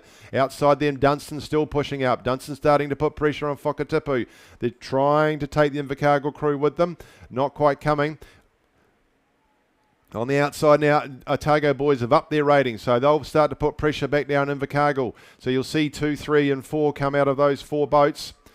And then they start to go again now. So looking very clean and tidy for a men's novice quadruple sculls. This is a good effort from this crew from Oamaru. They've led from a long way out, and then they go with 100 metres to go. So they've got a 2 boat length lead. Whakatipu still holding on to second as they come into with 100 metres to go. And that's not half a boat length over Dunstan. Dunstan will start to kick up a bit now, hopefully for their crew, but it's still with Whakatipu. Dunstan third, and Invercargill pushing up on the outside to Otago Boys. They're coming down here to the line with a 2 boat length lead, and a very handy win to them goes the Oamaru crew. Congratulations. 2 boat lengths back now to Whakatipu. They've kept holding a boat length over Dunstan. They'll go over. They have 3/4 of a boat length on the line. Then it's Dunstan back to Invercargill on the outside to Otago Boys. Then we come back to Wairau. Back inside here to the Twizel crew in lane 3. And then it's going to be a line between Cromwell down here in lane 1. Just taking it, I would think, over the crew on the outside from Timaru to finish out the men's novice cox quadruple sculls. Great sculling from these novice crews. They've obviously put a lot of work in early on. Many of them coming off camps. I can tell you that in the second race of the men's masters in the pair, Dave and Kelvin went through in a time of 4 minutes, 0.60. Girls under 17, double sculls, heading through 750 metres gone. Lane 1, Rangiruru Girls School 1, Kelly Quirk and Emma Coates. Lane 2, Columba College 1, Genty Minty and Bridget Sutton. In lane 3, Ashburton 3, Honor Bradford and Leah Reid. In lane 4, North End 2, Maggie Dowling and Ruby Flannery. In lane 5, Ashburton 2, Sienna Skilling and Isabel Wall. In lane 6, Whakatipu 1, Olivia Bissett and Maya Pagan. In lane 7, North End 1, Perry Hoare and Olivia Ollerenshaw. In lane 8, Burnside High School 1, Katie Mitchell and Sam Rankin. In lane 9, Columba College 3, Olivia Davies and Sarah Reynolds. And in lane 10, full field this, Villa Maria College 1, Neve Graham and Minnie Edwards. And we can see a little bit here, the arrowhead that Millsy will tell you about, where you can see that in the middle lanes, 4, 5 and 6, we've got possibly the faster boats. There's still a long way to go. So coming by the look of it out of lane 6, which is Whakatipu 1. Just inside of them is Ashburton 2, Sienna Skilling and Isabel Wall from the Wall family rowing dynasty, coached by Justin, our chief starter here. So handily placed they are, the Ashburton crew, just inside Whakatipu. Then we come across to North End 2, Maggie and Ruby. North End 1, Perry and Olivia doing a handy job out there in lane 7. Then we'd come inside to, it looks like Rangiruru down there in lane 1. And then back inside to Columba College. So heading up towards the 1,000 metre mark. Through that they go. Well through the 1,000 metre mark into the last 750 metres of the race. And it still is with between Whakatipu and Ashburton.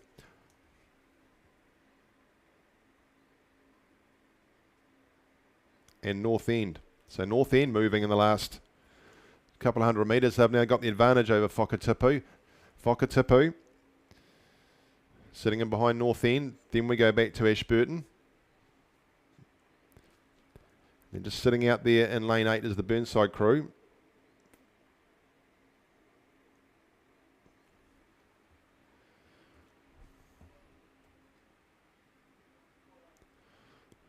Just watching this crew come through down there in the sleeper lane in lane 1. In fact, it's in lane 2. Lane 1 just come to view now. That's Genty and Bridget from Columba College.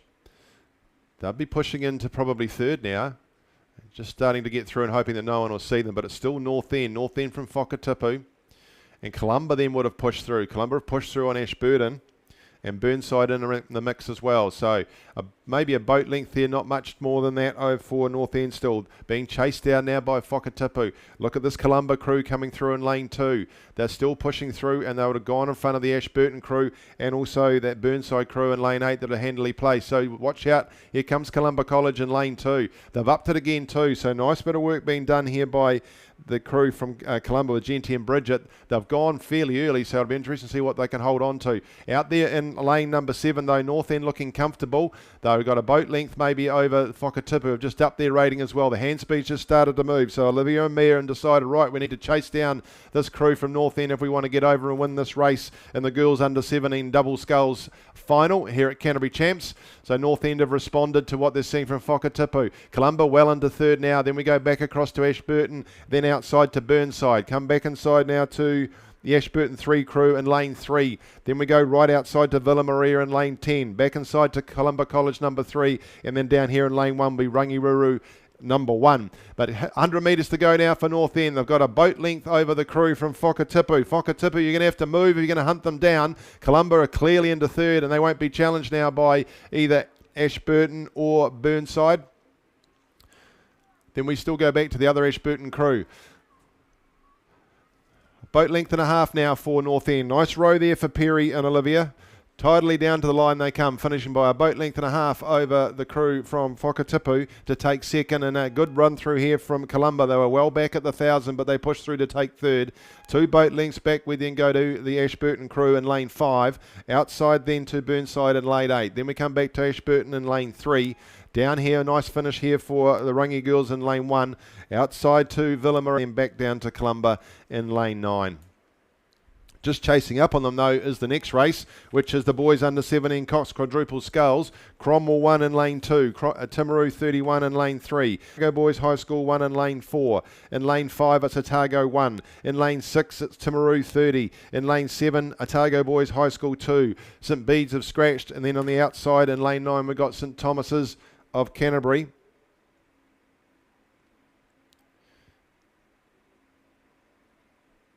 The Otago crew doing a great job out there in lane 5, leading them down. They'd have a 2-boat length lead with Oliver, Henry, Matthew and Angus. Aidan doing a great job coxing them through. Then we just outside of them to Timaru 30 would be second. Right alongside them though is Otago Boys High School number 2. Easy to spot with the fluoro hat in the bow. Then we come back on the inside lanes to, looks like Timaru crew. And then Cromwell down here in lane 1. And then right on the outside would be St Thomas's in lane 9. So good job being done here by Otago.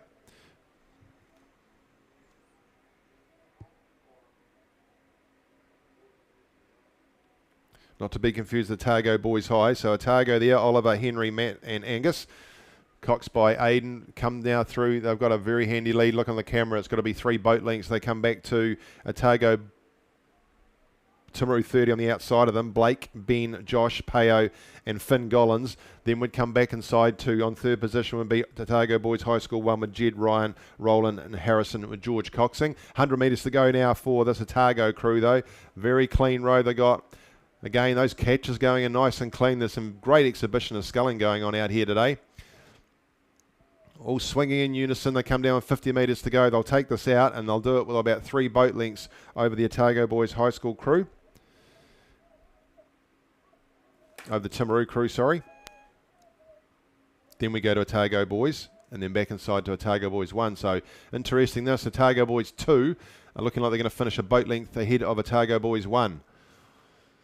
Don't know if we can read too much into that. Over the line there goes Timaru, following there Otago Boys 2, and then a 3/4 of a boat length behind to Otago Boys 1. Back down the track we look to in lane 2, Cromwell and St Thomas's in a race with each other to see who can pick bragging rights up. Time for the girls under 17 double, Perry and Olivia from North End going through an 8:05.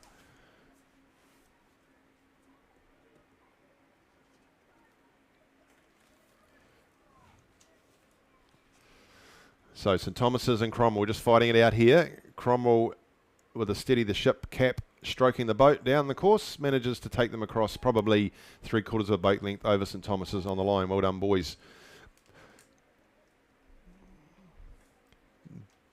It's the B final of the women's intermediate single sculls.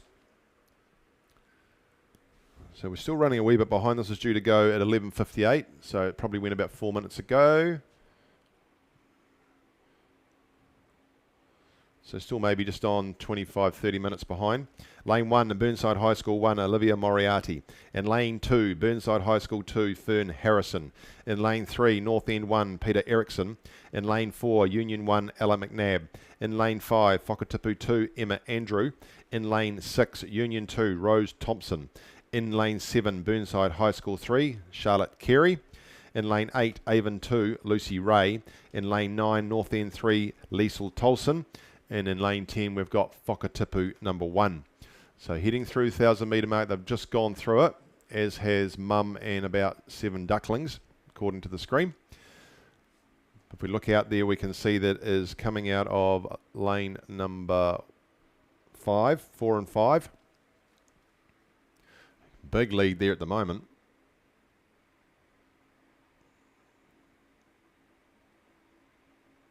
That's Ella McNabb from Union in lane 4. Doing a great job out there, heading through. In fact, she would probably have a boat length heading out to Annika Arlett in lane 10. So maybe 2 boat lengths over there. Back inside from Ella rather, is Peter Erickson from North End number 1.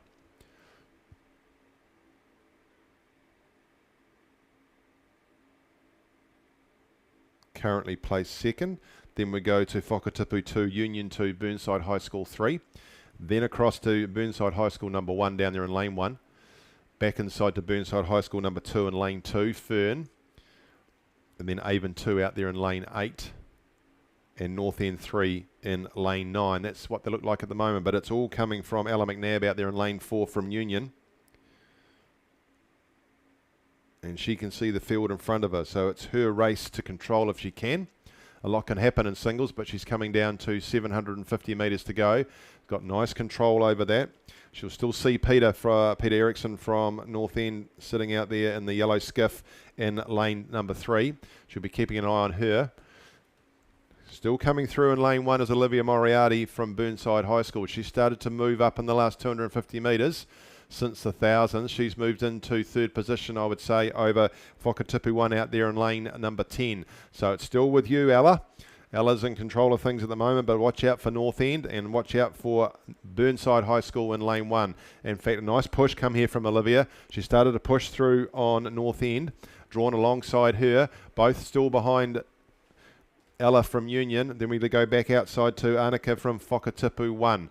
Back inside then it would be to Whakatipu 2. Those two scullers drawing alongside each other. Ella still looking comfortable, not overrating.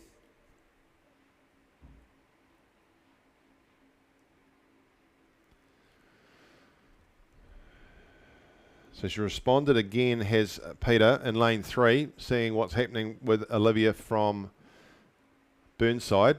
So those 3 scullers now moving clear of the rest of the field. We go back to Burnside number 2, still trying to keep up with Burnside 1, but not quite. She looks across, she can see Whakatipu number 2.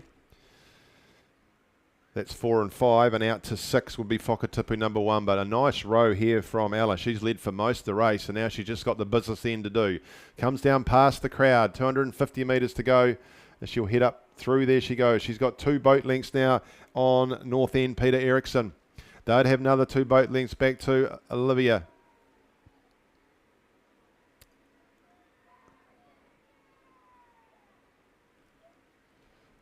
In fact,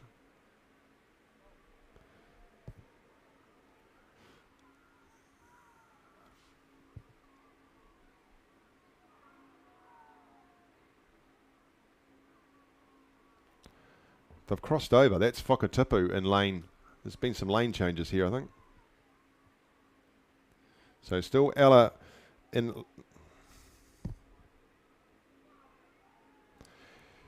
This is Rose Thompson, lane 6 in Union. I've got myself out of whack here, so apologies for that. So it is Rose Thompson here in lane 6 who's going to take this down and win it. And inside of her is Emma Andrew from Whakatipu number 2. All over the shop end. Third is Peter Erickson from North End as they come through. So over the line, great row to you, Rose Thompson. And my apologies in Union 2. You can hold your head up. You've done well. That's a great finish. She comes over with Emma Andrew finishing second from Whakatipu. Then we see Peter Erickson from North End. Then we'll come to Ella McNabb in lane 4 from Union. Then across to Whakatipu 1, Annika Arlett.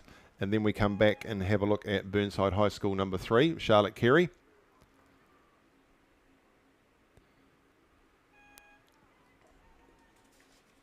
Boys under 17 quadruple sculls, 6:46 for the Otago crew.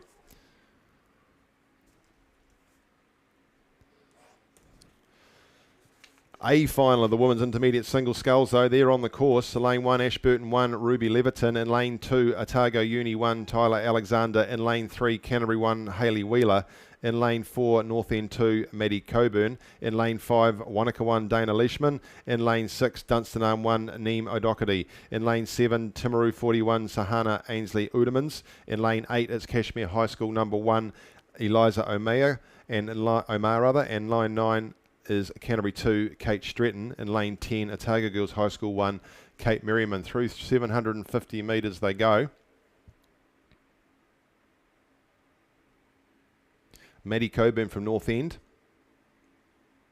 Just down there in lane 4.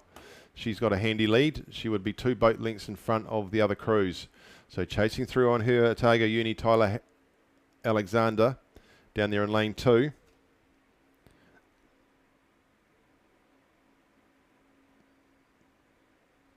Then we go out to Kate Stretton from Canterbury 2 out there in lane number 9. Across to Timaru 41. Sahana. So nice line up there at the moment for second, third, fourth and fifth, but they're all chasing down Maddie Coburn from North End. Still great conditions for sculling out here. And there's very little between those outside crews. Canterbury, back inside to Timaru. Then we go back inside to Wanaka. So Wanaka, Dana Leishman, looking to put pressure on North End, but they'll need to do some work because in the final here of the women's intermediate single sculls, it's all sitting with North End.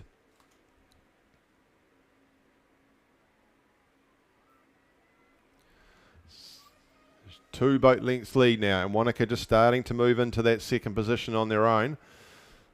So alongside out of her is Timaru. Then we go to still Canterbury out there in lane 10, not out of it. And back down here in lane 2, Tyler from Otago University. But nice row here from Maddie Coburn, coached by Bridget MacArthur and Mike Hill. They'll be pleased with what they see at the moment. Look how clean she is into the water at the catch. Just upping her rating for a strong finish. She comes down now, the 110 metres to go. Clearly into second now, Dana Leishman from Wanaka. Then we go across, probably between Kate in lane 9 from Canterbury, back inside to Sahana from Timaru. Down here to Otago Uni, then we go to Cashmere. Cashmere back on the outside to Otago Girls High School. Back inside we come to Dunstan, but with 50 metres to go, it's all down here in the final of the A final. Great rowing to you down here. Maddie Coburn from North End. You've got a 4 boat length lead, and across the line you go now to take that Canterbury title in the women's intermediate single sculls. Well done. Second will go to Dana Leishman from Wanaka. She comes down to the line now and takes the buzzer. 2 boat lengths further back to Sahana from Timaru. Then on the outside to Kate, just takes a look to see how much longer she's got to go. Good finish here, down here in fourth to Tyler Alexander. Then we go out to Cashmere finishing strongly, and then we'll have a line up here with Canterbury number 1, Hayley Wheeler, across to Dunstan Arm, and then outside to Otago Girls High School. And just down here in lane 1 will be Ruby Leverton from Ashburton. Banging down the course comes the boys under 16 coxed 8 final. In lane 1, Otago Boys High School. In lane 2, Christchurch Boys High School number 2. In lane 3, Wairau. In lane 4, and leading them down is St Andrews College 1. In lane 5, Christ College. In lane 6, Christchurch Boys High School 1. In lane 7, St Thomas's of Canterbury. In lane 8, St Andrews College. And out there in lane 9 is Christ College number 2. They're into the second half of the course and well into it. Down comes the St Andrews crew. Right alongside them, Christ College. Just in behind them. Then outside Christ College, we go to Christchurch Boys High School 1. Looking for a good finish between these crews. So good lead there, St Andrews College. Max, Bradley, Kaylin, Bryn, Logan, John, William, Jackson. Peter Blade is the cox in control of things at the moment. As he looks across behind him, he'll see on his outside is Christ College. Inside them to Wairau, Logan, Oliver, Ashton, Fergus, Blake, Louis, Jock, Hamish and Jack Shaw as the cox. But the work's all been done here by St Andrews. St Andrews being well led down the course there by Peter. It's not St Andrews. Where have St Andrews gone? There they are. It's Christ College. Christ College, Mark, Shay, Will, George, Finian, Max, George, Will and Jonty Gray is the cox.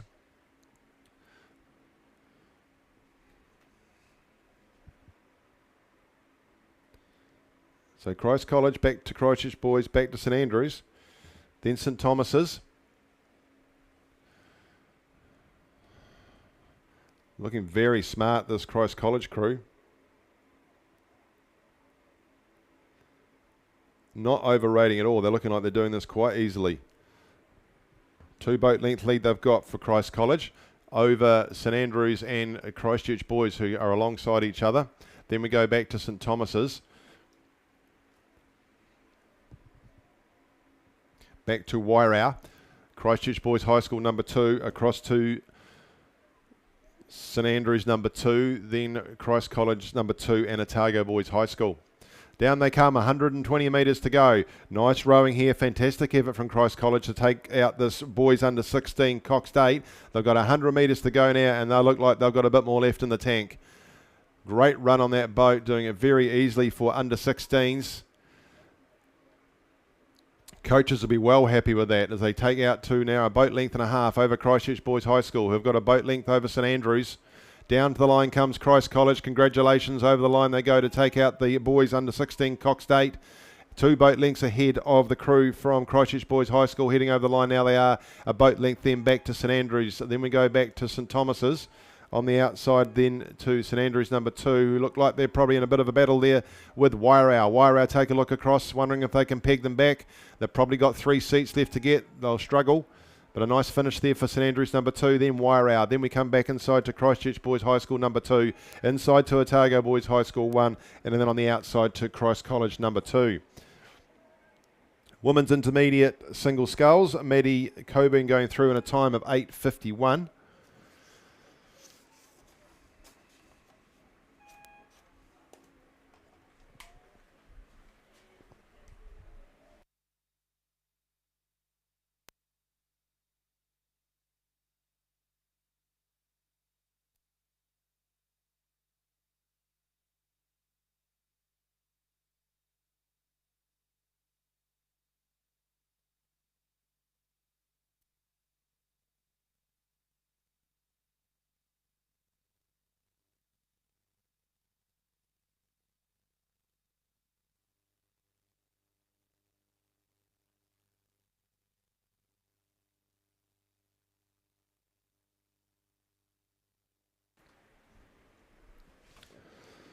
Next race underway is the Women's Novice Coxed 4 final.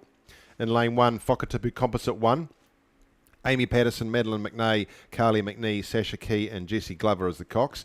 In lane 2, Columba College 2, Caitlin Ur, Cameron Smith, Anya Rhodes, Hannah Bloxham with Isabella Davey coxing. In lane 3, it's Wairau 2, Abby Craig, Katie Fenwick, Iris Vavasau, Elizabeth Bowen and Jemima Soper coxing. In lane 4, Columba College out there in lane 4, of course, Annika Lisa, Madison Lobb, Poppy Edmund, Matilda Sutton and Kate Baskerville. In lane 5, where the action's coming from at the moment, Christchurch Girls High School 1, Maggie Smith, Summer Smith, Sienna Cochran, Tallulah Leggett and Sophia Bond. Right outside them and alongside them is Rangiruru Girls School 1, Georgie Straker, Florence Nelson, Tallulah Nelson, Alice Duffy and Liv Barner is the Cox. In lane 7, it's Wairau 3, Olive Patterson, Anna Bailey, Georgia Marfell, Lily Smith, Lily McMillan is the Cox. In lane 8, Cashmere High School number 1, Millie Brooks, Annabelle Wood, Rose Swinburne, Ava Flowerday and Hazel Brown. In lane 9, Wairau 1, Georgette Herkt, Anna Huron, Trinity Rose Locke, Amelia Clementine Hood and Pippa Salmon is the Cox. And out there in lane 3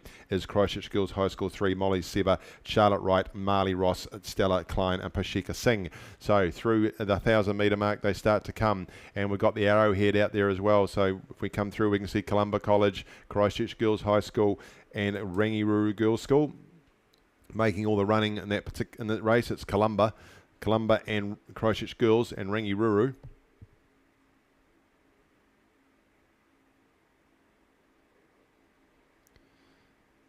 So Christchurch Girls, Rangiruru and Wairau 3. Those are the 3 out in front.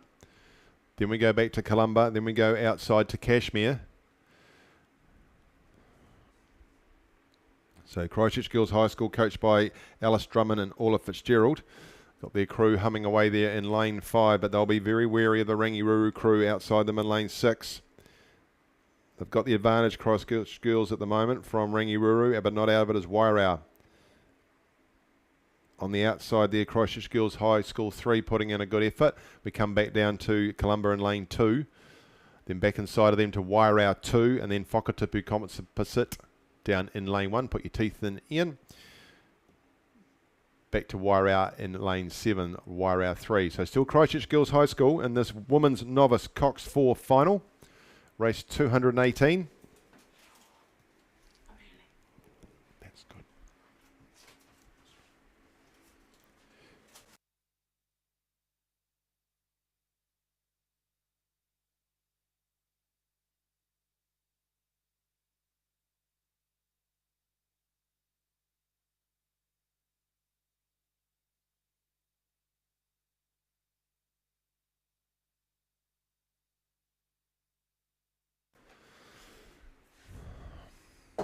Still Christchurch Girls High School by half a boat length over Rangiruru, and those 2 boats have started to move clear of Wairau number 3.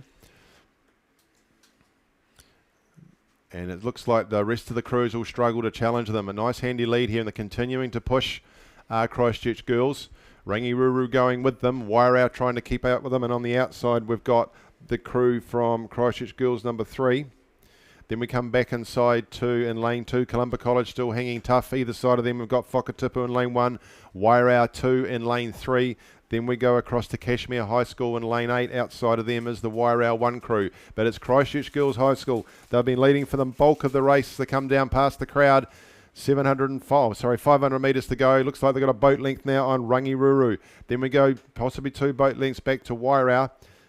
Outside still Christchurch Girls High School number 3. Some of these girls have had a long week with training camps then into this regatta, the Canterbury Champs.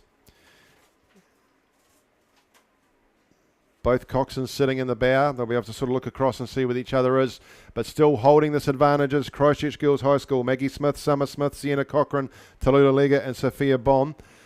Just over the Rangiruru Girls School crew of Georgie, Florence, Tallulah and Alice. And just extending on the now, boat length and a half. Both crews then pulling away from the Wairau crew. There'll be 2 boat lengths back they go. Then on the inside lane, Whakatipu just starting to move over on top of Columba College. Outside of them is Wairau 2. Then we go back to Columba College 1. On the outside to Christchurch Girls High School number 3, then back to Wairau and Cashmere, but with less than 70 metres to go. Nice row here, lady from Christchurch Girls High School in lane 5. They're still holding a boat length and a half over Rangiruru, trying to pick up on them, but they won't do it. Christchurch Girls High School going to take out the women's novice coxed 4 final. Over the line they head now to take the buzzer. Rangiruru behind them by a boat length and a half. Then we go 2 boat lengths back to Wairau 3, Olive, Anna, Georgia, Lily and Lily McMillan the Cox. They'll finish 4 boat lengths in front of Wairau down here in lane 3, fighting it out with Whakatipu Composite. And on the outside 2, Christchurch Girls High School number 3. Then we come back inside to Columba College 1, Columba College 2, across to Cashmere High School. And on the outside will be Wairau 1.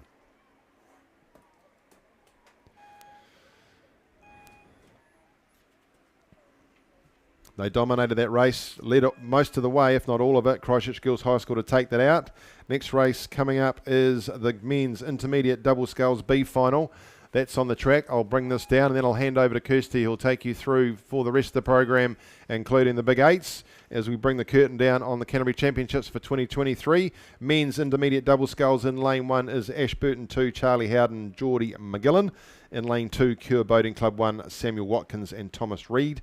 In lane 3, Oamaru 22, Connor McLeod and Scott Hay. In lane 4, Ashburton 4, Caleb Johnson, Drew Gilbert. In lane 5, Cashmere High School 1, Harry Pearce and Angus McKenzie. In lane 6, Timaru 31, Riley Dan and Jack Bennett. In lane 7, Otago 1, Glenn Erickson and Ruben Ellison. In lane 8, Cure Boating Club 2, Jack Smith and Joshua Howden. And in lane 9, it's Oamaru 24, Lachlan McEwen and Hamish Robertson. Ashburton 4 out there, Caleb and Drew in lane 4, leading these crews down. No doubt rowing one of the carrots down the course. Just watching Ashburton 2 down there in lane 1. They sort of get hidden by the crowd, but they're not far away from the 2 Ashburton crews leading each other down. So it could well be Ashburton 1 and 2. Then we go across to Timaru. Looks like Cashmere might not have made the start. Across to Timaru, outside to Otago, and then come back inside to Oamaru 23, Cure Boating Club, and then in lane number 9 would be Oamaru 24. Just passing by. In fact, it's Cure. Oamaru not on the course either. So Ashburton we have in this B final of the men's intermediate double sculls.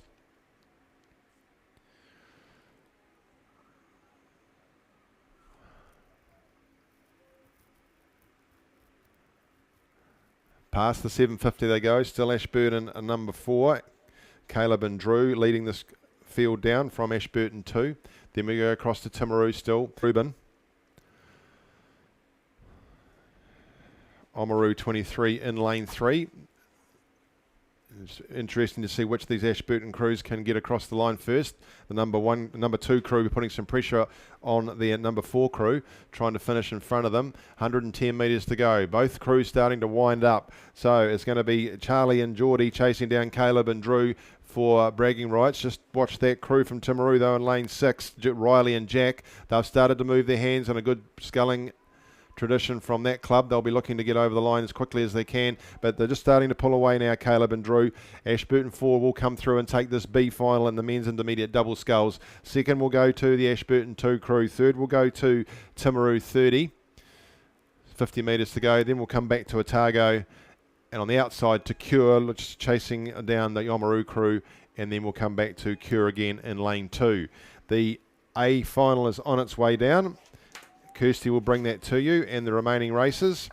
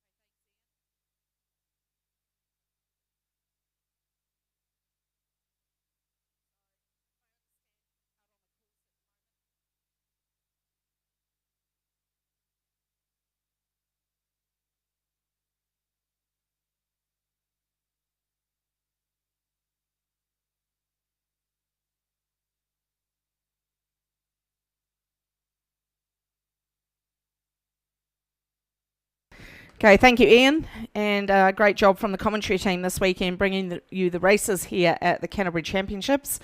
We go out onto the course final stages in the last 500 here of the men's intermediate double sculls A final, and looks like all crews are present. We'll just go straight out onto the course, have a look at how this is tracking. The Wakatipu boys, Toby and Sebastian, going well out in lane number 7, and they are trying to go with the Ashburton crew, Isaac and Tim in lane 5. Then right in between them, trying to get a top 3, is the Cure team of Matthew and Jacob in lane 6. So that's looking like your 1, 2, 3 at the moment in the men's intermediate double sculls A final. And it is the 2 crews on either side of Cure that are racing for the first place in the intermediate doubles. So this is a race on our hands. Coming down inside the last probably 200 metres here, so we need to give these boys some support. On the outside, the Wakatipu boys are the first to sprint. They're the first to go. Ashburton have just gone now, so Isaac and Tim have just taken it up now. So we come down to the last 100. Is it going to be Wakatipu or Ashburton that go through that 100 first? And we're watching. Oh, it's Ashburton. Ashburton have gone through by half a canvas. Down comes Wakatipu. Wakatipu sprinting to the line. We've got a race on our hands for first place in the men's intermediate double scull, and down we come. It is Ashburton. Ashburton have got just over a canvas clear now, and Wakatipu are going to have to settle for second in the A final, back to Cure for third. Then we come down on the inside to Oamaru. They'll get 4th position in the A final of the men's intermediate double scull.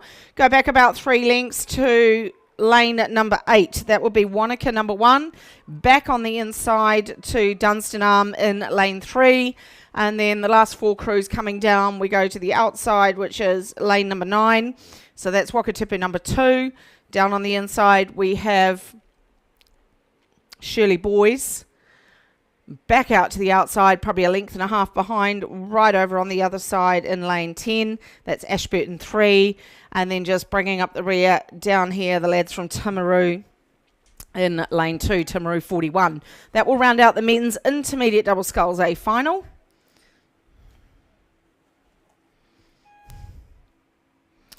Got a big race on our hands now, the men's premier coxless quadruple sculls. These gentlemen have gone through the 1,000 metre mark, and this race will be over and done with pretty quickly, I'd say.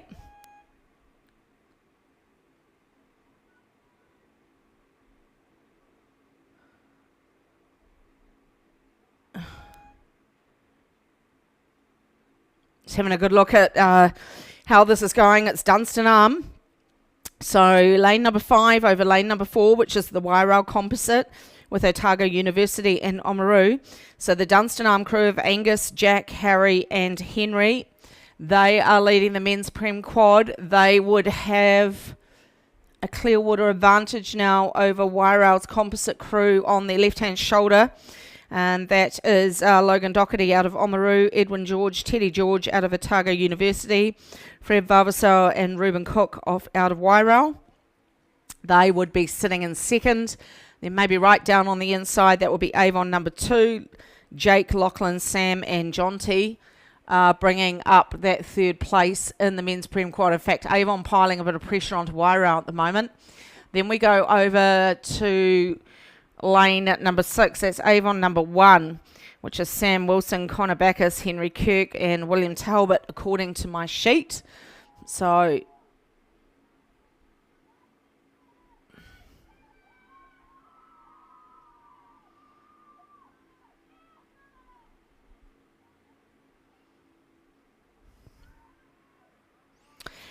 Avon and Avon piling pressure on Wairau now as we come down to the 250. Through goes Dunstan Arm. Dunstan Arm got a couple of lengths now, and I think it might be Avon 1 trying to climb over the top of the Wairau Composite. Men's Premier Quad coming down to the finish, and it's Dunstan Arm coming down to the 100. They haven't got far to go now. And they have broken out again. They've gone out to about another half a length over Avon 1. Avon 1 over the top now of a Wairau Composite. They'd be sitting in third as they come down to the 100. Dunstan Arm go through now. So this boat, very well stroked. Jack Pearson in 3. Harry Wilkerson, Henry Clapworthy and Angus Kenny, they're going to take out the Premier Quad. They'll cross the line nearly 2 lengths clear of Avon 1. Avon 1 a length and a quarter ahead of the Wairau Composite. And then we go back to 4th place. 4th place will be sitting with the crew from lane number 7, which is Canterbury number 1. So that's your 1, 2, 3, 4 in the men's Prem Quad. Outside of them is Cure, back inside to Avon number 2, and then back to Dunstan Arm number 2 in. So well done to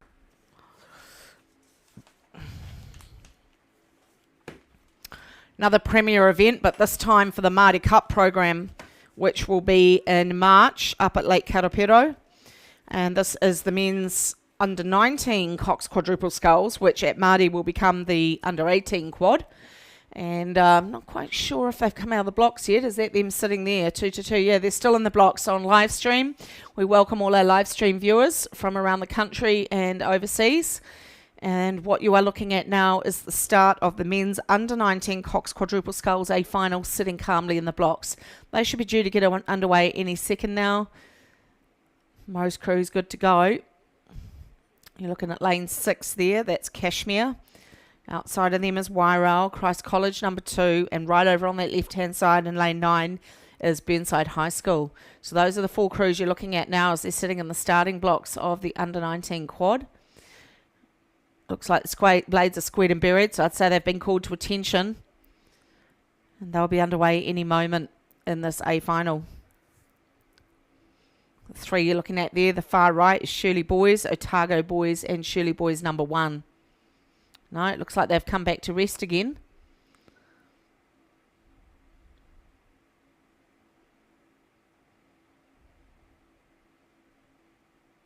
So I'm not sure what the delay is there, but I'm sure they'll be underway very shortly.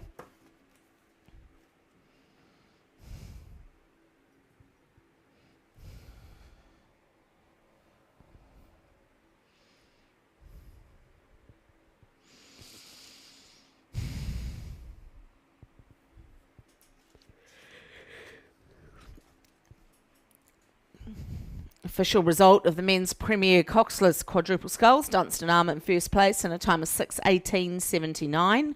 A further 7.58 seconds back was Avon number 1, and then another 2.21 seconds back was the Wairau Composite crew in third place.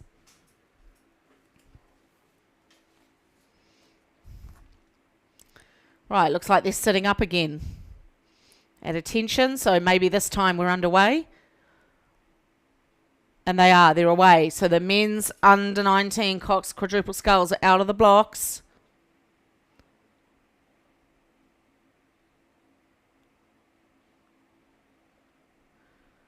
Hard to watch the stop start there. I think I'll go back to the binoculars. But they're all cleanly out of the blocks.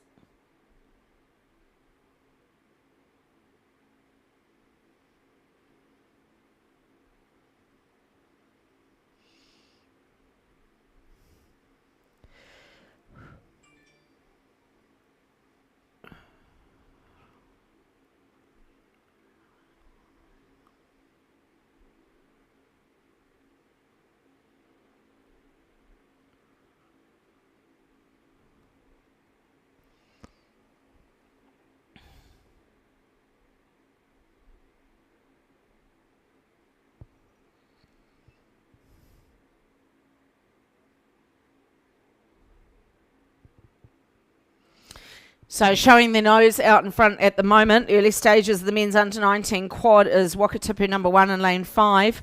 They would hold the early lead. Trying to lock up with them would be Kashmir and Christ College. Those two either side of Wakatipu, they are going with them.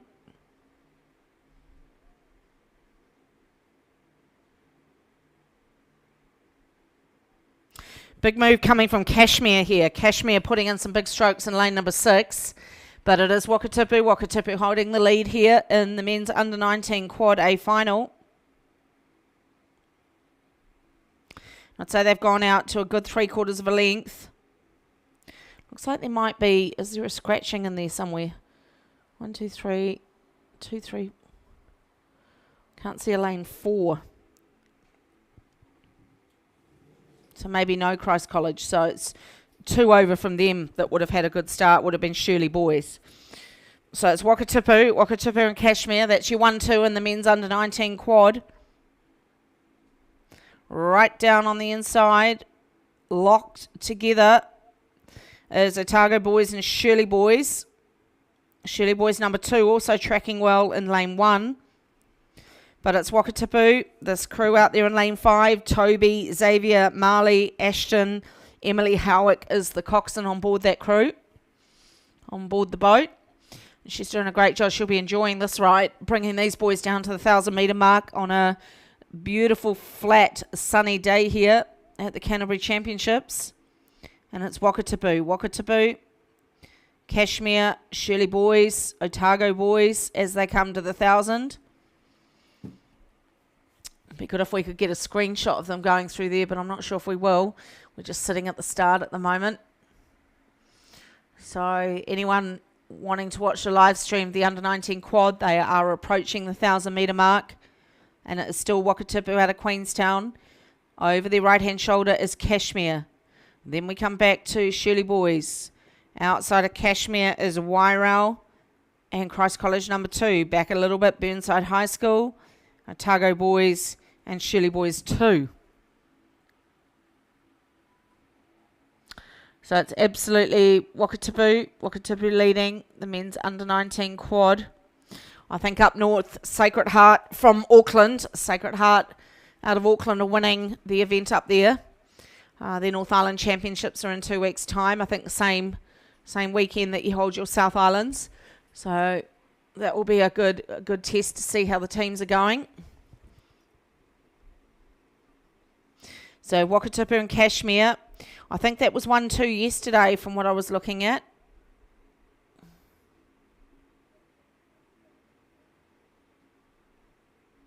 So Wakatipu, Kashmir, Wairau. Outside of Wairau is Christ College number 2. Back down inside, Shirley Boys number 1. Otago Boys High School and Shirley Boys number 2. Behind them racing is the women's premier double sculls, Canterbury, Otago University and Canterbury number 1. No, only one of them. 2 of them in there. So Canterbury number 2 have pulled out of that. So it's only Otago University and Canterbury number 1. Leading that is Otago University at the moment. So down we come to the last 500. Wakatipu leading the men's under-19 quad. Kashmir also sitting there. Then we go back to Wairau. Shirley Boys number 1.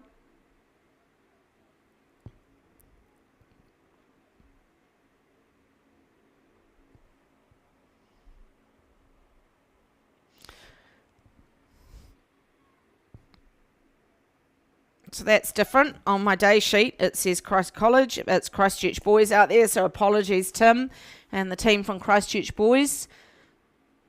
It'd be good if the day sheet showed that, my list up here, but it was reading the wrong school name, and that's what I was going by. Anyway, it is Wakatipu. Wakatipu with a Clearwater advantage here in the men's under-19 quad. Second place is still sitting with Kashmir. Shirley Boys trying to pull in Wairau. Then we've got Christchurch Boys and Otago Boys.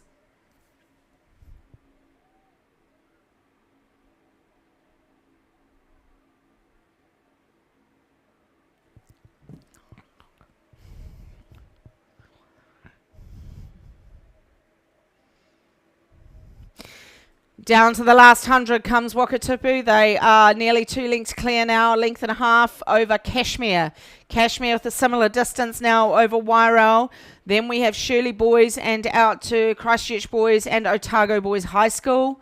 Then we go over to the far side. We've got Burnside and back to Shirley Boys number 2. Wakatipu with about 5 to 8 strokes left to go here in the A final. They're going to cross and take the win here in the under-19 quad. And they'll go to battle with Sacred Heart from Auckland in a couple of months' time up in the North Island. Well done, Wakatipu. Great win there in the under-19 quad. And second place to Cashmere High School in lane number 6. Third place to Wairau. Fourth back down to Shirley Boys in lane 3.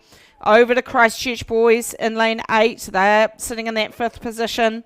Then back to Otago Boys High School.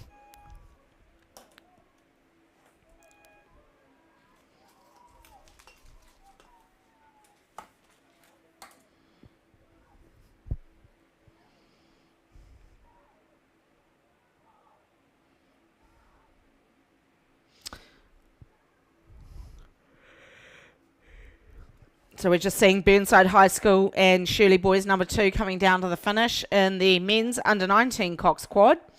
And behind them in the third 500 with a very substantial lead here is Otago University.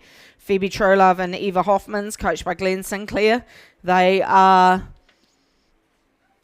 7-8 lengths ahead of Tasman O'Sullivan and Becky Tuke from Canterbury. This is the women's Prem double sculls. And it's Otago Uni over Canterbury. And behind them will be the women's senior double A final.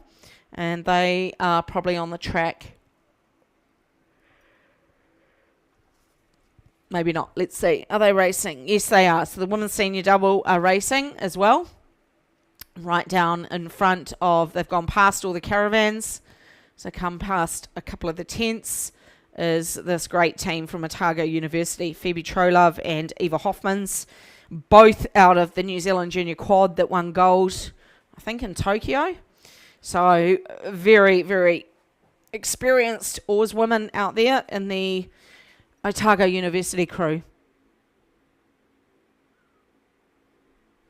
Eva sitting in the bow, Phoebe stroking that double.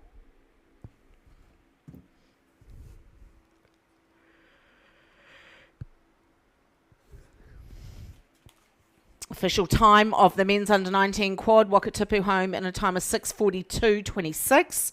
This might have had a little bit of wind there. They'll go a fair bit quicker than that, I'd say, in March. Cashmere High School, 4.8 seconds behind them in second. And Wairau, 8.05 seconds back in third place. So the win going to Wakatipu High School in the men's under-19 quad, 6:42.26. Right out in front of you now, coming down to about 120 metres left to travel, is Phoebe and Eva out of Otago University, and they are comfortably leading the women's Premier Double Sculls ahead of Canterbury's crew of Tasman and Becky.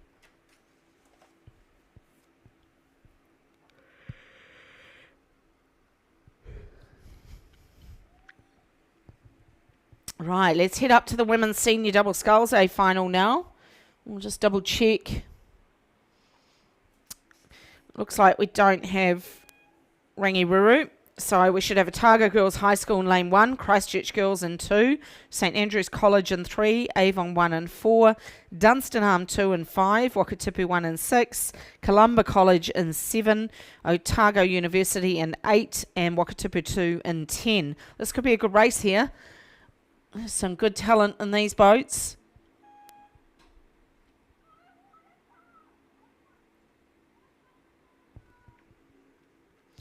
So Charlotte Lightfoot and Celia Runga, I'm not sure how I'm saying that, sorry. Charlotte and Celia in the Dunstanarm crew in lane 5. They're going well. Inside of them is Avon number 1, Jessica and Tori. And then outside of Dunstan on their right-hand shoulder is Olivia Key and Neve Bates from Wakatipu number 1. That's your 1, 2, 3 in the women's Senior Double Sculls A final.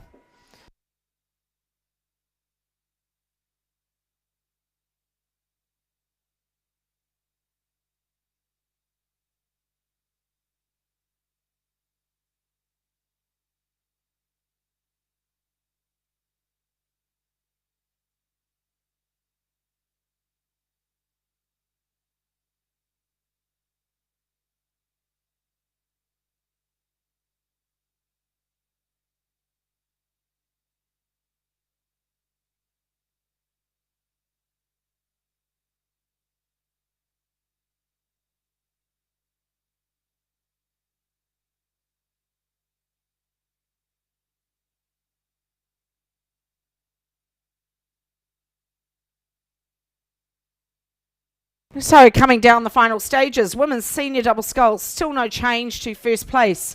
And this is the crew from Dunstan Arm. And they are out there in lane number 5. They'd have about 3 lengths now on the crew over their right-hand shoulder. That's Olivia Key and Neve Bates from Wakatipu. Wakatipu doing well to hold off.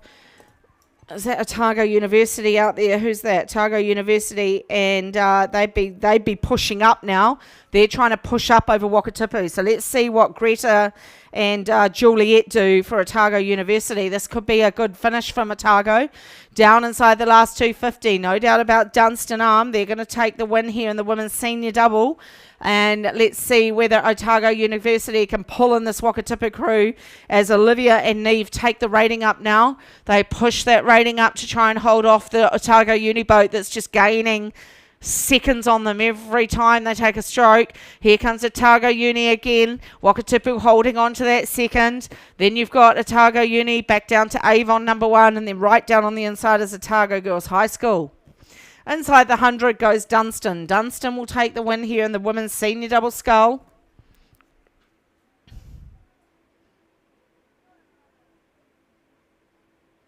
Charlotte Lightfoot, I think, sitting in the bow there. She won the under-18 single at the Māori Cup last year. Then we go outside of her. And it looks like they are going to hold on. Wakatipu will take a handy second there. So Olivia Key and Neve Bates, coached by John Morrison, they'll pick up a second place here in the senior double. 3/4 of a length now over Otago University. And then we're looking for Avon to come through in 4th. Back down on the inside to Otago Girls for 5th.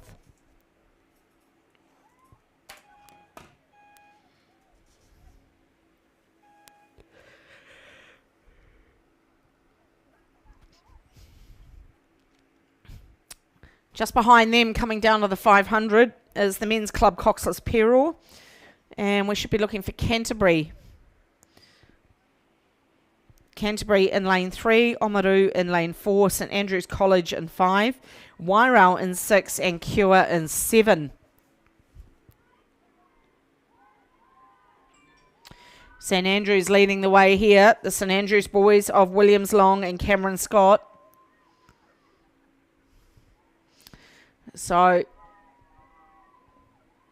looks like someone's not there. We must have had a scratching in there somewhere.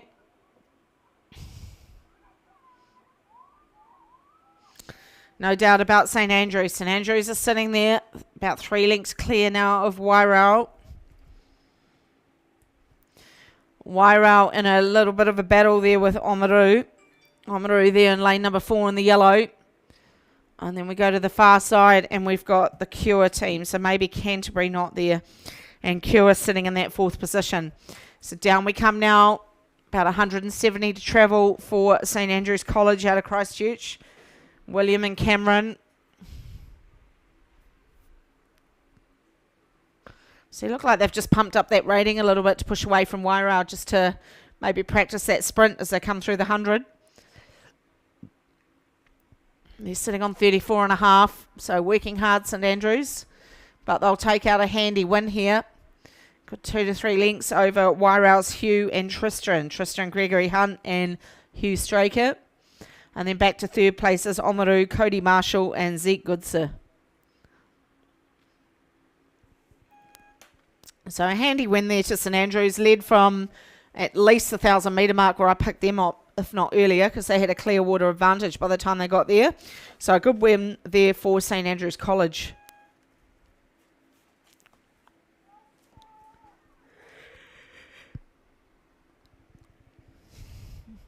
Official result for the women's senior double sculls. Dunstan Arm home in a time of 7:46.84 for the win.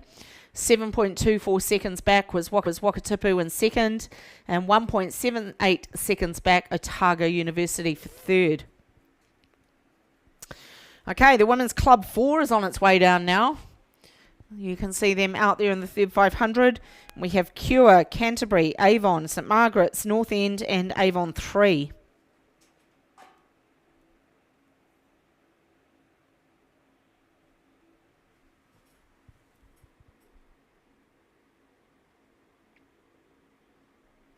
Good race here. St Margaret's just holding on, but they're being kept honest by this push from Avon. So it's Coco, Annie, Ava and Olivia from St. Margaret's. These girls are coming under pressure now from the crew inside of them. It looks like we've got a race on our hands at the moment, because then you got Avon, and right down inside of them is also Cure pushing hard. So we've got a race on our hands as we come down to the closing stages of the Women's Club Coxless 4.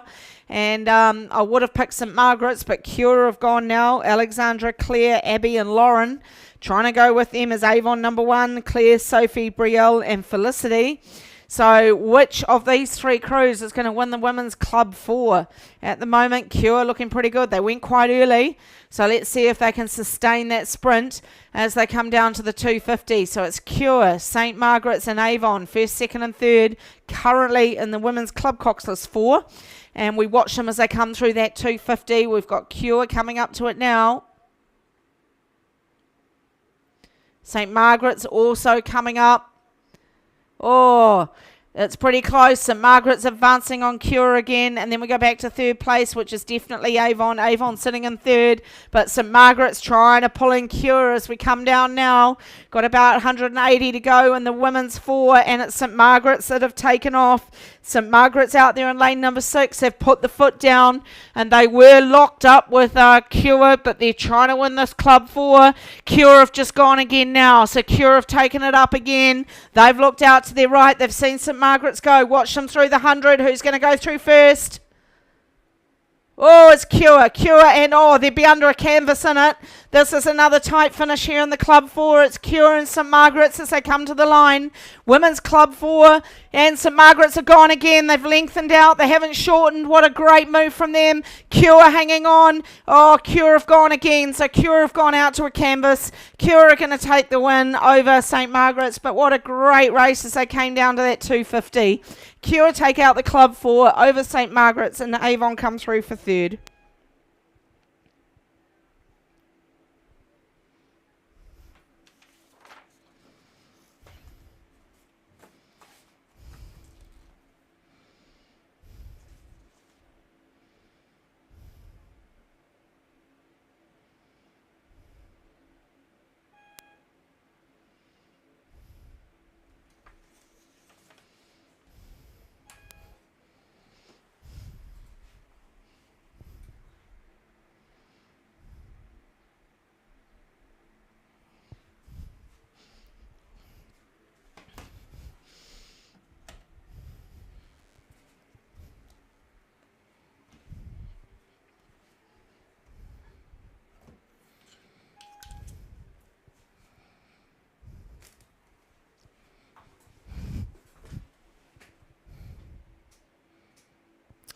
Right, next on the schedule, girls under 17 coxed 4 on the track at the moment.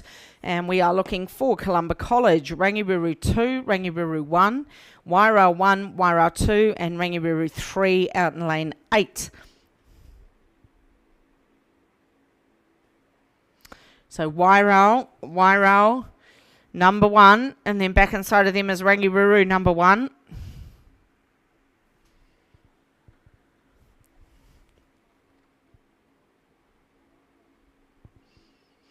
Girls under 17 cox 4. We have Wairau out there on the green and white. They're in lane number 6. That's their number 1 crew. Over their left-hand shoulder. Back by probably maybe a length and a quarter maybe is Rangibiru number 1. They're in lane 5. Then Rangibiru number 2 will be sitting possibly in that 3rd position. But they're in a fight with Wairau number 2 as well. They're locked up for that 3rd place as they come down towards the 250. So Wairau just lengthened out a bit now. They've put the foot down, pushed away, broken that chain that Rangibiru were holding around them. And now Wairau have a shot through that 250 and are holding on to this lead in the women's under 17 cox 4. So Mila, Brooke, Bella, Grace and another Grace is the coxswain. And this is Wairau number 1 leading the girls under 17 cox 4 ahead of Rangibiru number 1 and Wairau number 2 on the outside.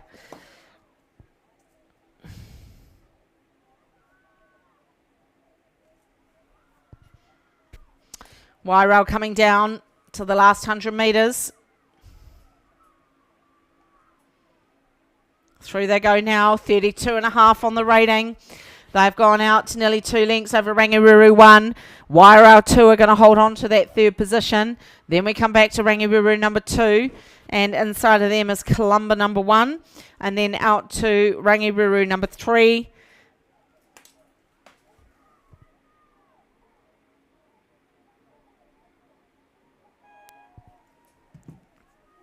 And a good win there. Well done to Wairau. Wairau take that win. Rangiruru second and Wairau 2 in third position.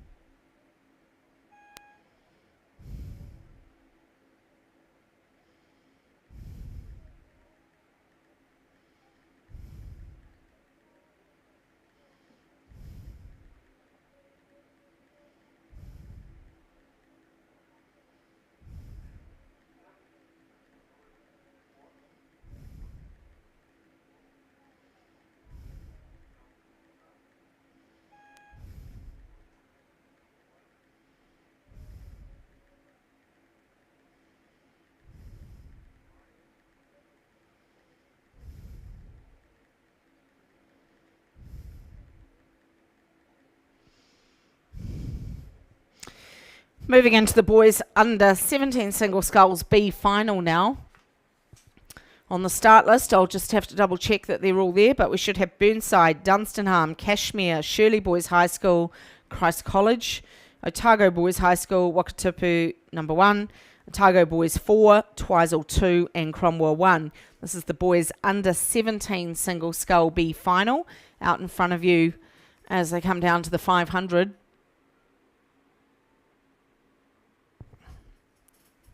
Wakatipu's Keegan Green leading this home. Inside of him on his left-hand shoulder is Jed Tisdall from Otago Boys.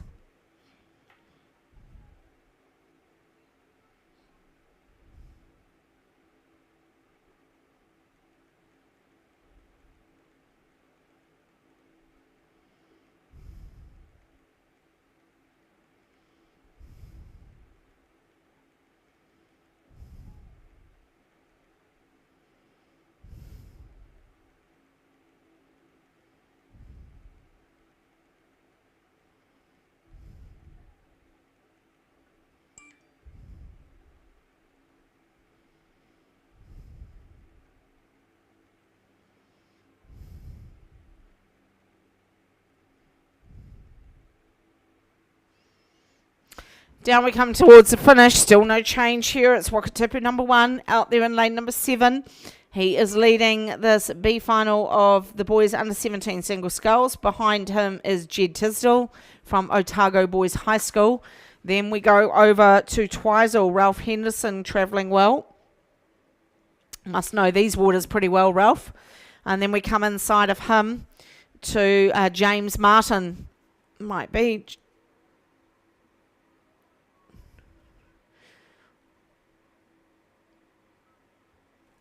And we have Dunstan down on the inside too in lane number 2. So inside the last 100, Wakatipu go through, length and a half ahead of Otago Boys High School. Otago Boys probably about 2.5 lengths ahead of Twizel. And that's your 1, 2, 3 in the B final.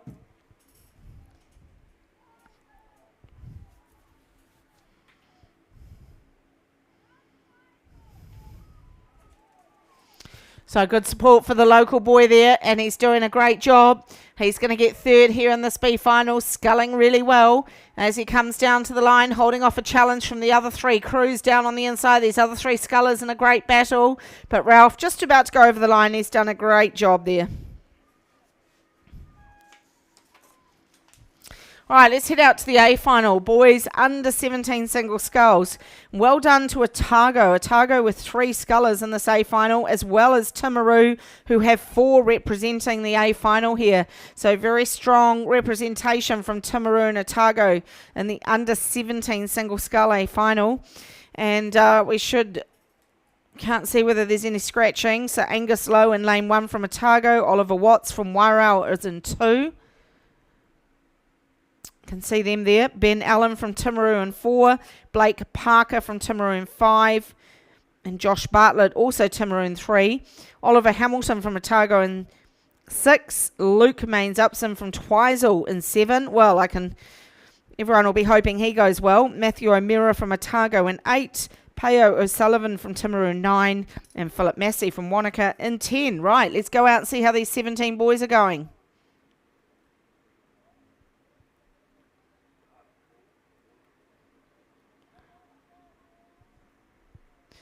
Oh, it's a good race here. There's one of the Timaru scullers. There's 100 of them out there. So which one is it? 1, 2. Might be Ben Allen. I'll just have to check. Brian needs to stand in front of me and give me a thumbs up if I've got it right. You've got so many out there in the final. Hopefully I've got this right. 1, 2, 3, 4. Looks like lane number 4 to me. So it might be Ben Allen from Timaru. Good job, Brian. This is a great effort. All these boys in the A final. And then you've got 2 either side of him, Blake Parker and Josh Bartlett. They are also travelling well here in the A final. Over to Matthew O'Meara from Otago in lane 8, probably from John McGlashan. He'd be looking for a top 4. Then right down on the inside, that might be another Otago sculler. And that would be Angus Lowe, also from John McGlashan. So down we come, about 150 to go. And it is still this Timaru sculler. Lane number 4 going really well here. And that is Ben Allen. Ben Allen out of Timaru, just over his right-hand shoulder, sitting in second. That is Blake Parker. Blake Parker also going well. And now Matthew O'Meara trying to wind it up and shut out a 1, 2, 3 from Timaru. Geez, that'd be a good effort in the A final of the 17 single. 1, 2, 3 in the 17 single for Timaru. That's super special. So down they come to the finish. This is a great result here, ladies and gentlemen. 1, 2, 3 for Timaru on the line.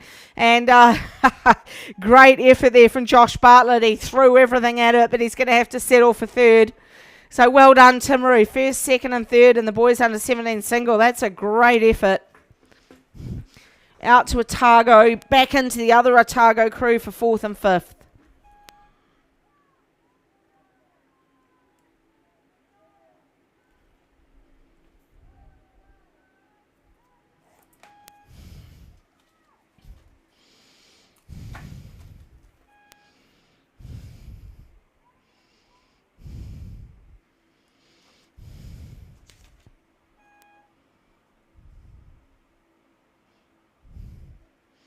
Official time of the B final, won by Wakatipu in a time of 8:13.69. So let's see where that would have put him in the A final. And that was Keegan Green, who got first in the B final. Otago boys 5 seconds behind him, Jed Tisdall. And the local boy, Ralph Henderson from Twizel, was 10 seconds back on Jed. It's 8:13.69 for Keegan Green from Wakatipu. And once the official time is through for the A final, we'll know where that might have put him.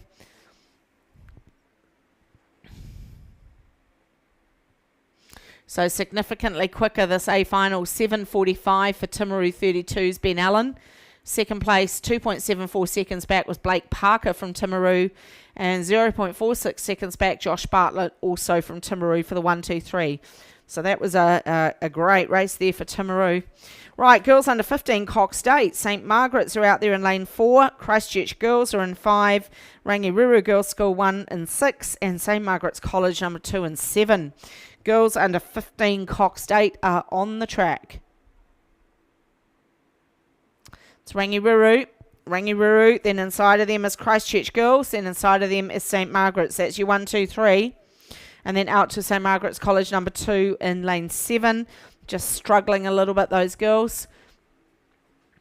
But Rangiruru doing a superb job here in lane number 6, coxed by Scarlett Bailey.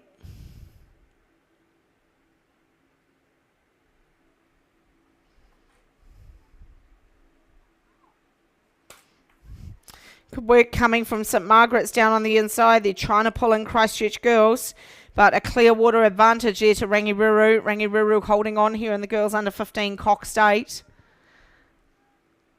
And following them is going to be the women's intermediate double sculls B and A final.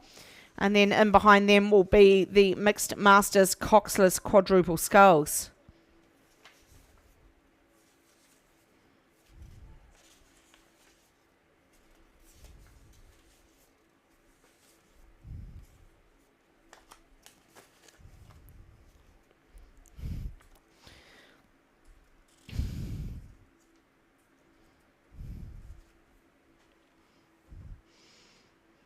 So down they come to the last 250. A great performance here from Rangiruru, their young junior team.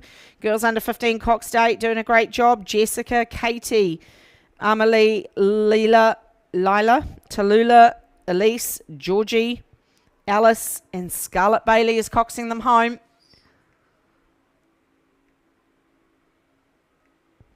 .34 on the rating. Back to Christchurch Girls. Oh, you go back a couple of lengths now. And then St Margaret's 1 length back on Christchurch Girls. That's your 1, 2, 3 and the girls under 15-8. As we come down to the last 100, I think Rangiruru extending now.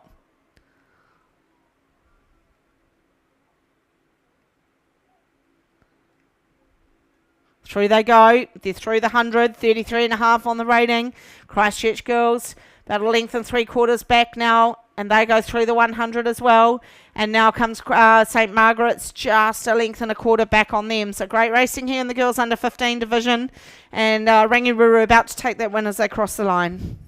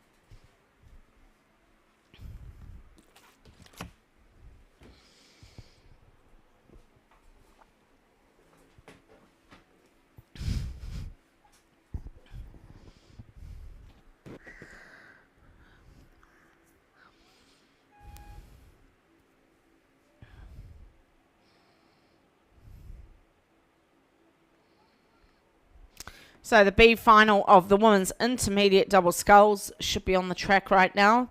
Otago Girls High School in lane 1, Oamaru 22 in lane 2, Burnside High School in 3, Ashburton 2 and 4, Union 1 and 5, Otago Girls High School 1 and 6, Wakatipu 2 and 7, Timaru 11 and 8, Avon 2 and 9, and Cromwell 1 and 10. So a packed final in the women's Inti double.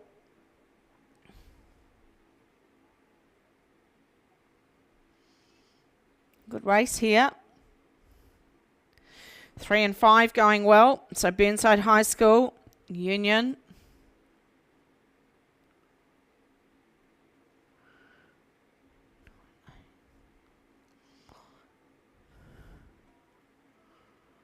So 5 and 3, Union and Burnside.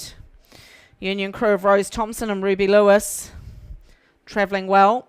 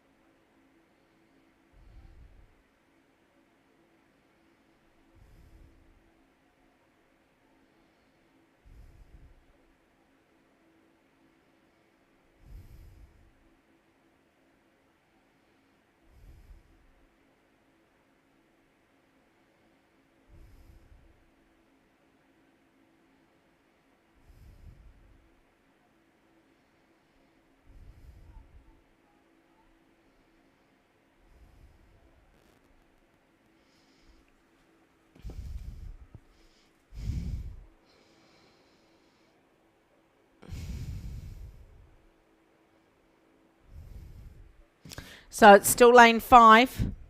Lane 5 leading the women's intermediate double sculls B final. Back inside, might be lane number 2. Is that? No, lane 3.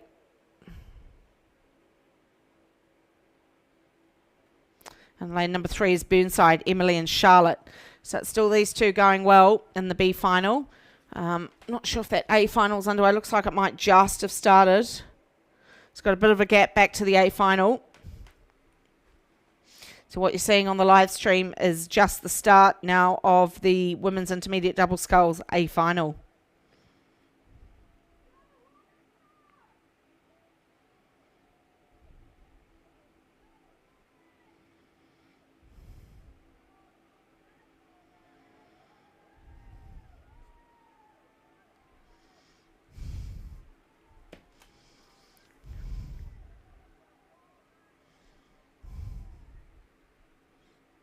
So good finish here coming from lane number 3. The Burnside girls are pushing hard. Emily and Charlotte, coached by Molly Mates, is really trying to dig deep and pull in this Union crew.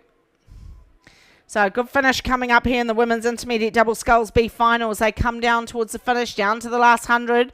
We've still got Union. So it's still lane 5 over lane 3. Then out to lane number 8. That would be the girls from Timaru, Georgina and Charlotte. And then back inside of them is 4 and 6, and that is Ashburton and Otago Girls High School. So down we come to the finish. Union will take the win here.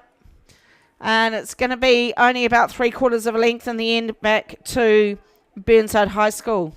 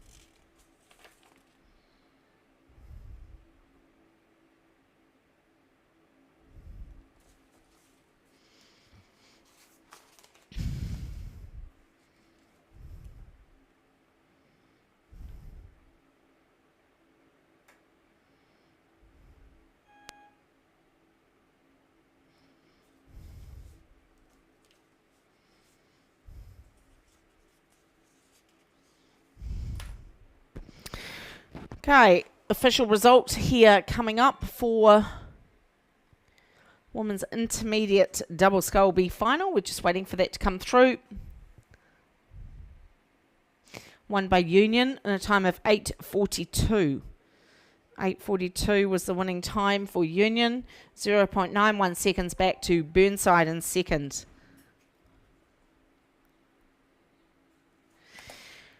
A final, we're looking for North End in lane number 1, Wakatipu 3 in lane 2, Dunstan Arm 1 in 3, Canterbury 1 in 4, Otago University in 5, Wakatipu 1 and 6, Wanaka 3 and 7, Wanaka 4 and 8, Ashburton 1 and 9, and Avonside Girls High School are in 10. A final of the women's intermediate double sculls coming down now. On the live stream, you can see boys 8s lining up. That's the men's novice coxed 8s. But out on the course at the moment is this A final of the double.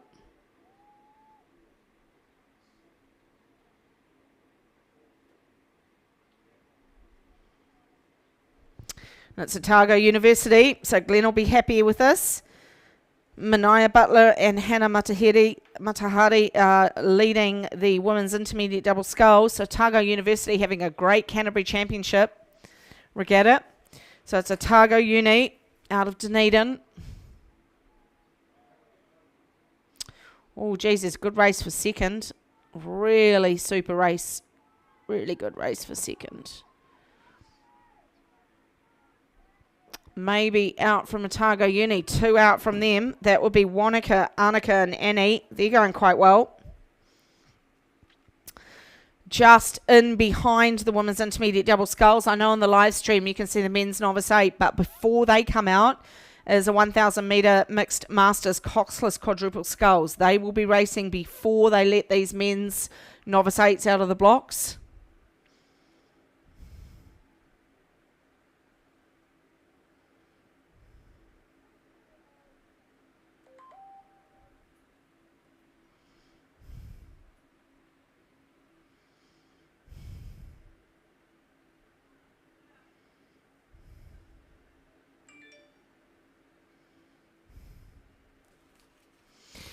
So down we come.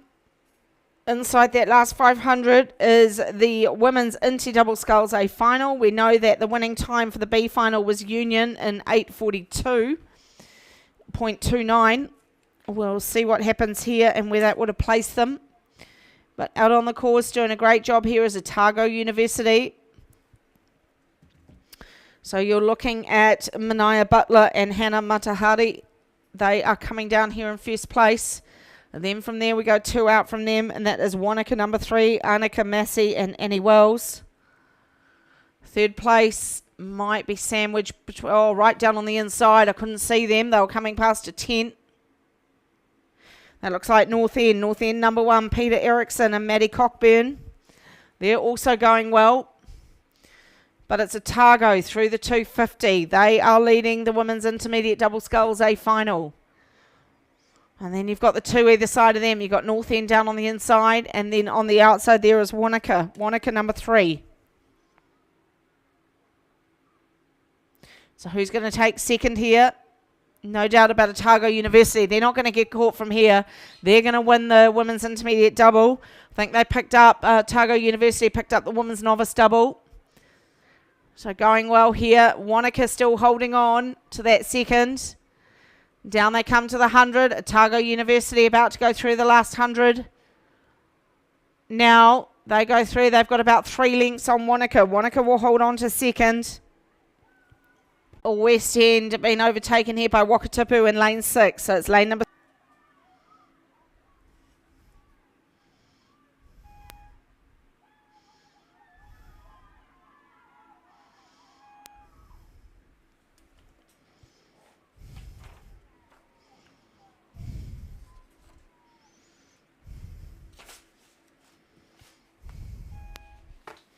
So it looks like they've let the men's novice 8s go, but in front of them is the mixed masters coxless quadruple sculls, 1,000 metres. We have Union in lane 2, Wanaka in lane 3, Avon 2 in lane 4, Union 2 in lane 5, and Avon 1 in lane 6. As I said before, this is the mixed masters coxless quadruple sculls.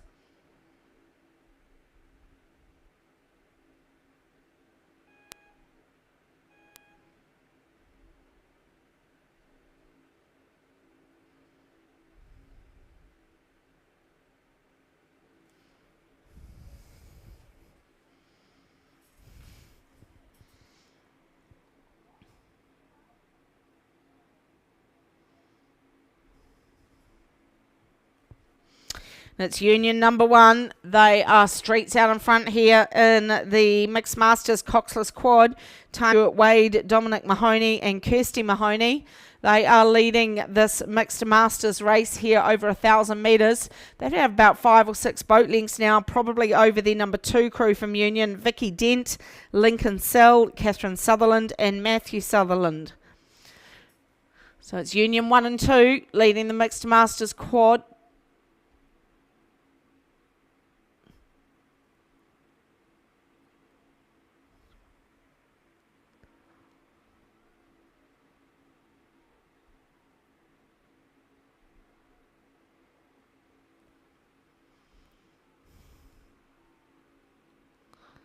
So good job there from Union. Very strong performance there in lane number 2. The number 2 crew coming through for second. Then we go out to Avon.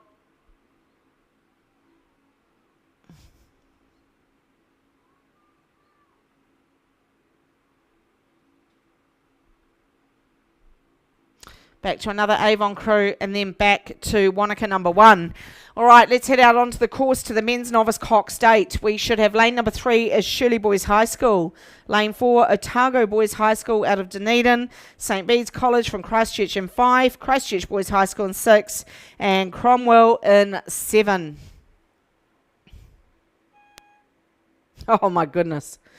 Well, it's probably fair to say St. Bede's have got a little bit of a lead there. And by a little bit, I mean a lot. They are 4 or 5 boat lengths out in front. And this is a great effort here. Darragh Lynch is the coxswain. And he will be really enjoying this ride. Miles out in front here in the Novice 8. What a great performance from these guys. So polished. They're going to come up. I think Hamilton Boys High School up north are going to need to take notice of this.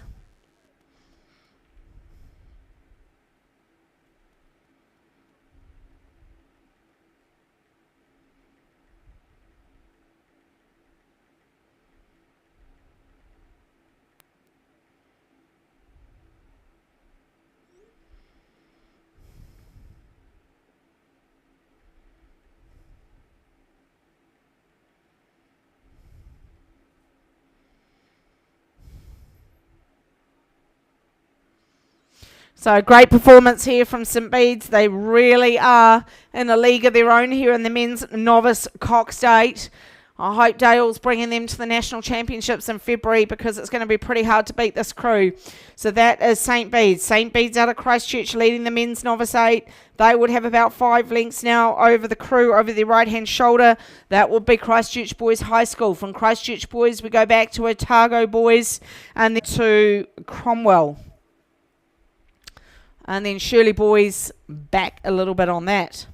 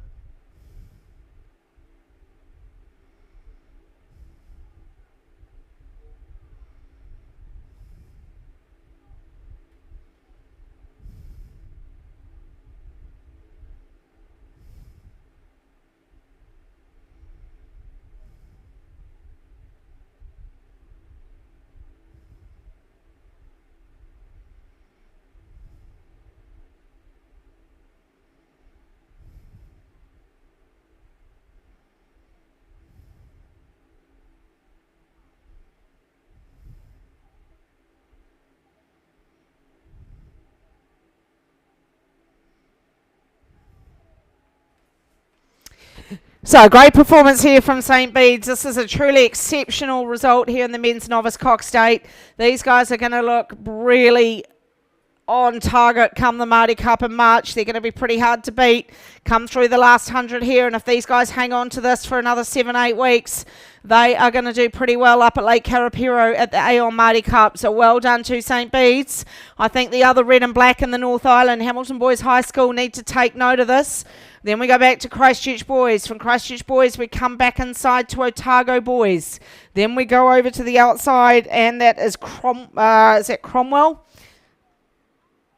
A bit further back, and then struggling just a little bit, the young lads from Shirley Boys High School in lane 3. But well done, St. Bede's. St. Bede's a outstanding performance there in the men's novice 8.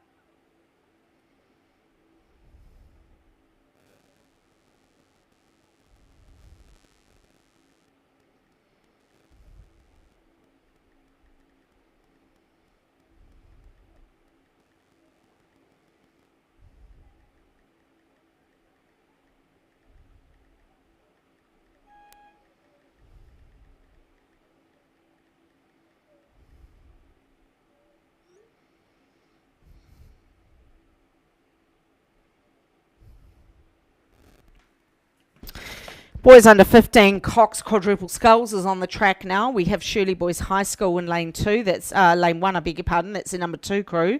Christ College, number 2 in lane 2. Shirley Boys High School 3 in lane 3. Otago 1, that might be the John McGlashan boys in lane 4. Wakatipu 1 in 5. Twizel 1 in 6. Shirley Boys High School 1 in 7. Timaru 30 in 8. Burnside High School 1 in 9. And Otago Boys High School number 2 in 10.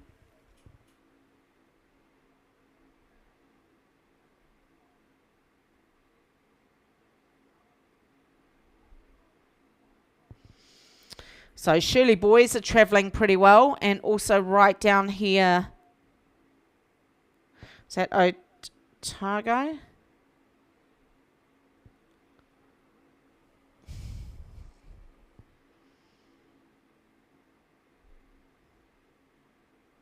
So lane number 4, Otago, number 1 going well. So Otis, Fergus, William and Noah.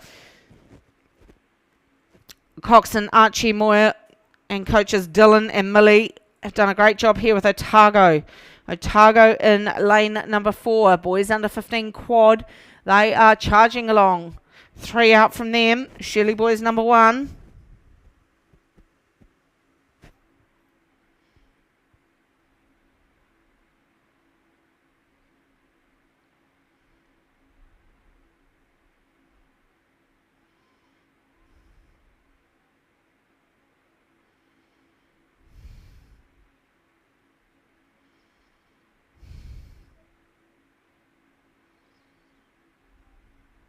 So good result here coming for Otago out of Dunedin. Lane number 4 holding on to the boys under 15 quad lead at the moment. Just over their right hand shoulder trying to reel them in. Wakatipu number 1 in lane 5. Then we go over outside of them and that would be Shirley Boys number 1 in lane 7. That's your 1, 2, 3 and the boys under 15 quad as they come down to the last 100. Last 250, I beg your pardon. Last 250, not last 100. So it is Otago. No change there. Otago number 1 in lane number 4. Coaches will be happy with this. Now we start to see the 8s heading up. And that usually means we are looking towards the end of the day, end of the program. If that's S, that's the men's Prem 8. That's one of the first 8s going up to the start. That signifies the end of the Canterbury Championships approaching, so we are getting close. But out in front of us, good work from Otago. These young boys coming down towards the last 100. They've got clear water over Wakatipu. Wakatipu in a little battle to hold off Shirley Boys for that second place. But Otago is still with a clear water advantage. Wakatipu trying to pull them in as we come down to the last 100. It is going to be Otago through now. Wakatipu coming up to the 100 now. So it's about a length and a quarter. Same distance back to Shirley Boys on the outside. And then we come back to 4th place and it's the local lads from Twizel. So well done, Otago. Great win there. You're going to take that win over Wakatipu for the boys under 15 quad. Wakatipu end up getting a little bit of a crossover there. It's just on 3/4 of a length to Otago. Back to Wakatipu for second. And then about 2 lengths back to Shirley Boys for third.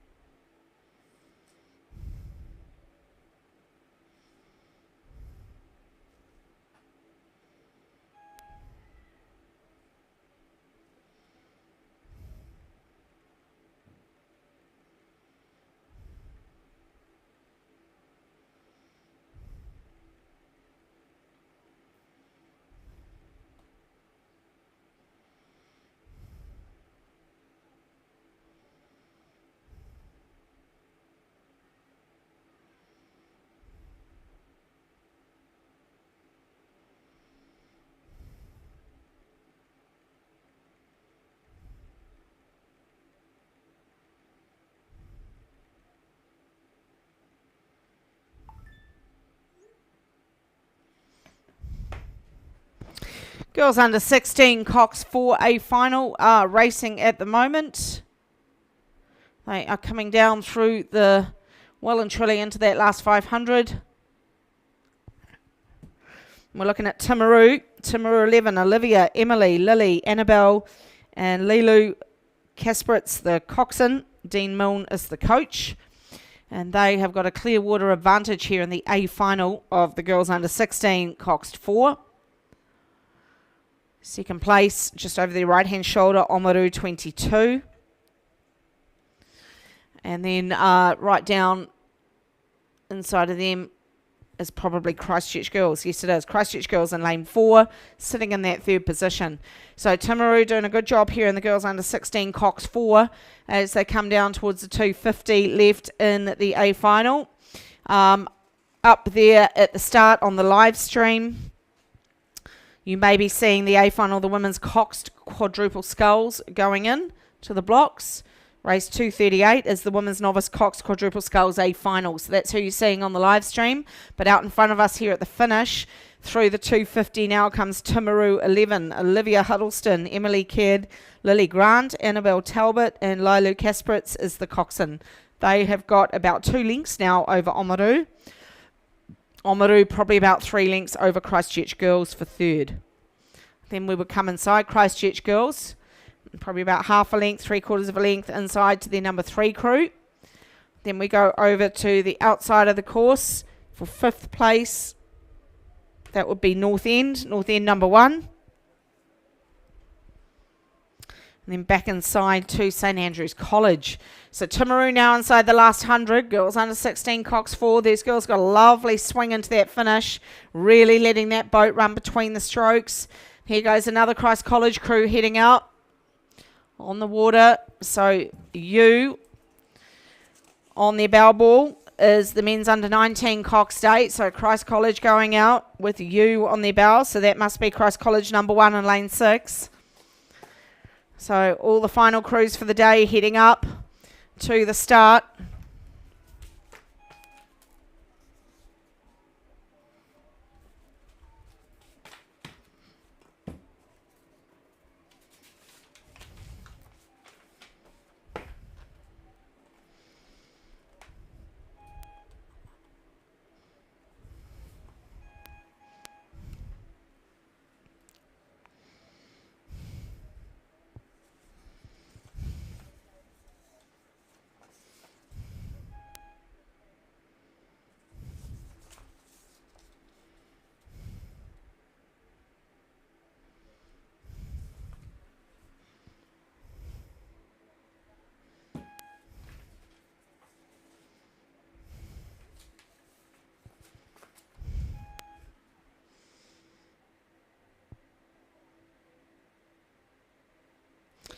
So the men's Premier 8s, you can see heading up to the start now. We're looking at the end of the day, but we've got a few races to complete in between now and then. And one of them is the women's novice cox quadruple sculls B and A final.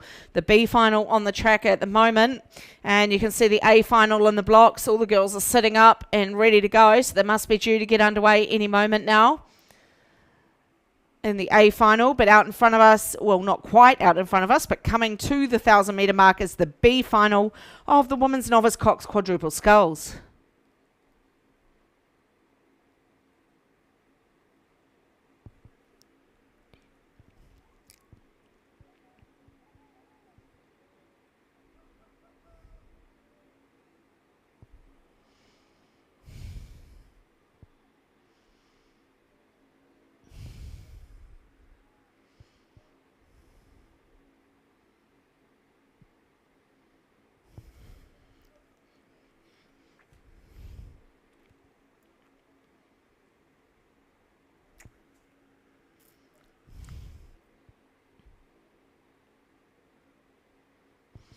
It's going quite well here in the B finals, the Union Composite crew in lane number 3 with Canterbury.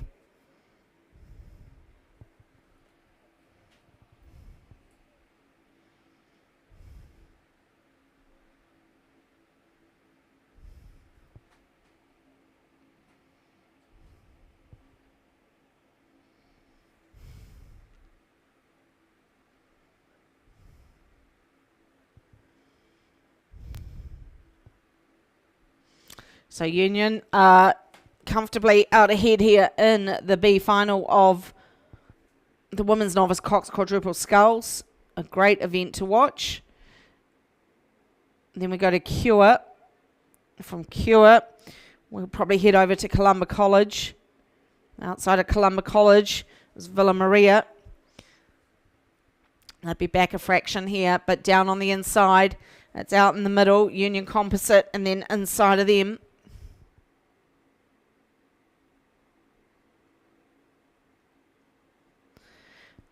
Cure trying to pile on these strokes as well out there in lane 5. So good work from Hannah, Bella, Brianna and Annabelle Hurst. Thomas Reid is the coxswain for the Cure crew. And they have shot out here inside that last 500. So that's Cure number 2 out in lane 5. Union Composite in lane 3 were pretty strong down to that 1K. But the Cure crew have put in some big strokes in the last couple of 100 metres. And good work from Thomas Reid to push them forward there.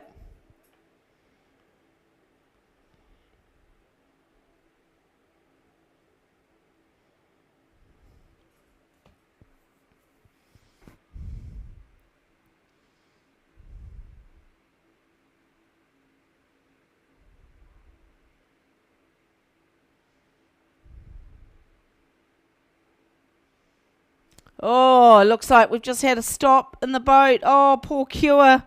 That crew was going so well out there in the B final just when you think you've got it sewn up. And there's a massive crab there in the bow pier. And that's brought the leading crew to a shuddering halt. So now it's opened the door for Columba. Can Columba come through and win this B final? So it's Columba over the crew down on the inside. The Union Composite, Cure still not quite up and running yet. So that was a real shame to see that happen. But that's novice racing. That's what can happen. They take their eye off it, or they start to take that rating up, and little mistakes can happen. But they've got another couple of regattas. I think the South Island clubs coming up, and then the Nationals to get that right. So Columba have taken advantage of that mishap, and they've shot out into the lead here. In fact, they'd have a couple of boat links over the Union Composite crew, and it teaches me, because in lane 5 I put a number 1 beside them, so I'm going to have to scratch it out. Go back to the Columba crew of Annie, Poppy, Taylor and Alice. Kate Baskerville is the coxswain, and Columba are going to take a win here in the B final. Down they come to the finish, ahead of this crew down on the inside, and that is the crew in lane number 3, a Union Composite crew, ahead of the crew out there in lane 9, which is Villa Maria.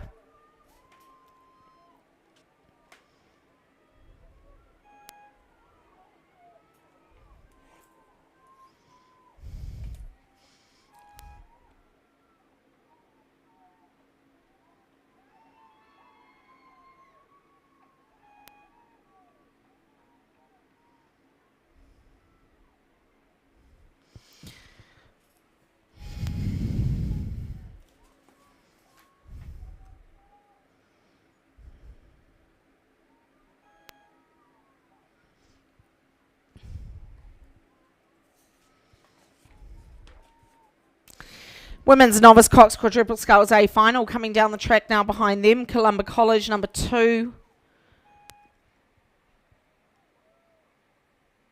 is in lane number 1, and Invercargill number 1 in lane 2, Columba College 3 in lane 3, Dunstan Arm number 1 in lane 4, Ashburton 1 and 5, Timaru 12 and 6, St Andrews College in 7, Timaru 11 and 8, Oamaru 22 and 9, and Cure in lane 10.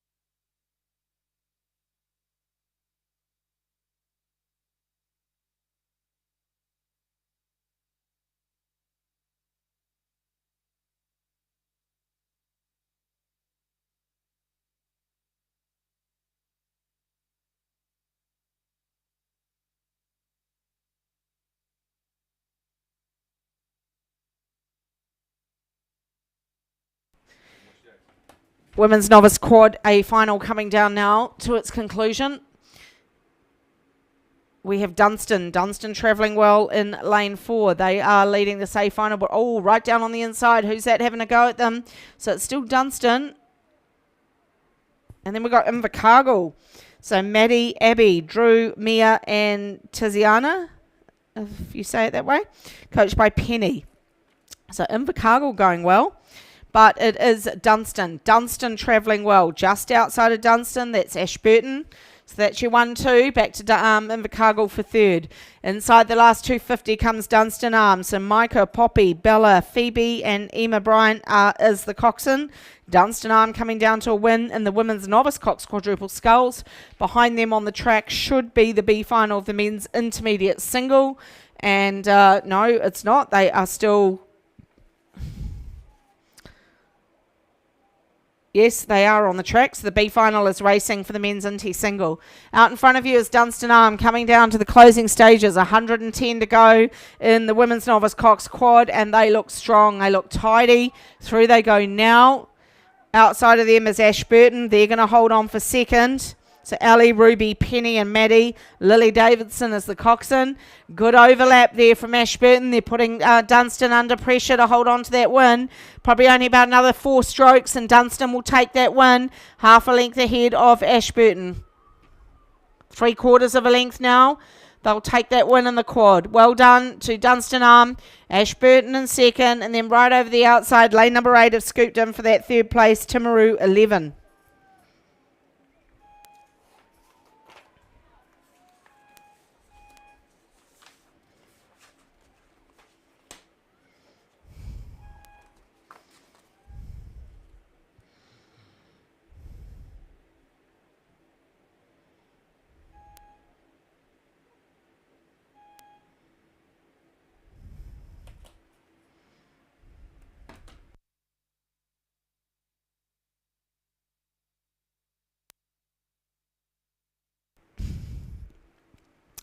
Okie dokie, let's go out to the men's intermediate single sculls B final. They are inside the last 500. And your local boy's doing well. Just inside of him also going well is Wanaka. So Carncourt from Wanaka and Luca Mains Upson from Twizel. These two guys going pretty well here in the B final of the men's intermediate single scull. Way down on the inside, Tom Hearn from Shirley Boys. Back a fraction, Peter Van Ruin from Otago Boys High School. Then up to Aidan O'Doherty from Dunstan Arm. Right over on the outside, that looks like Henry Bowering from Otago. So coming down towards the finish in the B final of the men's intermediate single sculls, currently being led by Wanaka number 1 in lane 5 over to Twizel in lane 6. Can Twizel overhaul him? Can he take the win in the B final? We're about to find out. He's doing some work. He's pushing for it. Twizel wanting the win here. Wanaka's only just looked over his right-hand shoulder now.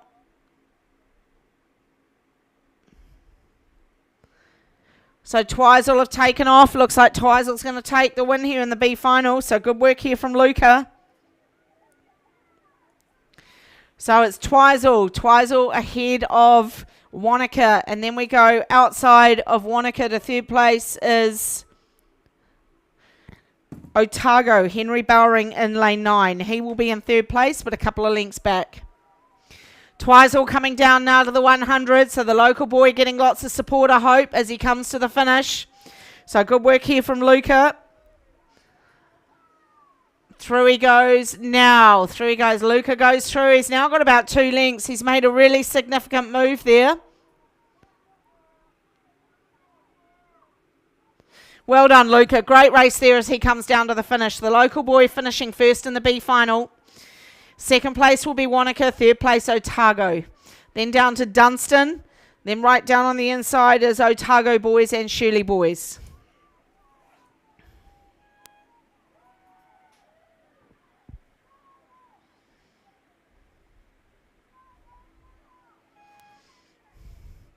A final coming down now. So these guys are in the third 500. We'll just go out and have a really quick look for you. Avon travelling well. So that's Sam Barnett. I saw him in the heat yesterday and thought he looked quite strong. From Sam, you come back into another Avon sculler. That's Alex Meyer Gant in lane 3. He's going well. Inside of him, St. Bede's, Quinn O'Sullivan, coached by Aaron Maxwell. Aaron racing last season, doing really well, but now coaching for St. Bede's, which is great to see. Good finish coming up here in the men's intermediate single scull. Sam Barnett from Avon out in lane 7, travelling really well. Who's going to get second and third? Because Sam's pushing clear. Probably come down to his teammate from Avon, the other Avon sculler, Alex, in lane 3. He's looking to hold off the St. Bede's sculler at the moment. Then we travel out to, might be Ashburton, Tim Connolly White out in lane number 8 for 4th. Heading down towards the last 250 is Avon, Sam Barnett. He would have a few lengths clear now of his teammate, who is down there in lane number 3. That's Avon number 3's Alex Meyer Gant, and Avon are through. They're inside the 250. Let's see if his teammate comes through next. Yes, teammate's through next. Avon number 3 is sitting in second. Then we go over to the outside. Third place is sitting with Tim Connolly White from Ashburton. So that's your 1, 2, 3. It's Avon's Sam Barnett. Second place, Alex Meyer Gant from Avon as well. And third place, but pushing up every single stroke, pushing hard, Ashburton's Tim Connolly White out in lane number 8. Sam inside the last 100 now. A beautiful boat run on his single. Really nice connection into that front. Doesn't need to take it up anymore. He's got really nice boat run at the moment. Just let it go. Bring it down to that finish. He's got about 4 boat lengths now, but there's a bit of a sprint going on here between Avon. Avon wants to get second, but trying to upset him is Ashburton out there in lane number 8. Let's see them as they come through.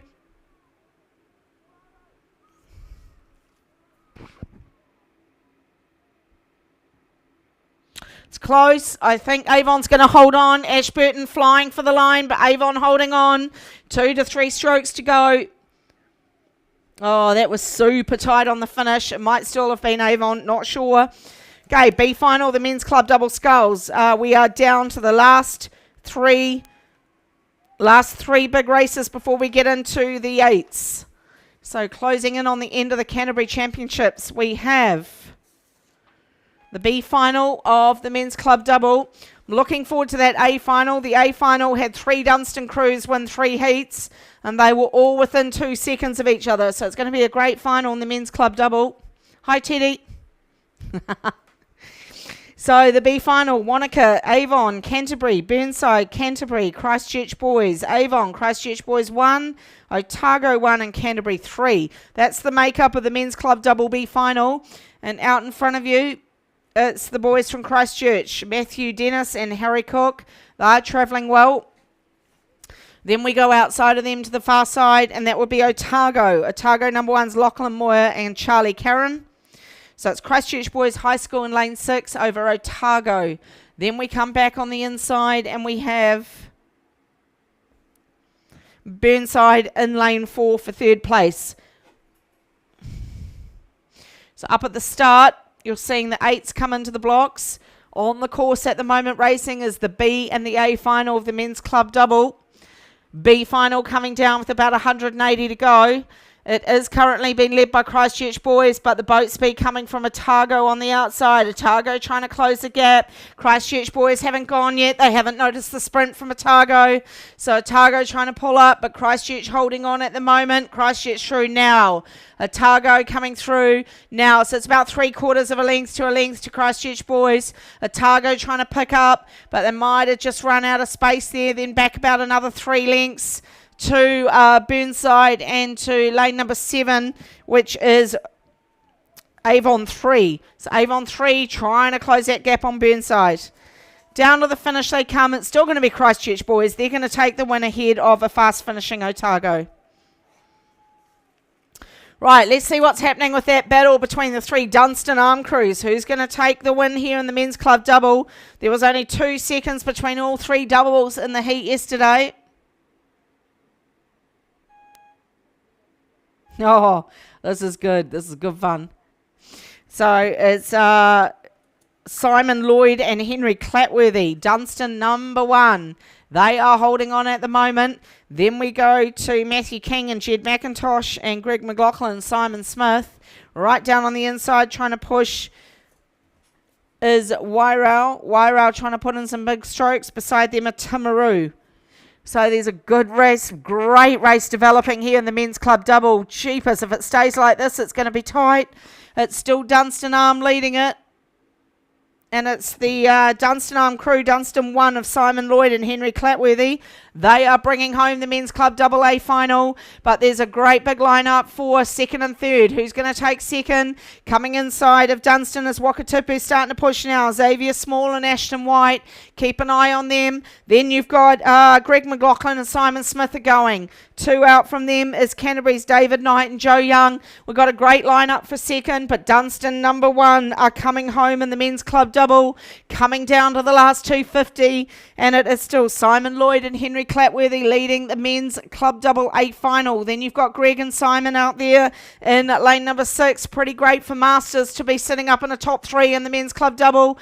Then we come inside of Dunstan Arm number 1. That's Wakatipu. Xavier Small and Ashton White are trying to crank it up. They're trying to pull in Greg and Simon as they come down towards the finish. Great finish developing here. You've got 5 crews lining up, and it's still Dunstan Arm number 1, Dunstan Arm number 3, Wakatipu, Dunstan Arm number 2. Then you go over to Wairau number 1 in lane 7. Outside of them is Canterbury. That's your 1, 2, 3, 4, 5 as they come to the 100. Dunstan Arm about to go through now. That's Dunstan 1 now, Dunstan 3 now. Wakatipu through now and Dunstan 2 now. So that's your 1, 2, 3, 4. It's going to be Dunstan Arm number 1. They're not going to get caught, and it's just to see who's going to get that second, because here comes the second. Dunstan Arm number 3 are trying to push up as well, but Dunstan Arm number 1, they're going to win the club double. So it's lane number 4. Oh, look at them on the finish. Oh, I think Wakatipu might have done it. I don't know if they've got second or third. What a great finish from Wakatipu. But Dunstan Arm number 1, great finish there in the men's club double. Simon and Henry, well done, lads. Wakatipu place in there somewhere, Xavier and Ashton, as do Matthew King, Jed McIntosh, and Greg McLaughlin and Simon Smith. Let's wait for that official result to come through, because that was super close on the line there. We do know that Dunstan Arm number 1 took it out. What a great finish. Woohoo! 2:44 are in the blocks. Men's Prem 8 are about to blast out.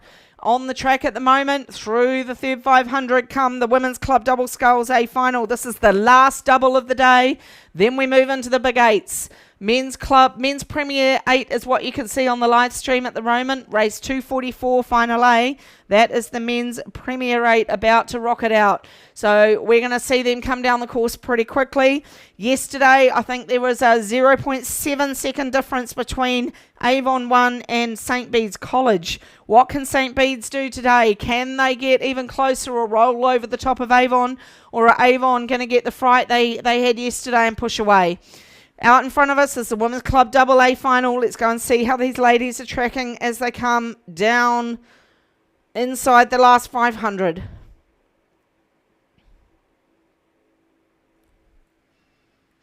Cashmere's Abby Higgins and Poppy Wyndham are going quite well out there. But inside of them is that North End, Maddie Cockburn and Christy Foster. Also travelling well. Women's Club Double Sculls A final. Again, this is looking like it could be a tight finish. So we've got North End. We've got Cashmere. We've got Ashburton. And then on the inside of North End is Union. Those men's Premates not quite ready to come out yet. So we've got some time to focus on these club doubles. So we've got Cashmere. Inside of Cashmere is Ashburton. Inside of them is Canterbury. That's your 1, 2, 3, 4. So we got Cashmere, Abby Higgins and Poppy Wyndham, Honor Bradford and Sophie Gibson from Ashburton, Georgia Kello and Ash Fleming from Canterbury, and North Enders Maddie Cockburn and Christy Foster. That's how they're coming down to the 250. So good move here.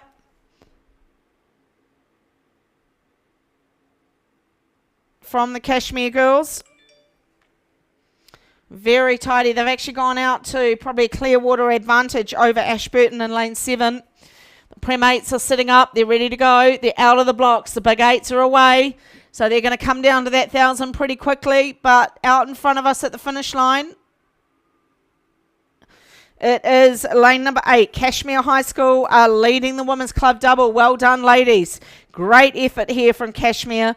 They are holding now about a length and a half over Ashburton, who have got a similar advantage over Canterbury. And then we come back about 2 lengths now to North End, who will finish in 4th place. So good work from Cashmere. They just need to hold that on, keep it nice and tidy as they come down to the last 70 metres, and they'll pick up the win there in the Women's Club double, the last double of the day.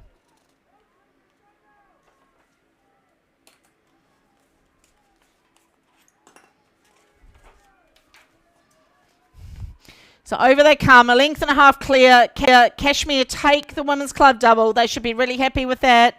Then we go back to Ashburton, back to Canterbury, and then back to North End. That's your 1, 2, 3, 4. Let's go out onto the track. We've got the men's Premier 8s coming down now. We have Cure in lane 2, Avon 2 and 3, Christ College 1 and 4, Avon 1 and 5, St. Bede's College 1 and 6, Christchurch Boys High School 1 and 7, and St. Andrews College number 1 are in 8. What is going to happen here between Avon and St. Bede's? Well, I tell you who's gone with Avon. It's not St. Bede's, it's Christ College. Christ College have come out fast in lane number 4. Early stages of the men's Premier double. They're locked together in the early stages. Beautiful conditions here on Lake Ruataniwha for the men's Premier 8A final. We are looking at Avon number 1, but really locking onto them. Oh, geez. They might only be 1 or 2 seats down, would be Christ College number 1. Jamie Burden, the coxswain for Christ in lane 4. He's done a superb job pushing them down past that island.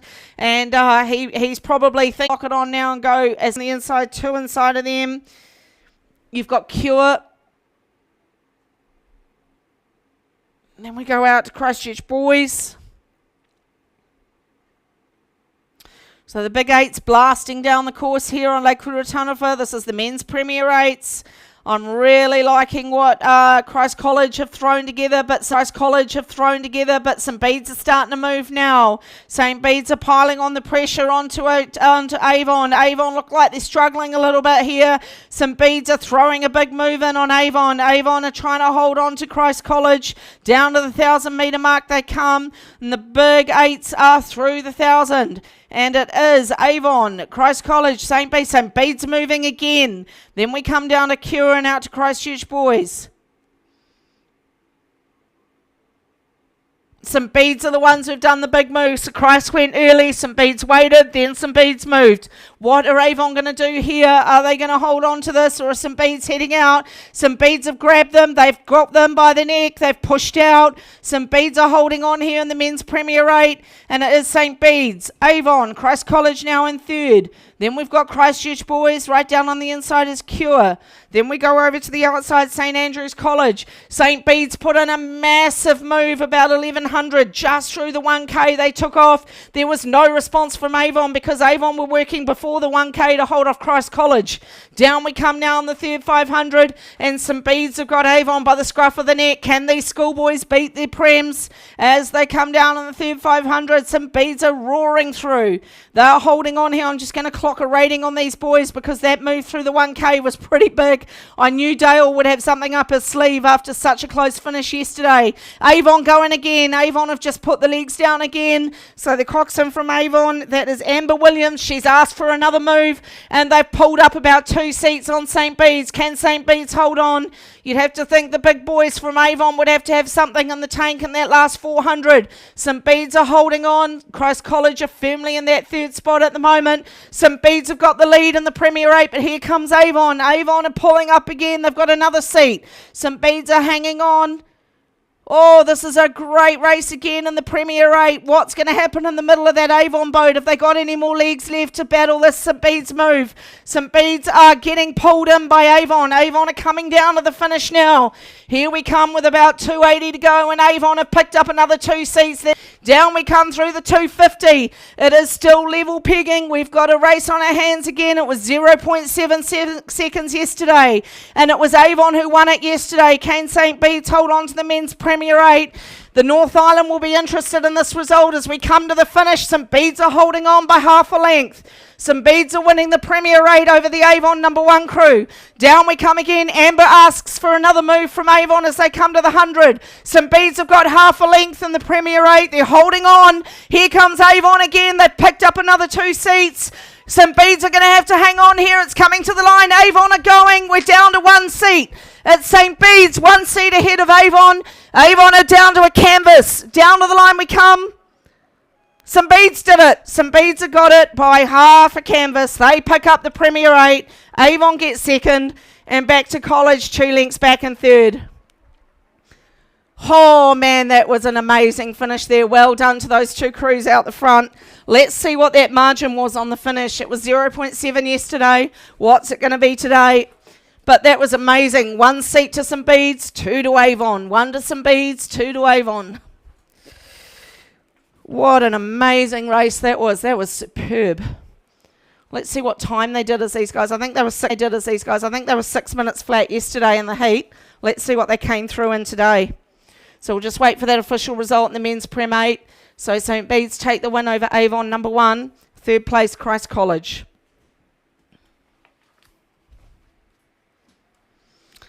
On the course at the moment, the women's Premier Coxed 8, St Margaret's number 2 in lane 2, St Margaret's number 1 in lane 3, Avon 2 and 4, Avon 1 and 5, Rangiruru Girls School 1 and 6, Rangiruru 2 and 7, Avon 3 and 8. We're just awaiting that official result of the men's Premier 8. And I can confirm the 1st, 2nd and 3rd is correct. Oh, here we go. So I said yesterday it was 0.7 seconds to Avon. Today it was 6.04 to St Bede's and 0.3 seconds back to Avon. So well done St Bede's. Christ College a further 8 seconds back in 3rd place. Christchurch Boys in 4th. St Andrews in 5th. Avon 2 and 6th. And Cure in 7th. So St Bede's take the win here at the Canterbury Championships by 0.34 of a second over Avon number 1. Women's Premier Coxed 8 on the track now. They are through the 1K and we are looking at Avon number 1. So Orla Fitzgerald, Daisy Forsyth, Phoebe Collier, Harriet Williams, Sally Weilers, Gemma Burrows, Jane Shillikins, Charlotte Darry and Lydia Pye. That's a pretty stacked 8. So it's Avon number 1. This isn't going to be as close as what we saw in the men's Prem 8. It is Avon all the way in lane 5. They have a Clearwater advantage now over Rangiruru. Rangiruru on their right-hand shoulder. That's Rangiruru number 1, coxed by Annabelle Williams.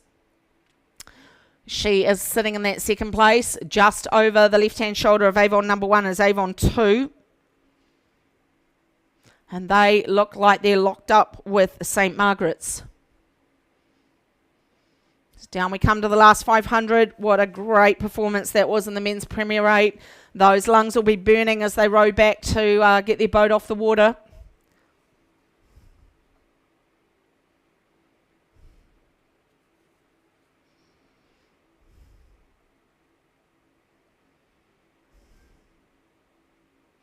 Avon 1 leading comfortably the women's Premier 8. Rangiruru getting pushed here. I wouldn't say they're comfortable. They're trying to hang on as we watch the sprint down on the inside from St Margaret's 2 and 1 and also the Rangiruru teammates in lane number 7. So let's see what happens here for 2nd place. They might have had a switch around with their crews here because this isn't quite the same dominance that we saw from Rangiruru against Avon yesterday in the heats. But Avon number 1 coming down to the 250. They'd have about 2.5 lengths over Rangiruru number 1 in lane 6. Then we come possibly a little bit of work going on here from Rangiruru number 2 and 7. We have Avon 2, and then the two St Margaret's crews down on the inside. Approaching about 150 to go for Avon number 1. Rangiruru clearly in second. They're about 2 lengths back. And then number 2 crew going super well out there in lane 7. They're sitting in third place. Probably about a length and a quarter off their teammates in lane 7. That's a great effort. So well done Rangiruru, second and third in the Women's Premier 8. Got to be happy with that.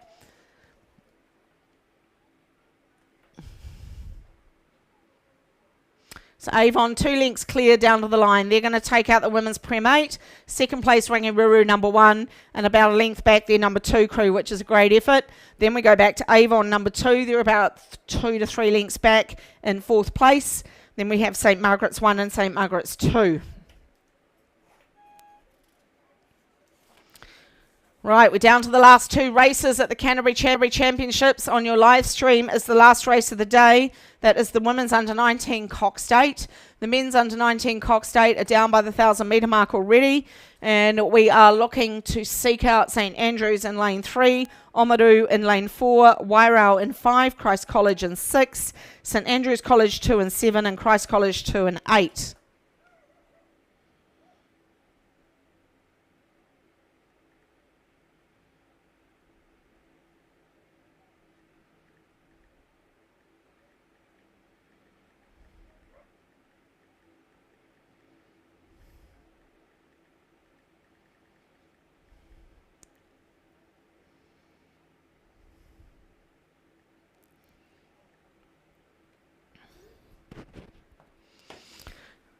Right, men's under-19 coxed 8. Let's go out and pick them up. Good race here. Oh, we have got Wairau and Christ College. Wairau, Christ College, back inside to Oamaru. Back inside of them to St Andrews. 1, 2, 3, 4. As they come down to the 500. And it's Wairau. Wairau holding on to a lead here. Blake Pitts is the coxswain for the Wairau crew. He's trying to hold off a challenge from Christ College and Oamaru. And then inside of them are strokes now to pull in this Wairau crew. Beautiful conditions here on the lake. Closing stages of the Canterbury Championships. Last 2 races are underway.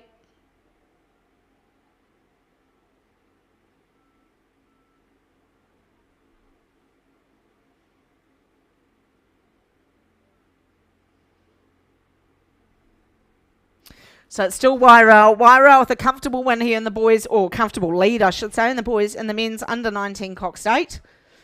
Official time for Avon, for St Bede's. Still waiting for that to come up. Haven't quite got that there.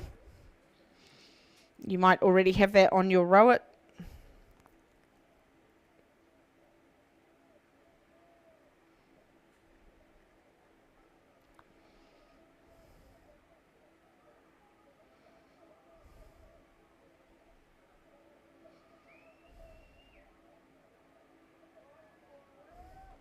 So down to the finish we come. Wairau still holding on. Christ College trying to put them under pressure as they come to the 100. So Wairau still holding on, but here come Christ. Christ trying to roll over the top of them at the 100.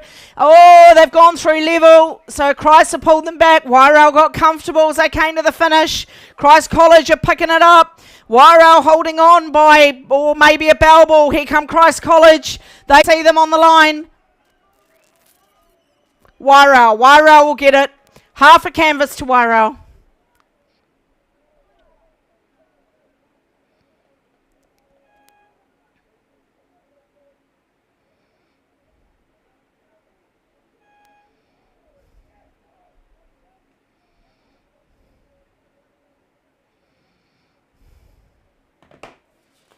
So last race of the day is on the course at the moment. We have the women's under-19 coxed 8A final. Christchurch Girls number 2 in lane 4. Christchurch Girls 1 and 5. Columba College in 6.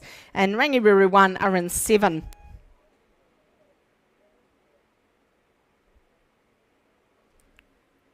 Christchurch Girls number 1 leading this pretty comfortably at the moment. There you go, the 1,000 metre mark. You can see Christchurch girls with a pretty handy margin there.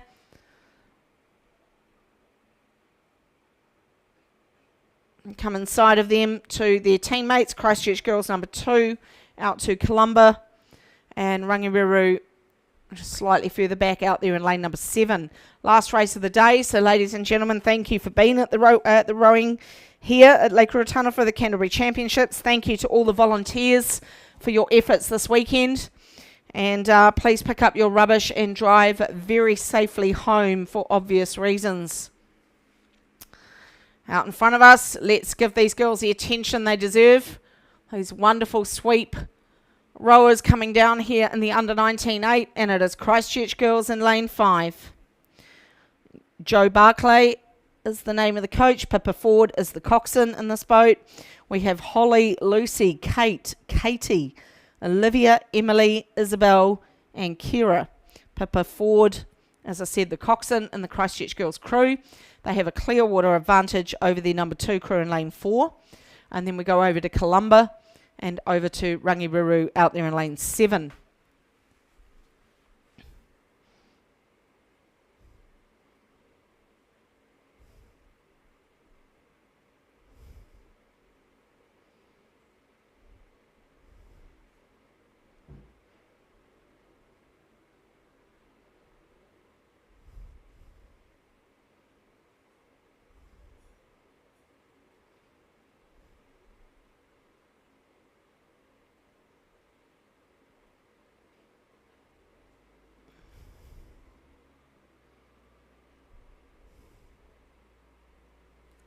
It's a great effort here from Christchurch girls. They'd have about 3 lengths over their teammates, who in turn would have about a length and a half over Columba. Columba about 3 lengths ahead of Rangireru, as all the umpire boats follow the last race of the day down the course.